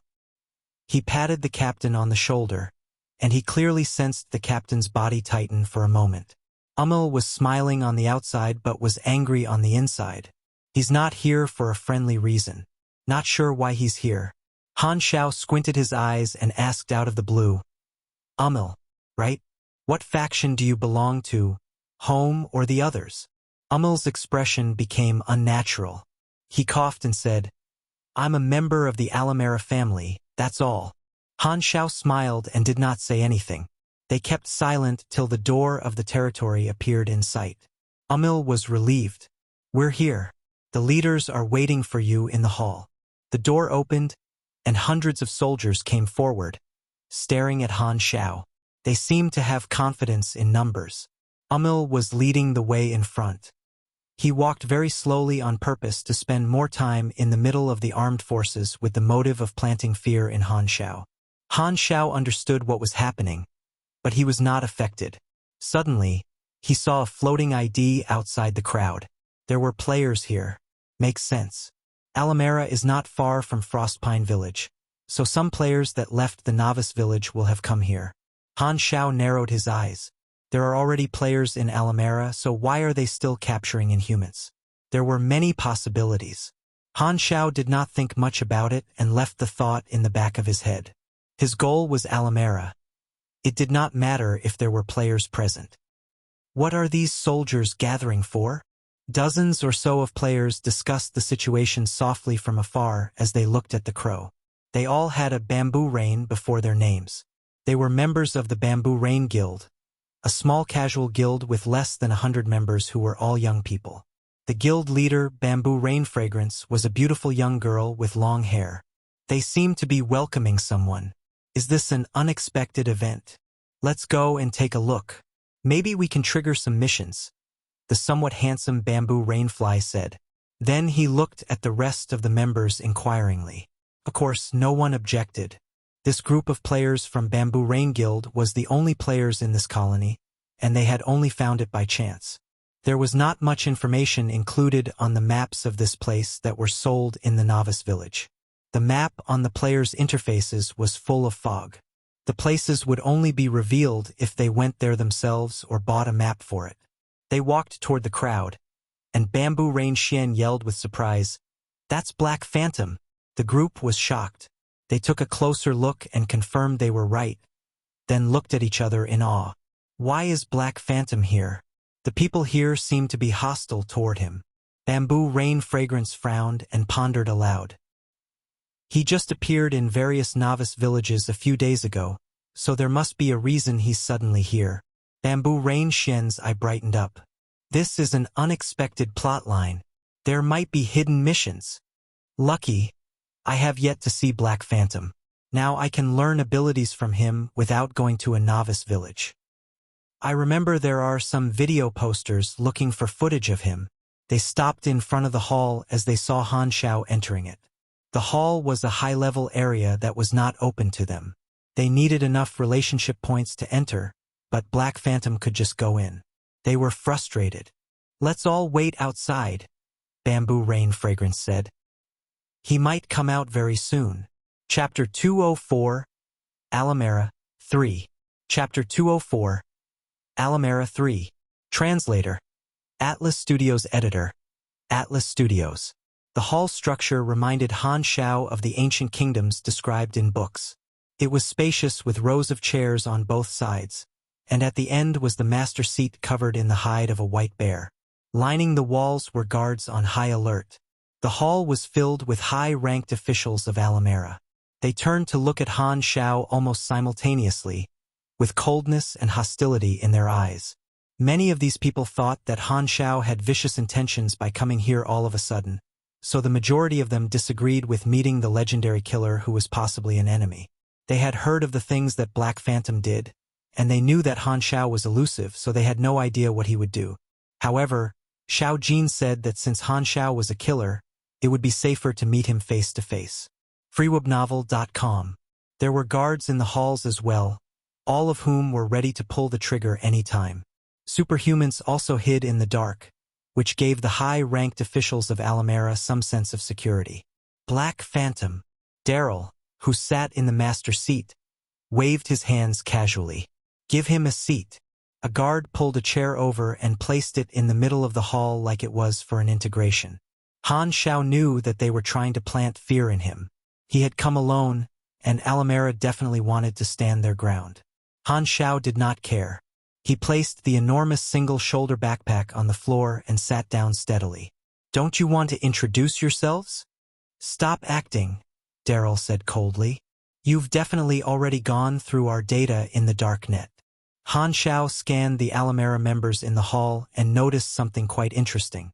These high-ranked officials were seated separately. The ones belonging to the home faction sat around Daryl, while Xiao Jin, Sen Qi, and the North faction all sat separately. This detail showed that there was some strong conflict within Alamera. There were also a few very strong hidden presences around. Han Xiao was guessing that if the meeting went bad, he would be attacked in a split second. Which of course would not be a problem for him. Most of Han Xiao's attention was on Xiao Jin and the members of his faction. He was scanning through them discreetly. These were the family of his original body, and they had almost killed him. Bang! Suddenly, Daryl slammed the chair handle and yelled, "In Green Valley Ville, you attacked our territory and killed our men. What's your explanation for that?" The atmosphere tensed up immediately. Those strong presences started to tense up as well, and the other factions were acting indifferent. Only the home faction was full of hostility. Han Xiao remembered that he had killed one of Xiao Jin's foster sons, but Xiao Jin had a poker face. Han Xiao could not figure out what he was thinking. So what if I killed them? If you're not happy about that, fight me. Han Xiao's expression resembled a smile but not a smile. Daryl could not believe that Han Xiao was so arrogant in his territory. He was almost shocked for 1 second. Then it turned into rage. "You!" Before he finished his sentence, Han Xiao suddenly said, "You worked with the Germinal organization. I won't be the only one that comes looking for trouble with you. The Six Nations will, too." The crowd was stunned. Working with the Germinal organization? Since when? Daryl forced the shouting down his throat and suppressed his anger as much as he could. "What are you talking about? We have never worked with the Germinal organization." Zero, whom the Germinal organization is offering an enormous sum for, was a member of your family, Han Xiao replied. "How do you explain that?" Daryl suddenly realized why Black Phantom attacked them for no reason. It was because he had mistaken them for having a connection with the Germinal organization. The team that was searching for Han Xiao might have been discovered by Black Phantom when they passed by the Green Valley Ville. Having heard that the Germinal organization was Black Phantom's enemy, Daryl realized that he had found the cause of the questions he was searching for. He shook his head and said, "You're wrong. The wanted Zero is Vice Leader Xiao Jin's second son, Han Xiao." Han Xiao frowned. He looked at Daryl discreetly with eyes that were filled with unspoken meanings. Daryl continued speaking. "But Han Xiao is already not related to us. Furthermore, the Germinal organization putting a reward for Han Xiao means he's their enemy. There are more reasons for us not to be working with the Germinal organization." It seemed like Alamera wanted to cut their ties. Han Xiao's eyes twinkled as he slowly lured words out of their mouth. He purposely acted as if he was speaking in a very serious manner and said, "I believe, with the intelligence of the Germinal organization, they definitely knew Han Xiao belonged to you. You are the best clue they have. Why wouldn't the Germinal organization contact you?" Daryl's face was stunned. "They really didn't contact us. You think I'll believe that? Do you think the Six Nations intelligence organizations will believe that?" Han Xiao said coldly, "There are too many suspicious parts to the story. I can only assume that you are helping the Germinal organization find the wanted man, and there's even a possibility that that wanted man was sent by you to do things for the Germinal organization." Daryl frowned and said, "That's completely not true. There's more to this." "I would like to hear what more there is then." Han Xiao had no fear. His attitude made Daryl clench his teeth. For the family's sake, they had to cut ties with the Germinal organization very clearly. The war between the Six Nations and the Germinal organization was about to break out, so if they were misunderstood, Alamera would be in a dire situation. Although Han Xiao had come alone, Daryl did not dare do anything to him. After all, he was Black Phantom. With his identity and strength, the fact that he was there might even have been an order from the Dark Net. If they killed him, the Dark Net would become their enemy, and it would prove the fact that they were working with the Germinal organization. Most importantly, Black Phantom was unfathomable. The people in the headquarters had no confidence in killing him, and finding out if they could was not worth the risk. Therefore, at this point of time, Daryl could only endure the arrogance of Han Xiao. He stared at Xiao Jin with a fierce look. He felt this was all caused by Xiao Jin. Therefore, he spun his eyes and said loudly, "Okay, Leader Xiao, you shall tell him the details." Xiao Jin looked at Daryl faintly. He turned his head and said, "Xiao Hai, tell him." A handsome young man walked out from behind Xiao Jin. his expression rather vicious. Xiao Hai, the first and best son of Xiao Jin, partly in charge of the Xiao faction. He was someone with actual political power, and Xiao Jin had raised him to take his place. 1 year ago, I was guarding a convoy of supplies and was attacked midway. Han Xiao went missing. I have no clue what happened to him afterward, Xiao Hai said coldly. This time, a leader from the northern faction said, "More details, please." Our guest doesn't seem to believe it. Xiao Hai let out a grunt and said, "The attackers came for me. Han Xiao is my brother, so I made him look like me and divided their attention as bait. Only then I could escape successfully. I went back searching with more troops afterward, but we weren't able to find him." Han Xiao raised his eyebrows. "So you let your little brother die for you? Was he willing to? What do you think?" Xiao Hai was already annoyed. The crowd chatted among themselves, eyes with all kinds of different emotions fixed upon Xiao Hai. "That is what happened," Daryl said. "We can show you more evidence, and whether you believe it or not, we have no relationship with the germinal organization." Han Xiao nodded. He had already received the information he needed, what happened to the original owner of this body and the attitude of his family toward him. When he mentioned the original owner of this body, the people in the Xiao faction treated it like it was a stranger. This was especially so for Xiao Hai, who did not show even a shred of remorse toward killing his own little brother, and Xiao Jin had no problem with that. In conclusion, the original owner of the body was not loved by anyone. Everyone treated him like nothing. You had a pretty hard life, Han Xiao thought. The people in the hall suddenly realized something. What happened to controlling the situation? When did it become Black Phantom interrogating us? This is our territory, what about our dignity? Chapter 205, Assassination. Chapter 205. Assassination. Translator. Atlas Studios Editor. Atlas Studios. "You killed my foster son," Xiao Jin suddenly said. "This is a private matter, Chieftain Xiao," Han Xiao replied. "Let's discuss it privately." "Sure." Xiao Jin nodded. The crowd's eyes twinkled. Black Phantom's reply to the same matter was completely different. Daryl showed unhappiness on his face but did not say anything. Han Xiao turned his head to look at Daryl and said, "It's late. You don't mind if I stay the night, right?" "Xiao Jin, take care of him." Meeting dismissed. Daryl stood up and walked out. The crowd walked past Han Xiao with different expressions on their faces. A man walked up to Han Xiao, smiled and said, "I'm Xiao Ming, a foster son of Leader Xiao. I will be taking care of you during your stay. Please follow me." Han Xiao looked around and realized that Umil, who had brought him here, was missing. The internal conflict in Alamera is really very severe. The tense atmosphere in the hall earlier on further proved his point. With such thoughts in his mind, Han Xiao walked out of the hall. Suddenly, a dozen or so players surrounded him with excitement on their faces. They were all from the Bamboo Rain Guild. Bamboo Rain Xian enabled the recording functions. "We want to learn abilities," Bamboo Rain Fragrance said. Han Xiao surely would not miss out on an opportunity to earn some experience points, so he casually opened the ability interface.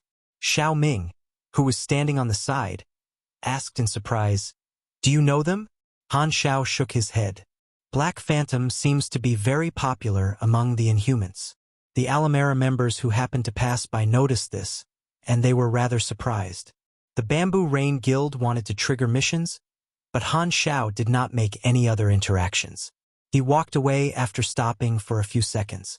"It's an unexpected plotline, but there's no mission." Bamboo Rainfly was confused. "Seems like my recording has nothing of interest," Bamboo Rain Xian said in frustration. Xiao Ming arranged a room for Han Xiao. Although Han Xiao's attitude in the morning had made many of the high-ranked officials very angry, he did explain the source of his hostility. Therefore, the atmosphere was not all that tense. That night, Xiao Jin invited Han Xiao to his mansion with the purpose of discussing compensation. Upon arriving at the place, Han Xiao realized that Xiao Jin's children were all gathered around, including Xiao Hai and other brothers and sisters. However, the foster kids were not there. Xiao Jin had the same expressionless face as he had in the day, unpredictable. Han Xiao was looking at Xiao Jin and his children, and these people were looking at him, too. What compensation do you want?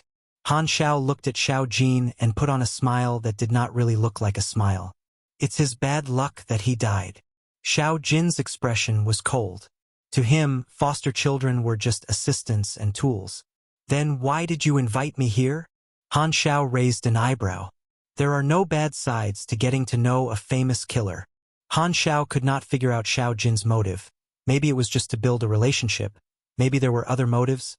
Anyway, Han Xiao was interested in making more contact with the family of his original body owner, so he could lure more information out of their mouth.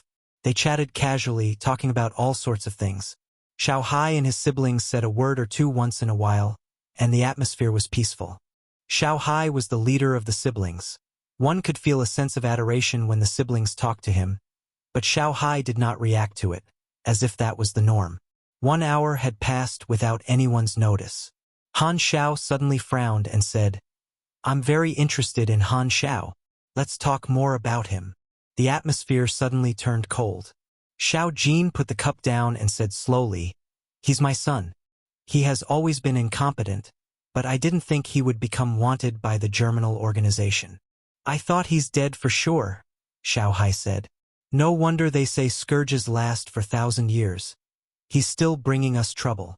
Han Xiao pointed at himself and said, You mean I'm trouble? Xiao Hai gave a cold laugh and said, Are you not? With a light cough, Xiao Jin said, It's getting late. Indeed, it is. Han Xiao stood up and left. Xiao Ming brought him back to his room. He passed a stack of documents to Han Xiao as he walked through the door. This is Han Xiao's information. Father had told me to give it to you. Han Xiao nodded and accepted it. As soon as Han Xiao entered the room, he checked every corner of it thoroughly. There had been 3 monitoring devices before he left, and now there was one more. He shook his head and used a program to crack it once again. After he was done with that, only then did he start reading the documents, from which he gained a deeper understanding of the original owner of his body. He was basically a nobody, and he did not hear about any NPC called Han Xiao in his previous life either. Sigh! Han Xiao shook his head. He had made contact with Alamera to know more about the original owner of his body, and he had already achieved that. Whether it was Illumira's attitude or their internal problems, none of that mattered to him because it had nothing to do with him, and his so-called hostility was just a form of showing his strong stand. Alamera was already sucking it up and did not want to become his enemy, so Han Xiao would be stupid to kill their people in their headquarters. There was no benefit to creating another enemy for himself for no reason. Once Alamera knows I'm Xiao Han, I wonder how they will react. Han Xiao put the documents aside, lay on the bed, and closed his eyes. He planned to leave the next day. At midnight in Daryl's mansion. It's all because of that asshole Xiao Jin that Alamera has been sucked into this. That asshole has been building on his power with no worries at all. He's obviously trying to seize power. However, the North faction is my ally, and Sei Chi's Red Island faction has always been neutral. What does he have to be up against me? Daryl clenched his teeth. When Alamera was created, it had been peaceful internally, but when the size of the organization started to snowball, conflicts started to happen. As the master of the house, the home faction gained most benefits and were in the middle of the conflict. Although all the factions followed the orders on the surface, they all had the ambitions to take over and seize power.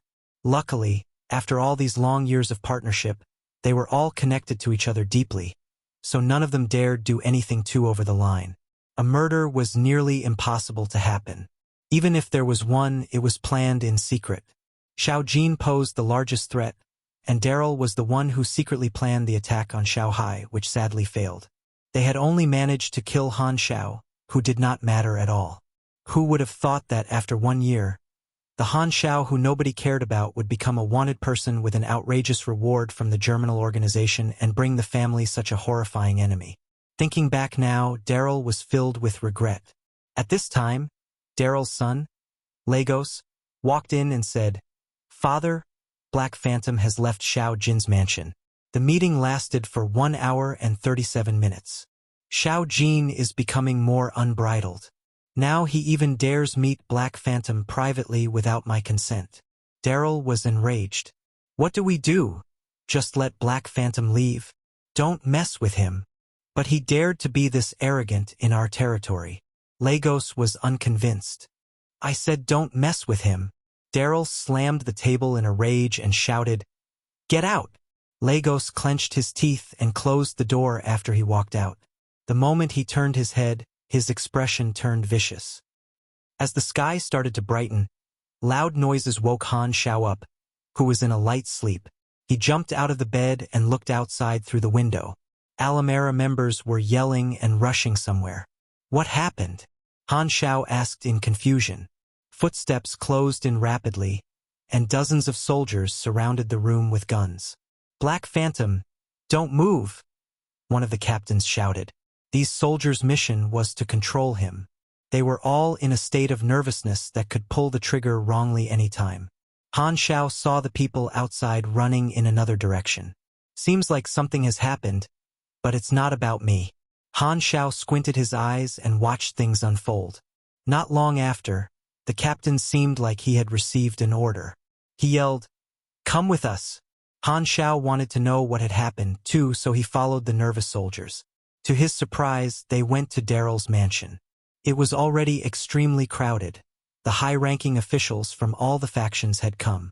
They were looking furiously at Han Xiao, and the latter was rather confused. Han Xiao only discovered what had happened after he walked into the mansion. In the office, Daryl sat on the chair with his head facing up, a bloody blue hole on his left eye, penetrating through the back of his head. The blood on the wooden floor had already coagulated, and the metallic smell of blood filled the room. The dead body's hands hung from the shoulders, and the legs pushed against the table, holding him on his chair. The leader of Alamara had been assassinated. Cause of death: gunshot. The bullet entered through the eye into the brain, penetrating and leaving through the back of his head.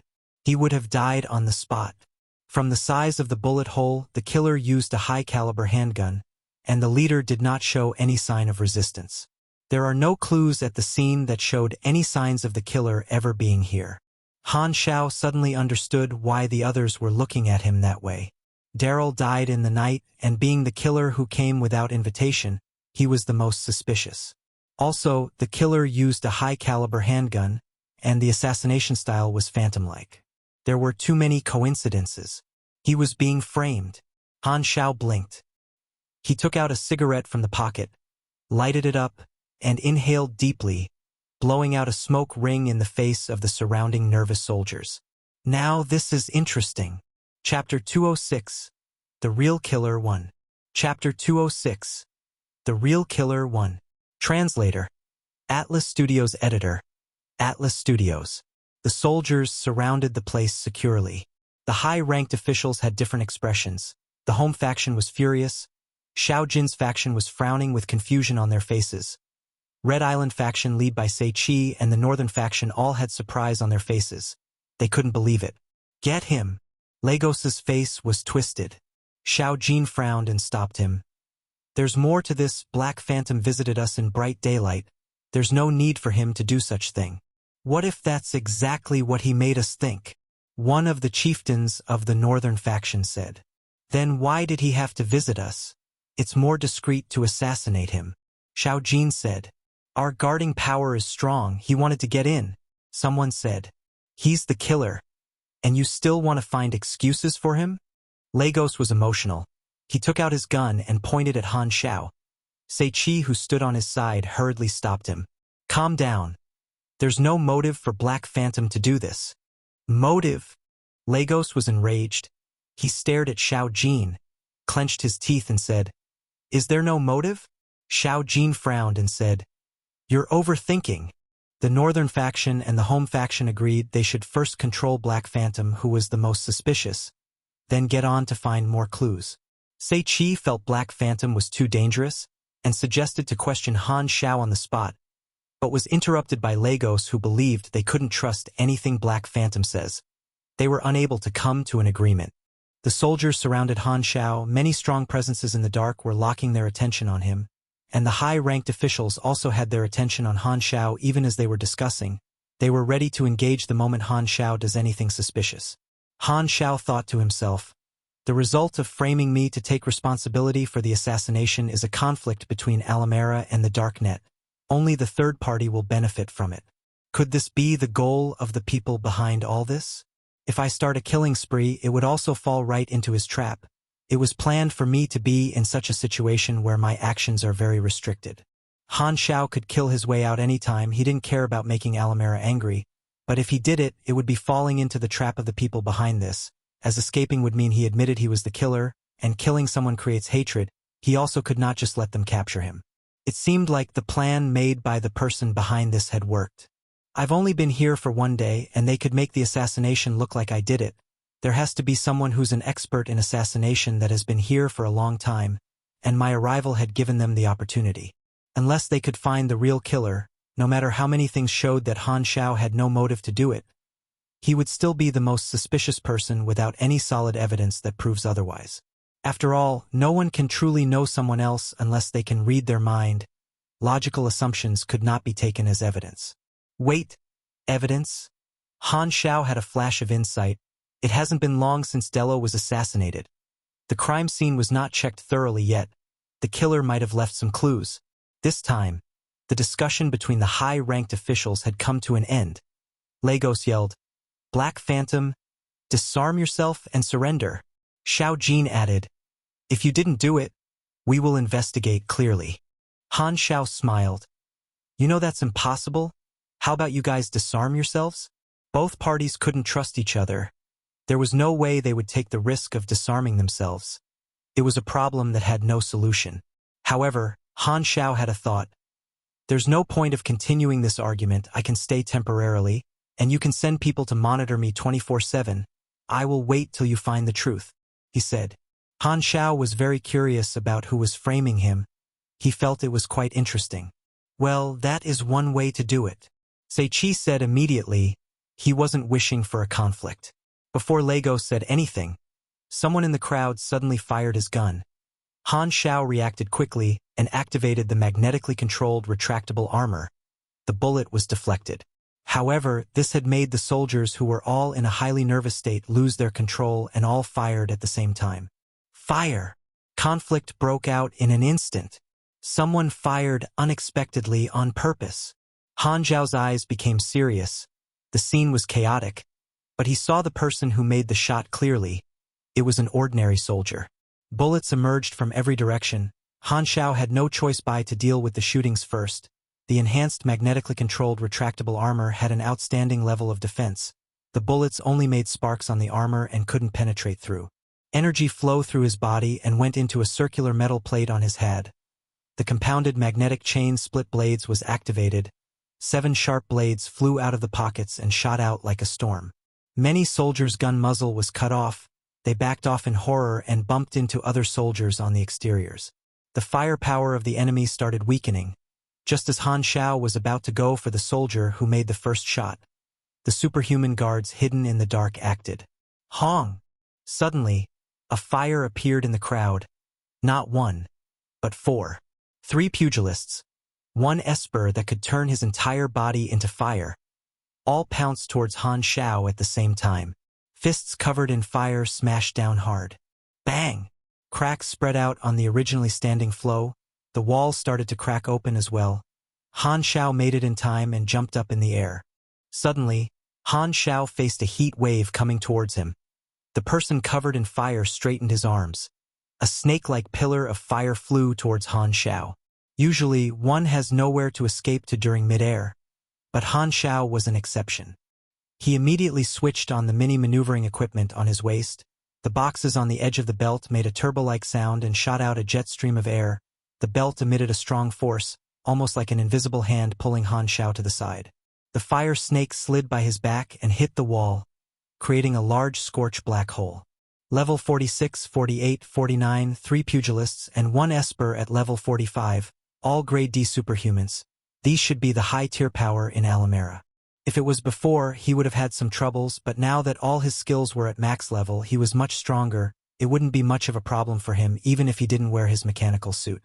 In fact, he was more concerned about the soldier who fired first, but he realized that the young soldier was killed in the previous round of chaotic shootings.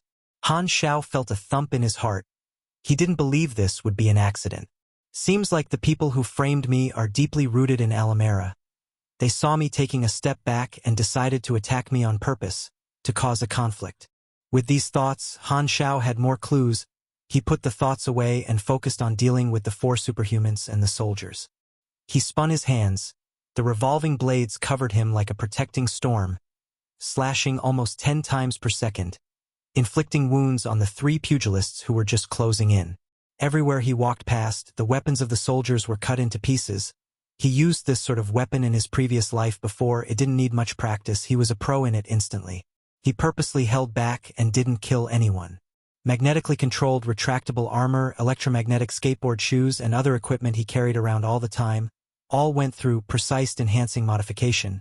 Their attributes became much stronger. Han Xiao's own combat power had also peaked due to all his skills being at max level. Han Xiao didn't even need Viper modified to deal with these 4 superhumans that had a lower level than him.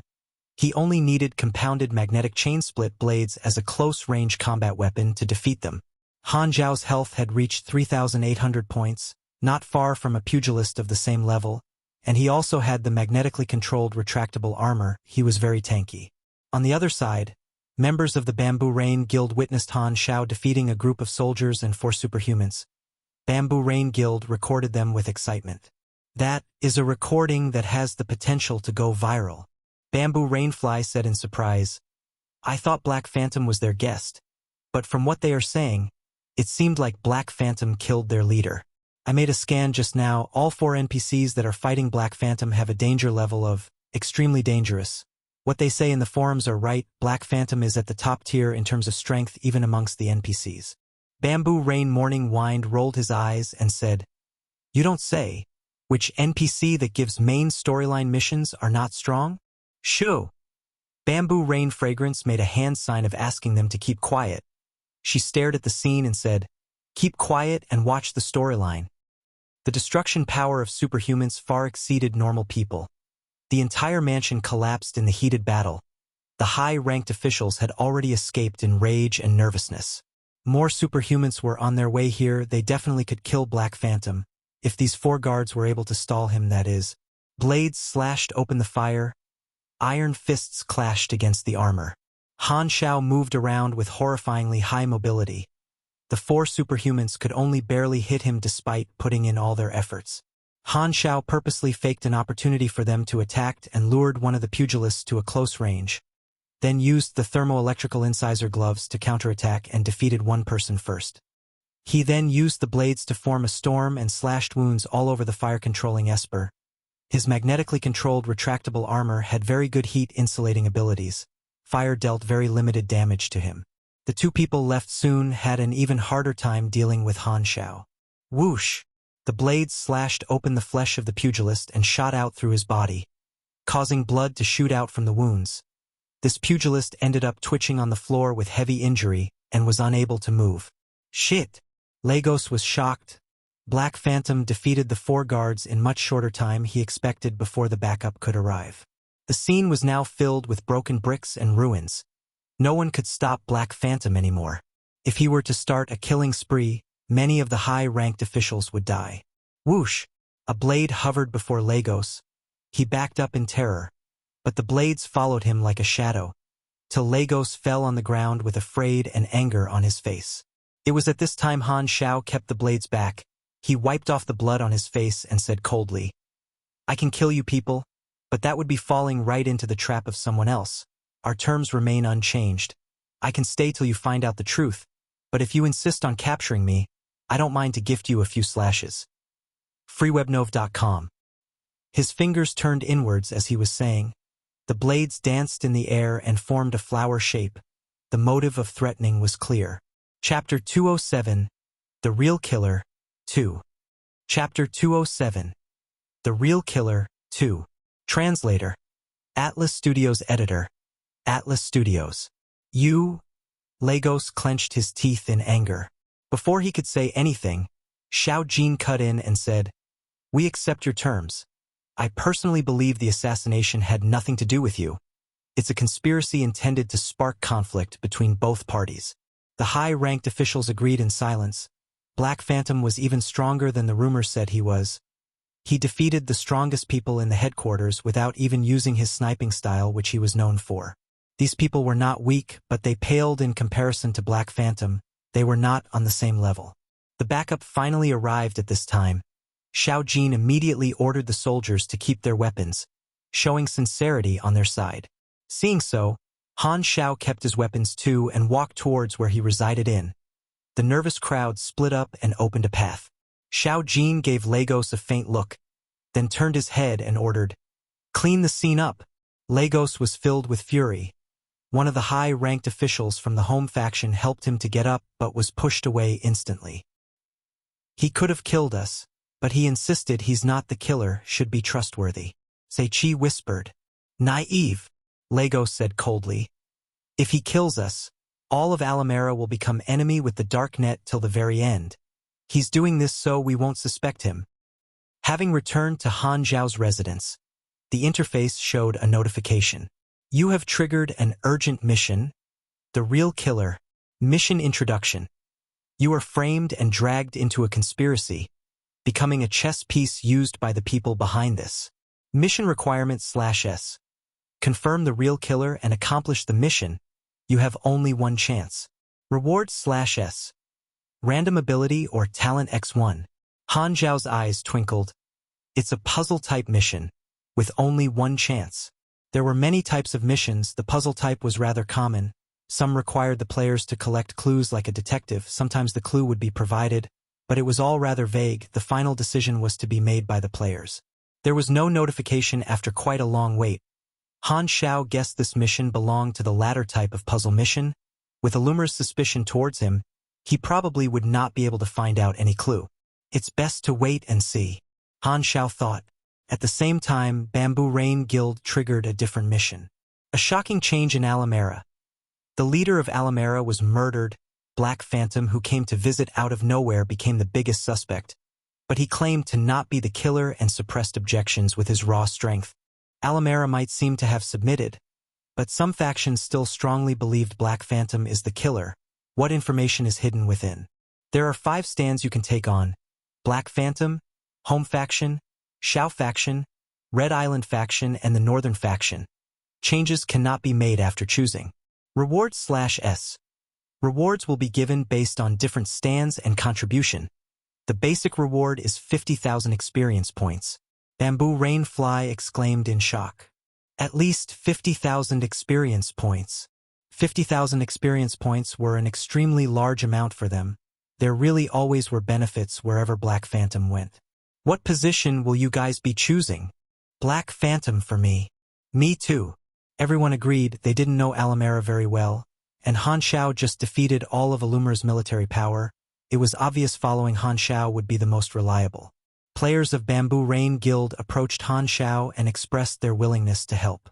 Han Xiao was surprised. He thought about it and guessed that these players probably received different missions with a different identity. The mission requirements that were triggered would be different as well. Usually, in an area where something happened, missions would be triggered. Follow me then. In a corner somewhere, 2 people were talking to each other. The conflict did not happen. Our man died for nothing. The intelligence said Black Phantom was a serial murderer, but he held back this time. What a misstep. Luckily, the clues have been destroyed. As long as the truth cannot be found, Black Phantom would still be the biggest suspect. Next day, the home faction hosted a simple funeral for Dello. The atmosphere within Alamera became more intenser in the next few days. Everyone seemed busy. When they looked at each other, their eyes were filled with unknown emotions. However, Han Xiao had become almost invisible. It was like all the factions forgot he was even here. No one approached him except for the full 24 hours of surveillance. fgayebnovel.com. After chasing the players of Bamboo Rain Guild away to seek information, Han Xiao stayed in the room with a calm mind. He had expected this to happen. He was an outsider, and the biggest suspect, but Alamera didn't have the confidence to deal with him, so they could only leave him alone. Even if Han Xiao wanted to look for clues, none of the faction would give him any. All he could do was wait. But the wait was not meaningless. The factions had started their own investigation and plans. Han Xiao was thinking, Dello died very coincidentally. What good would it do to frame him for killing Dello? Firstly, creating hatred between Alamera and Darknet would only benefit the third party.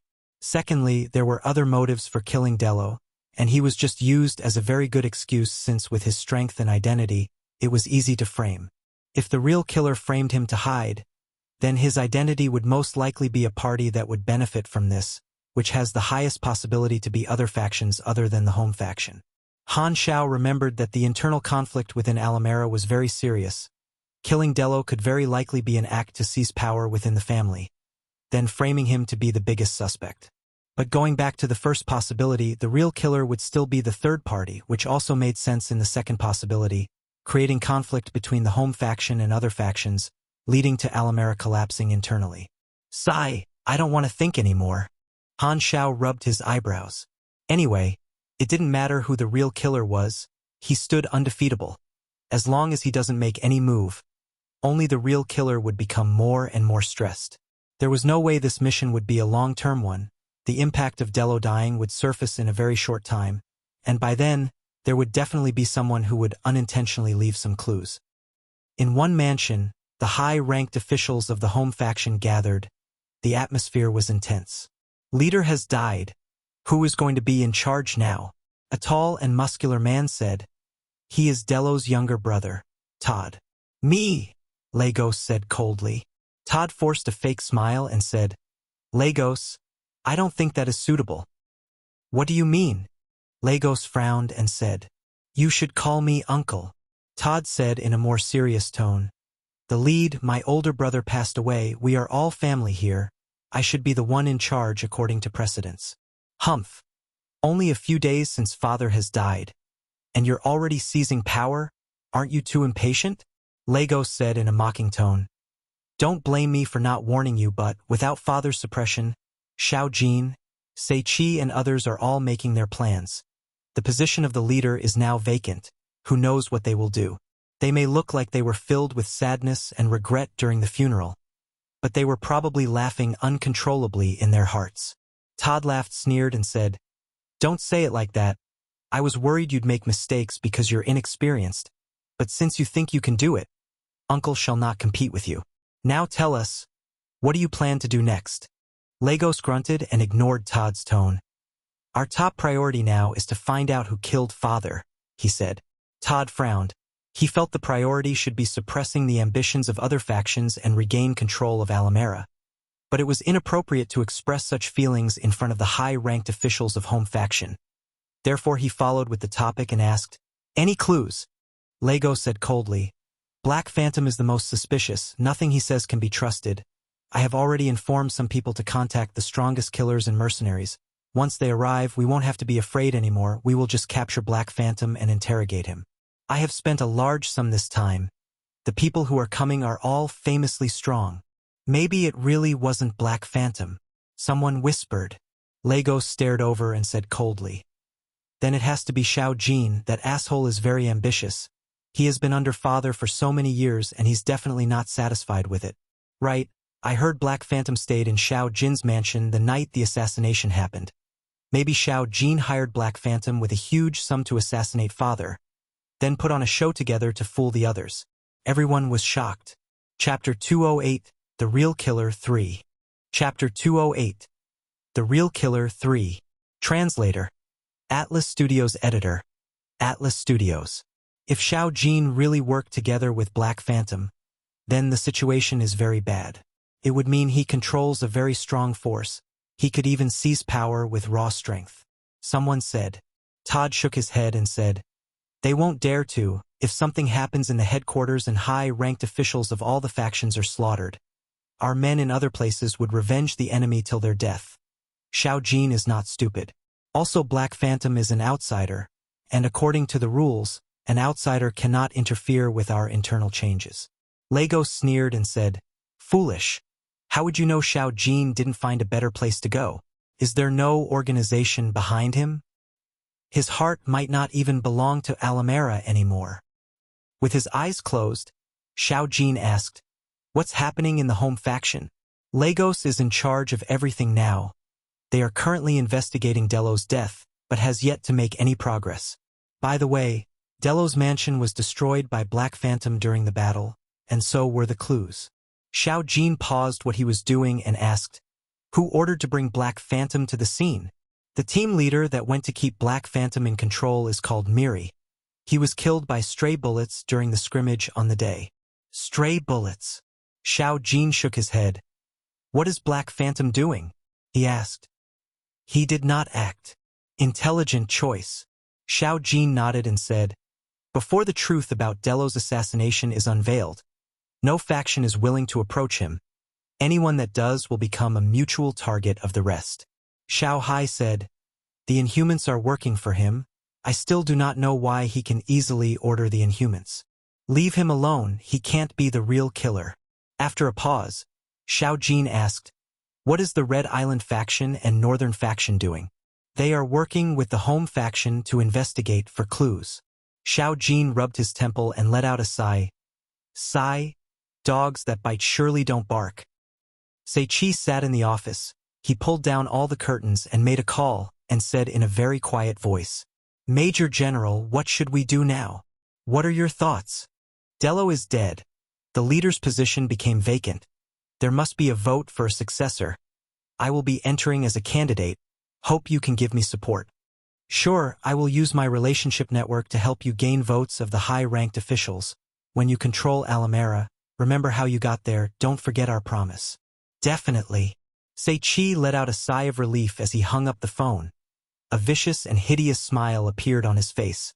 The skin lines of a Sharnik wrinkled together. Han Xiao was patient. He stayed in the room every day while the players from Bamboo Rain Guild helped him to gather intelligence. It wasn't much, but at least he was not totally uninformed. As rewards, Han Xiao was not petty in giving missions to the players in Bamboo Rain Guild. Then earning their experience points by opening his ability shop, he was making a fortune one way or another. As mentioned before, as long as Han Xiao's ability level is higher than the player, learning the ability again would increase its level. The great technician Han's abilities were all at max level. It was more than enough for this requirement. Players in Bamboo Rain Guild continuously spent experience points in his ability shop. They were willing to pay the price and Han Xiao was willing to let them. "My basic combat is at max level." Bamboo Rain Fly triumphed in happiness. The other guild members all came to check out its attributes. Bamboo Rain Xian said in sadness, "Mine is only at level 7. Bamboo Rain Fragrance smiled and said, "That's because you sleep for so long every day and are online for too short."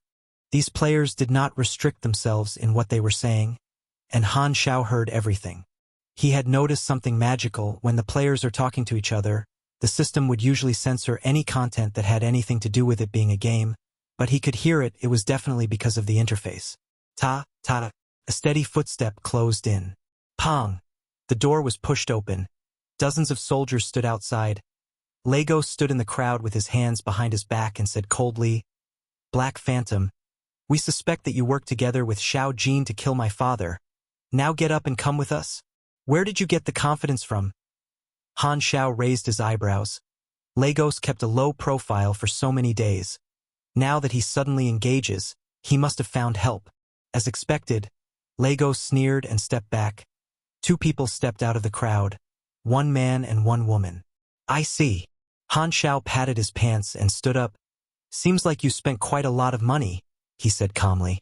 The man and woman were a married couple, Luan and Vanessa, legends of the Mercenary Society, with a position similar to Han Xiao's in the Killer Society.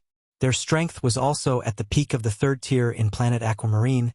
They lived all the way till version 2.0. Legos had people contact them secretly. Many rejected as soon as they heard they had to fight Black Phantom. They didn't dare to become enemies with Han Xiao. Those who came had absolute confidence. He had investigated thoroughly this time. He knew these two people were on the same level as Han Xiao, and it would be most safe to hire both of them together. Black Phantom definitely could not defeat them head-on. Lego sneered and said, "When I capture you, I will make sure you spit out everything you know." Han Xiao shook his head and said, "Isn't it good to be alive?" "Humph, quite arrogant I see." Luan was a muscular black man. He rubbed his fists and said in disdain, "I heard you are very good at sniping, but now I'm only 3 meters away. I won't give you a chance to even fire one shot, And how many of my punches can you endure? Be good and disarm yourself, or I will brush the floor with your brain juice. A third voice appeared from an empty area. It's been long since we met, Mr. Black. This voice sounded familiar. Han Xiao raised his eyebrows. Invisible Demon? You're here too. Invisible Demon did not reply. Murderous intent filled the air. It was not two strong opponents, but three. Han Xiao smiled as he shook his head. No wonder Lagos was so confident. He really spent a huge sum to deal with him. Feeling the hostility from the three strong opponents, Han Xiao smiled. The change he was waiting for has finally arrived. It was an opportunity for him to showcase his absolute superiority in his strength. The players of Bamboo Rain Guild didn't know what to do. They couldn't mess with any of these extremely dangerous NPCs. A stream of piercing wind passed by Han Xiao. Han Xiao made it in time to activate his magnetically controlled retractable armor. Invisible Demon's nails scratched on its surface and created fire sparkles. In a few months' time, Invisible Demon increased 2 levels and became slightly stronger. Back then, Han Xiao could not win Invisible Demon. It resulted in a tie. But now, they were on completely different levels. Han Xiao raised his hands. Compounded magnetic chain split blades formed a cyclone slashing through the air. Numerous damage numbers appeared in the air. Wounds opened and blood dripped down, and then disappeared in the next instant. Invisible Demon could retract his skin to hide his wounds. Invisible Demon was shocked by the compounded magnetic chain split blades and backed off hurriedly. Before Han Xiao could make the chase, a wave of air pressure shot towards him. Vanessa pounced forward with her fists raining down hard. Han Xiao raised his hands to parry, but they became numb. His STR was inferior to Vanessa. Both Vanessa and Luan were pugilists near level 60. Their STR, DX, and END were all much higher than Han Xiao, who was a mechanic. Suddenly, Luan caught up quickly. His 2 fists combined into one and turned into a black meteor covered in flames, hitting Han Xiao's chest armor plate. With pain felt on his chest, Han Xiao's interface showed a high amount of damage. This was an advanced tier ability of Pugilist. It is a vibration hit that ignores part of the physical armor. Players in his previous life called it hitting the cattle across the mountain. Pugilists who learned advanced tier abilities were difficult to deal with. It had given Han Xiao some amount of pressure. Without a change of expression, Han Xiao backed up holding guns in both hands. High-caliber bullets shot out rapidly. The power of his firearms increased furthermore as his shooting abilities reached max level. Vanessa rubbed her hands and emitted a diffused sphere air shield. It deflected the bullets and disappeared. Shockwave blast. Han Xiao frowned. Another advanced tier ability. Pugilist was popular all the time. Its abilities were flashy and comprehensive. This time, players of Bamboo Rain Guild fired. Although they clearly knew they were no match for the enemy. They knew they had to help now since they chose to side Black Phantom. FurioBanel.com. Careful about positioning, do not close in, fly and cool attack continuously. Xian, don't go too close. Bamboo Rain Fragrance yelled and gave out commands. She had experience in leading a team during dungeons. She used the same strategy when they were attacking dungeon boss. Inhumans? Luan was annoyed. He covered his eyes with his arm. The bullets were deflected by his protective flames, unable to penetrate his skin. Vanessa straightaway swung her leg sideways. Air blade flew out like a whip and slashed all of Bamboo Rain Guild's players in half through the waist. They turned into white light and disappeared. Bamboo Rain Guild was fully destroyed straightaway. The difference in strength was too vast. Within a short moment, Han Xiao picked up his equipment bag full of machinery and dashed into the room. Luan was just about to follow, but Vanessa stopped him. Careful, he's a mechanic. There might be traps, she said. Luan nodded. He punched the floor strongly. Cracks spread out from the center of the punch and the entire house started shaking. No matter what trap Black Phantom had placed, it would all become meaningless once the house was destroyed and the battlefield turned into an open area. Lagos hastily brought the soldiers to back off far away. Boom! The house collapsed, asks obstructed the vision. Luan squinted his eyes and saw a shadow jumping out of the ruins vaguely. He immediately dashed forward like a warhorse. His fists punched forward like a hammer, leaving bright marks behind. Fall! Luan yelled. But the next moment, he heard the buzzing sound of energy and a cold metallic voice. Enhanced mode. Bang! Luan felt like he had hit a metal wall. No, even metal wall would be destroyed by this punch, but it had only made this indestructible wall back off a little more than 10 centimeters, and then the metal surrounded his fists. Chapter 209, The Real Killer, 4. Chapter 209, The Real Killer, 4. Translator, Atlas Studios Editor, Atlas Studios. The dust dissipated, and the shadow's true form appeared. A heavy mechanical left arm, many times larger than a normal arm and made of a dense black platinum alloy, was holding onto Luan's fists tightly. Han Xiao, who was controlling this enormous mechanical arm, was already wearing Viper. The close-fitting black streamlined mechanical suit looked expanded like a human's muscles. Everyone was stunned. What is that? Han Xiao's right arm that did not equip mechanical arm strongly grabbed Luan's arm. Luan wanted to escape, but he realized that Han Xiao's strength became almost as high as his. He was shocked as he could not escape for the time being. Viper provided close to 80 points of strength and 50 points of dexterity.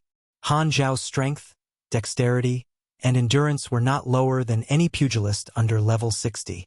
Luan was still reacting based on their difference earlier on, and it caught him by surprise. Han Xiao's heavy mechanical left arm buzzed and slammed Luan's head heavily. Luan's head was bashed into the floor, but the punches did not stop. They continually rained down on him, and the damp on the ground expanded rapidly. Iron Fist, mounted heavy mechanical arm, left. Quality, blue. Basic stats. Damage, 85 to 88. Defense, 26 to 30. Power level, 77. Durability, 986/1050. Requirements, minimum strength, 45. 45 to 90 strength, plus 45% attack speed. Greater than 90 strength, plus 15% attack speed. Stats provided by this equipment is not taken into account. Additional effects, plus 28 STR. Length, 1.24 m, including exterior armor. Weight, 85.5 pounds. Additional ability, bionic human, able to perform actions like a human arm, does not restrict the user's arm movements, very flexible. Additional ability, Iron Fist Burst, multiple energy cores, engine and motor, activate maximum output simultaneously to create a bursting heavy hit, dealing 170 to 213 points of blunt damage. 25% chance to ignore mechanical suit type armor. 24-second cooldown. Additional ability, shock resistance, exterior armor is made of platinum alloy, increases durability, harder to wear out. Special feature, can be disassembled. Remarks, this huge fist will bash your skull. Since he was acting alone, Han Xiao had brought along all his ace cards along in his equipment bag. The heavy mechanical arm had been disassembled into parts to become more portable, and the assembly process was easy and quick, capable of being performed during the battle in a short time. Vanessa was raging as she saw Luan pressed against the floor. She dashed forward hastily. Han Xiao did not dodge or back up. He battled Vanessa in close range. His fists and legs contained a huge amount of power, and the floor split open inch by inch. Shockwave Blast was a mid-range ability that hardly dealt any damage to the mechanical suit as it lacked power. Viper's enhanced mode steadily gained the upper hand. The two of them were extremely agile, so their fight looked like two blurry shadows in the eyes of the others. Only the constant explosions and destruction showed how dangerous these two were. The black fists hit Vanessa's face multiple times. Her nose was bleeding. At the same time, Luan finally pulled himself up off the ground, his head bleeding all over. He growled and pounced over. However, when he was halfway there, Han Xiao suddenly swung his fists and pushed Vanessa to the side. His right hand pulled out the ghost sniper rifle behind his back and aimed at Luan. The black muzzle gave an even more dangerous feeling than earlier on. Luan's hair stood up all over the body. Han Xiao pulled the trigger. Flaming Will. Lethal critical hit. Overload. This shot was his ever strongest shot. It was not just the active abilities, the passive abilities had also made the firing power, critical chance, and machinery affinity much higher, and the firearms were also enhanced as much as he could. Everything was on a higher level than before. This was the strength of every ability being at max level. Bang! A huge hole appeared on Luan's chest, and blood spurted out like a fountain. After damage reduction, you have dealt 1,942 damage to Luan, LV58. Extremely close to 2,000 points of damage. Luan health was only between 4,000 to 5,000. One shot, almost half of his health. Luan kneeled on the floor, his entire body twitching. He raised his head and looked straight at Han Xiao with disbelief. "Didn't you say that you were going to wipe the floor with my brain juice?" An emotionless mechanical voice came from under the cold mask. Han Xiao pressed Luan on the floor with his right hand. His left hand bashed Luan's head, again and again. Luan was paralyzed by the shot and did not have his energy protective layer. Metal continuously kissed his skill. His flesh was torn open, and his bones were scattered into pieces. The splashing blood colored the floor and the mechanical arm red. Han Xiao's jumped up high into the air with his mechanical arm and dropped straight down. The ground shook with a loud noise, and dust shot up into the sky. The ground was filled with white and red, and Luan's eyes slowly lost their gleam. "You have killed Luan, LV58. You received 175,000 experience. Lethal shot. Unlock progress 43 of 50. Luan!" Vanessa screamed in sorrow, rage, and hatred. Then, she turned and started fleeing. Black Phantom was much stronger than expected. She did not want to die for nothing. She only had a chance to revenge if she stayed alive. "That's why I said, isn't it good to be alive?" Han Xiao shook his head. He unbuttoned the heavy mechanical arm, and the enormous metal arm fell onto the ground with a thump. He then gave a command. The armor slid open on both sides of the ribs, and a row of concentrated small holes appeared. Dozens of arrow-shaped shadows shot out and landed around Vanessa, which then exploded and created a high-pitched sound wave. These were all mini-sonic bombs. Han Xiao had made them into even smaller arrow shapes and added a simple ejecting module onto Viper, which allowed it to shoot this kind of simple and portable disabling weapon. The determining attribute for the sonic bomb was endurance. Although Vanessa was a pugilist, she still could not endure dozens of sonic bombs. Thus, she fell to the ground in agony. Han Xiao jumped over in a few steps, then activated the thermoelectrical incisor gloves and grabbed Vanessa's eyes. He then turned on Sunworm Flamethrower. With screams of pain and the smell of burning flesh, Vanessa turned into a piece of charcoal in no time. Vanessa's struggling before death was all blocked by Viper. Han Xiao let go of the body and let it fall onto the ground. He then activated all kinds of scanning modules. Through analyzing his smell, the scanning module highlighted Invisible Demon's position. He was in the area where the sonic bombs exploded, trembling in pain. Invisible Demon was absolutely terrified by Han Xiao. It had only been a few months since they fought, and Black Phantom had reached a height that stunned him. He deeply regretted accepting this mission and very soon had the thoughts of backing off. But unfortunately for him, he had been blasted away by the explosion just as he was secretly escaping. "Saved me some effort." Han Xiao broke Invisible Demon's arms and legs, then took out a mini GPS and injected it into Invisible Demon's body roughly. He slapped him into unconsciousness and nodded in satisfaction. "I won't lose him this way." The area became ruins. A large number of Alamera spectators had gathered, and their faces were filled with shock. They were all horrified by Han Xiao's actions. The revived players stood far away with their throat feeling dry. "This, so strong," Bamboo Rain Xian exclaimed. She had recorded the entire fight, and she had a feeling it would definitely go viral. Black Phantom had never shown the mechanical suit. The already high strength that they had seen before was just the tip of the iceberg. This was his true strength. No, maybe Black Phantom was still hiding more. Bamboo Rain Guild was excited. They realized that they had discovered information that others did not know about. They were the only ones that met this unexpected plotline out of all the players. Lagos' expression was terrified. His teeth were shaking, and his legs were trembling. The three people that he had high hopes for had been killed easily. They would most likely have been able to defeat Black Phantom if it was just his original strength. But who knew he hid such a horrifying ace card? How is this possible? All three of them were among the strongest superhumans and long-renowned legends. I have consulted the experts. How did Black Phantom kill them so easily? Lagos could not believe it. Without anything to rely on, Lagos' entire body trembled as he faced Black Phantom with a strong murderous intent. Filled with regret, could not even begin to describe his emotions.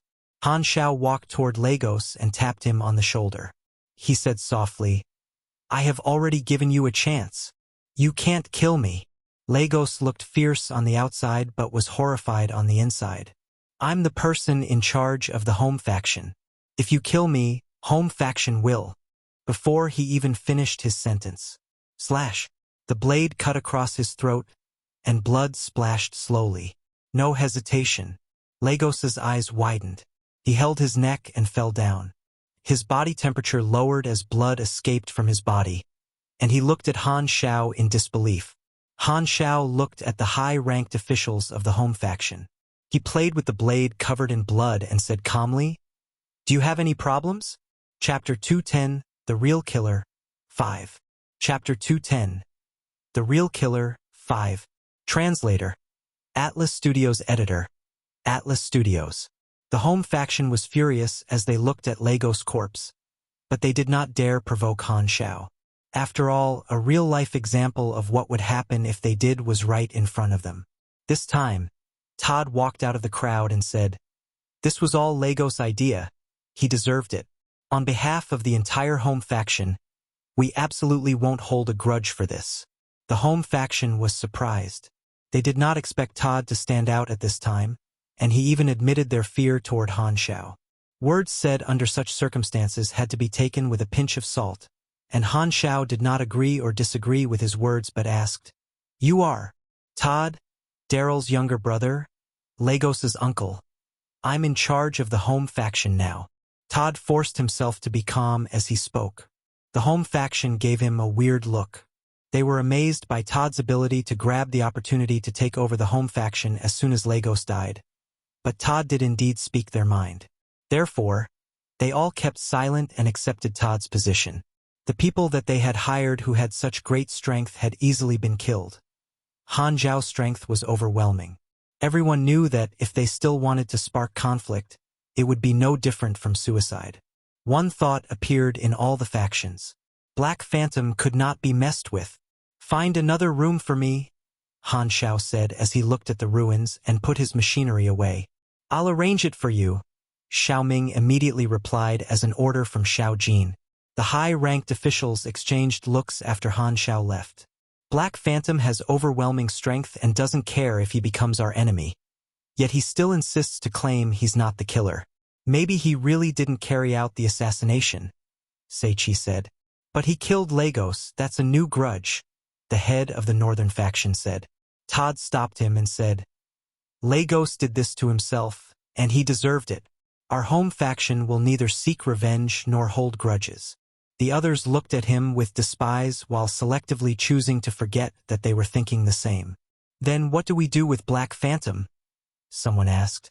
To let an undefeatable monster stay in the headquarters would make them feel very insecure. "He just wants to get rid of the suspicion," Xiao Jin said coldly. "Once the truth surfaces, he will naturally leave, so don't mess with him." Upon arriving at his new house, Han Xiao woke up the captive Invisible Demon. He had planted a locating device in Invisible Demon's body and could know where he was without seeing him. "What do you want?" Invisible Demon was horrified. Han Xiao took off Viper, returned it to his bag, and said with an interested tone, "I heard your invisibility came from a laboratory experiment accident and your skin mutated. If I strip your skin off, it must be worth quite a fortune." Invisible Demon was terrified and started to sweat all over. Don't do that. You're my prisoner now. Do you think you're in any position to object?" Invisible Demon had nothing to reply to with. Han Xiao stopped teasing him and knocked him unconscious, then injected a strong anesthetic, tied him up, and threw him aside. There was a reward from the darknet for Invisible Demon, and Han Xiao planned to take on the mission, then turn an invisible demon alive, completing the mission immediately and maximizing the profit. Han Xiao had shown an overwhelming level of strength through this conflict, so Alamera did not dare do anything to him at all. Although he had the absolute upper hand in terms of strength, he still chose to stay, which reduced his suspicion with many factions. Also, Han Xiao was in a position where Alamera could not do anything to him, as Alamera was not willing to start another conflict with him. This whole framing conspiracy was to spark conflict between Han Xiao and Alamera, which had already almost completely failed. At least, Alamera did not dare turn against Han Xiao to his face. But this was not enough. The person responsible for the framing had yet to be found. Han Xiao guessed that there were two possibilities, one being that the person had given up and decided to continue hiding, the other being that person was still trying to save the plan or even attack Han Xiao. However, the possibility of the latter was not high since Han Xiao had already proven that he was not to be messed with. The home faction kept a low profile since Lagos died. Todd did not have any hatred at all, and he was more concerned about what benefit he could get at the moment. Other than ordering people to investigate for clues of Daryl's assassination, he also actively contacted the other factions to earn support for the election of a leader successor. Daryl's son had the highest chance of becoming the next leader after Daryl died, but Han Xiao had killed him, and now the successor's position had become vacant. All the factions were ambitious and planned to seize power. Thus, a heavy storm was about to arrive. Everyone seemed like they were focused on the truth of Daryl's death, but they were secretly more concerned about the election of the next leader. However, before the killer was discovered, the election would not take place. Han Xiao was one of the main parties in this, but he was also an excluded outsider. However, he did not mind it at all. He stayed in the room and gathered information about Alamera through Darknet's intelligence network and the Bamboo Rain Guild. A few days after, Xiao Jin came knocking on his door. He told Han Xiao that he had found an important clue. Through checking the guard's verbal information and comparing it with the recording from the surveillance cameras, I have found some traces. On the night of the assassination, an assistant of one of the Northern faction's high-ranked officials left his house and disappeared for 27 minutes. This high-ranked official of the Northern faction is called Su Dinghua, 45 years of age, a Northern continent local, always kept a low profile. Actually, I have been paying attention to him for a very long time. A spy I sent into the Northern faction discovered that Su Dinghua has secret connections with Raylan, and his assistant only changed a few years ago, the same year that he started to contact Raylan. Many high-ranked officials contacted other organizations discreetly, but all for their own benefits. However, Raylan had obviously turned Su Dinghua into a traitor. Xiao Jin brought along quite a number of documents, which all clearly lead to Su Dinghua. Han Xiao gave it careful thought. Alamera was Theseus's partner, and weakening Alamera meant weakening Theseus. To create a strong opponent for Alamera and spark internal conflict, Raylan would benefit from it as a third party, which was indeed a logical motive for Raylan. The Northern faction was the most inconspicuous, so they would be the most suitable party for any conspiracy. Were the other factions able to get this information, too? Han Xiao raised the documents in his hands. Not sure. Xiao Jin shook his head. I acquired the information of Su Dinghua secretly working with Raylan by accident, so the other factions probably don't know about it. Then why did you come to me? Han Xiao asked. Raylan might have planted quite few strong people around Su Dinghua. I was hoping you could help us capture Su Dinghua and his co-conspirators, and this is a good opportunity for you to get rid of the suspicion as well. I was thinking you would want to do it yourself, Xiao Jin said with a sincere tone. Rewards will not be a problem if you want them. Han Xiao stared at Xiao Jin for quite some time and smiled suddenly. I will help you this time at market rate. Okay. Xiao Jin nodded. At night, Han Xiao started to act. Since he already exposed Viper, he wore it this time as well, but without the heavy mechanical arm, a stealth operation did not require such a rough weapon. Su Dinghua's mansion was located in a rural area. Han Xiao took out his laptop and hacked into the local network to freeze the surveillance cameras. Then he avoided the guards and jumped over the wall into the mansion. Su Dinghua was a high-ranked official who had a rather low position compared to others. His guarding power in the mansion was weak, and with Han Xiao's level and strength, sneaking in was a piece of cake. When he quietly entered the study, the light was on. Han Xiao stood against the wall and scanned the room with magnetic scanning. There was no one in the room. Han Xiao entered the room without making a sound. He looked through the room and realized that the building was made of normal brick and wood. It did not have any special metal that could prevent any detection device, and the structure of the room was clear and simple. There's a hidden safe behind the painting on the wall beside the table. Han Xiao's eyes twinkled. Just as he was going to flip open the painting to open the safe, he realized something and stopped. He carefully looked around the room, then left the safe alone and came to the table instead. He tried opening the drawers, but they were all locked. However, that was not a problem for him. As a mechanic who could build firearms and robots, it would be a shame if he could not even open a lock. Furthermore, Han Xiao was already experienced in lock-picking. The drawers were filled with paper documents, mostly Illumira's internal information. There were some reports too. He dug through for a while and realized that they were all irrelevant documents. However, he found a slip of paper with a string of numbers written on it, which seemed like the passcode for the safe, and a small metal key that also looked like it was for the safe. Way too obvious. Han Xiao shook his head. He closed the drawer and did not use the key to open the safe. Hiding a safe behind a painting was too common.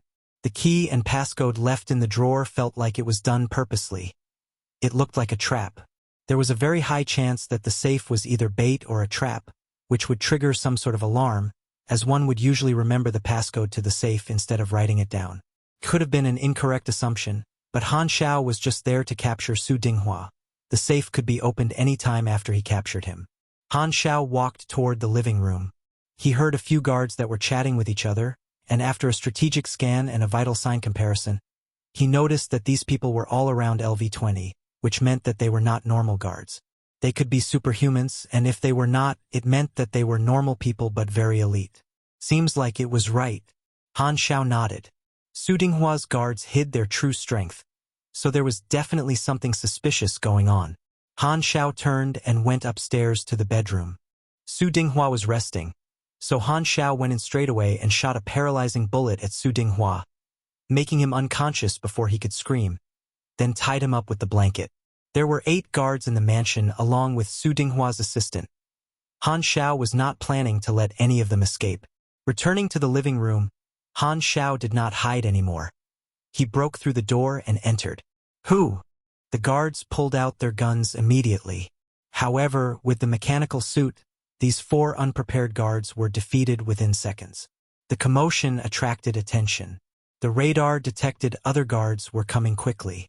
Han Xiao broke through the wall with a loud bang and knocked out those guards one after another.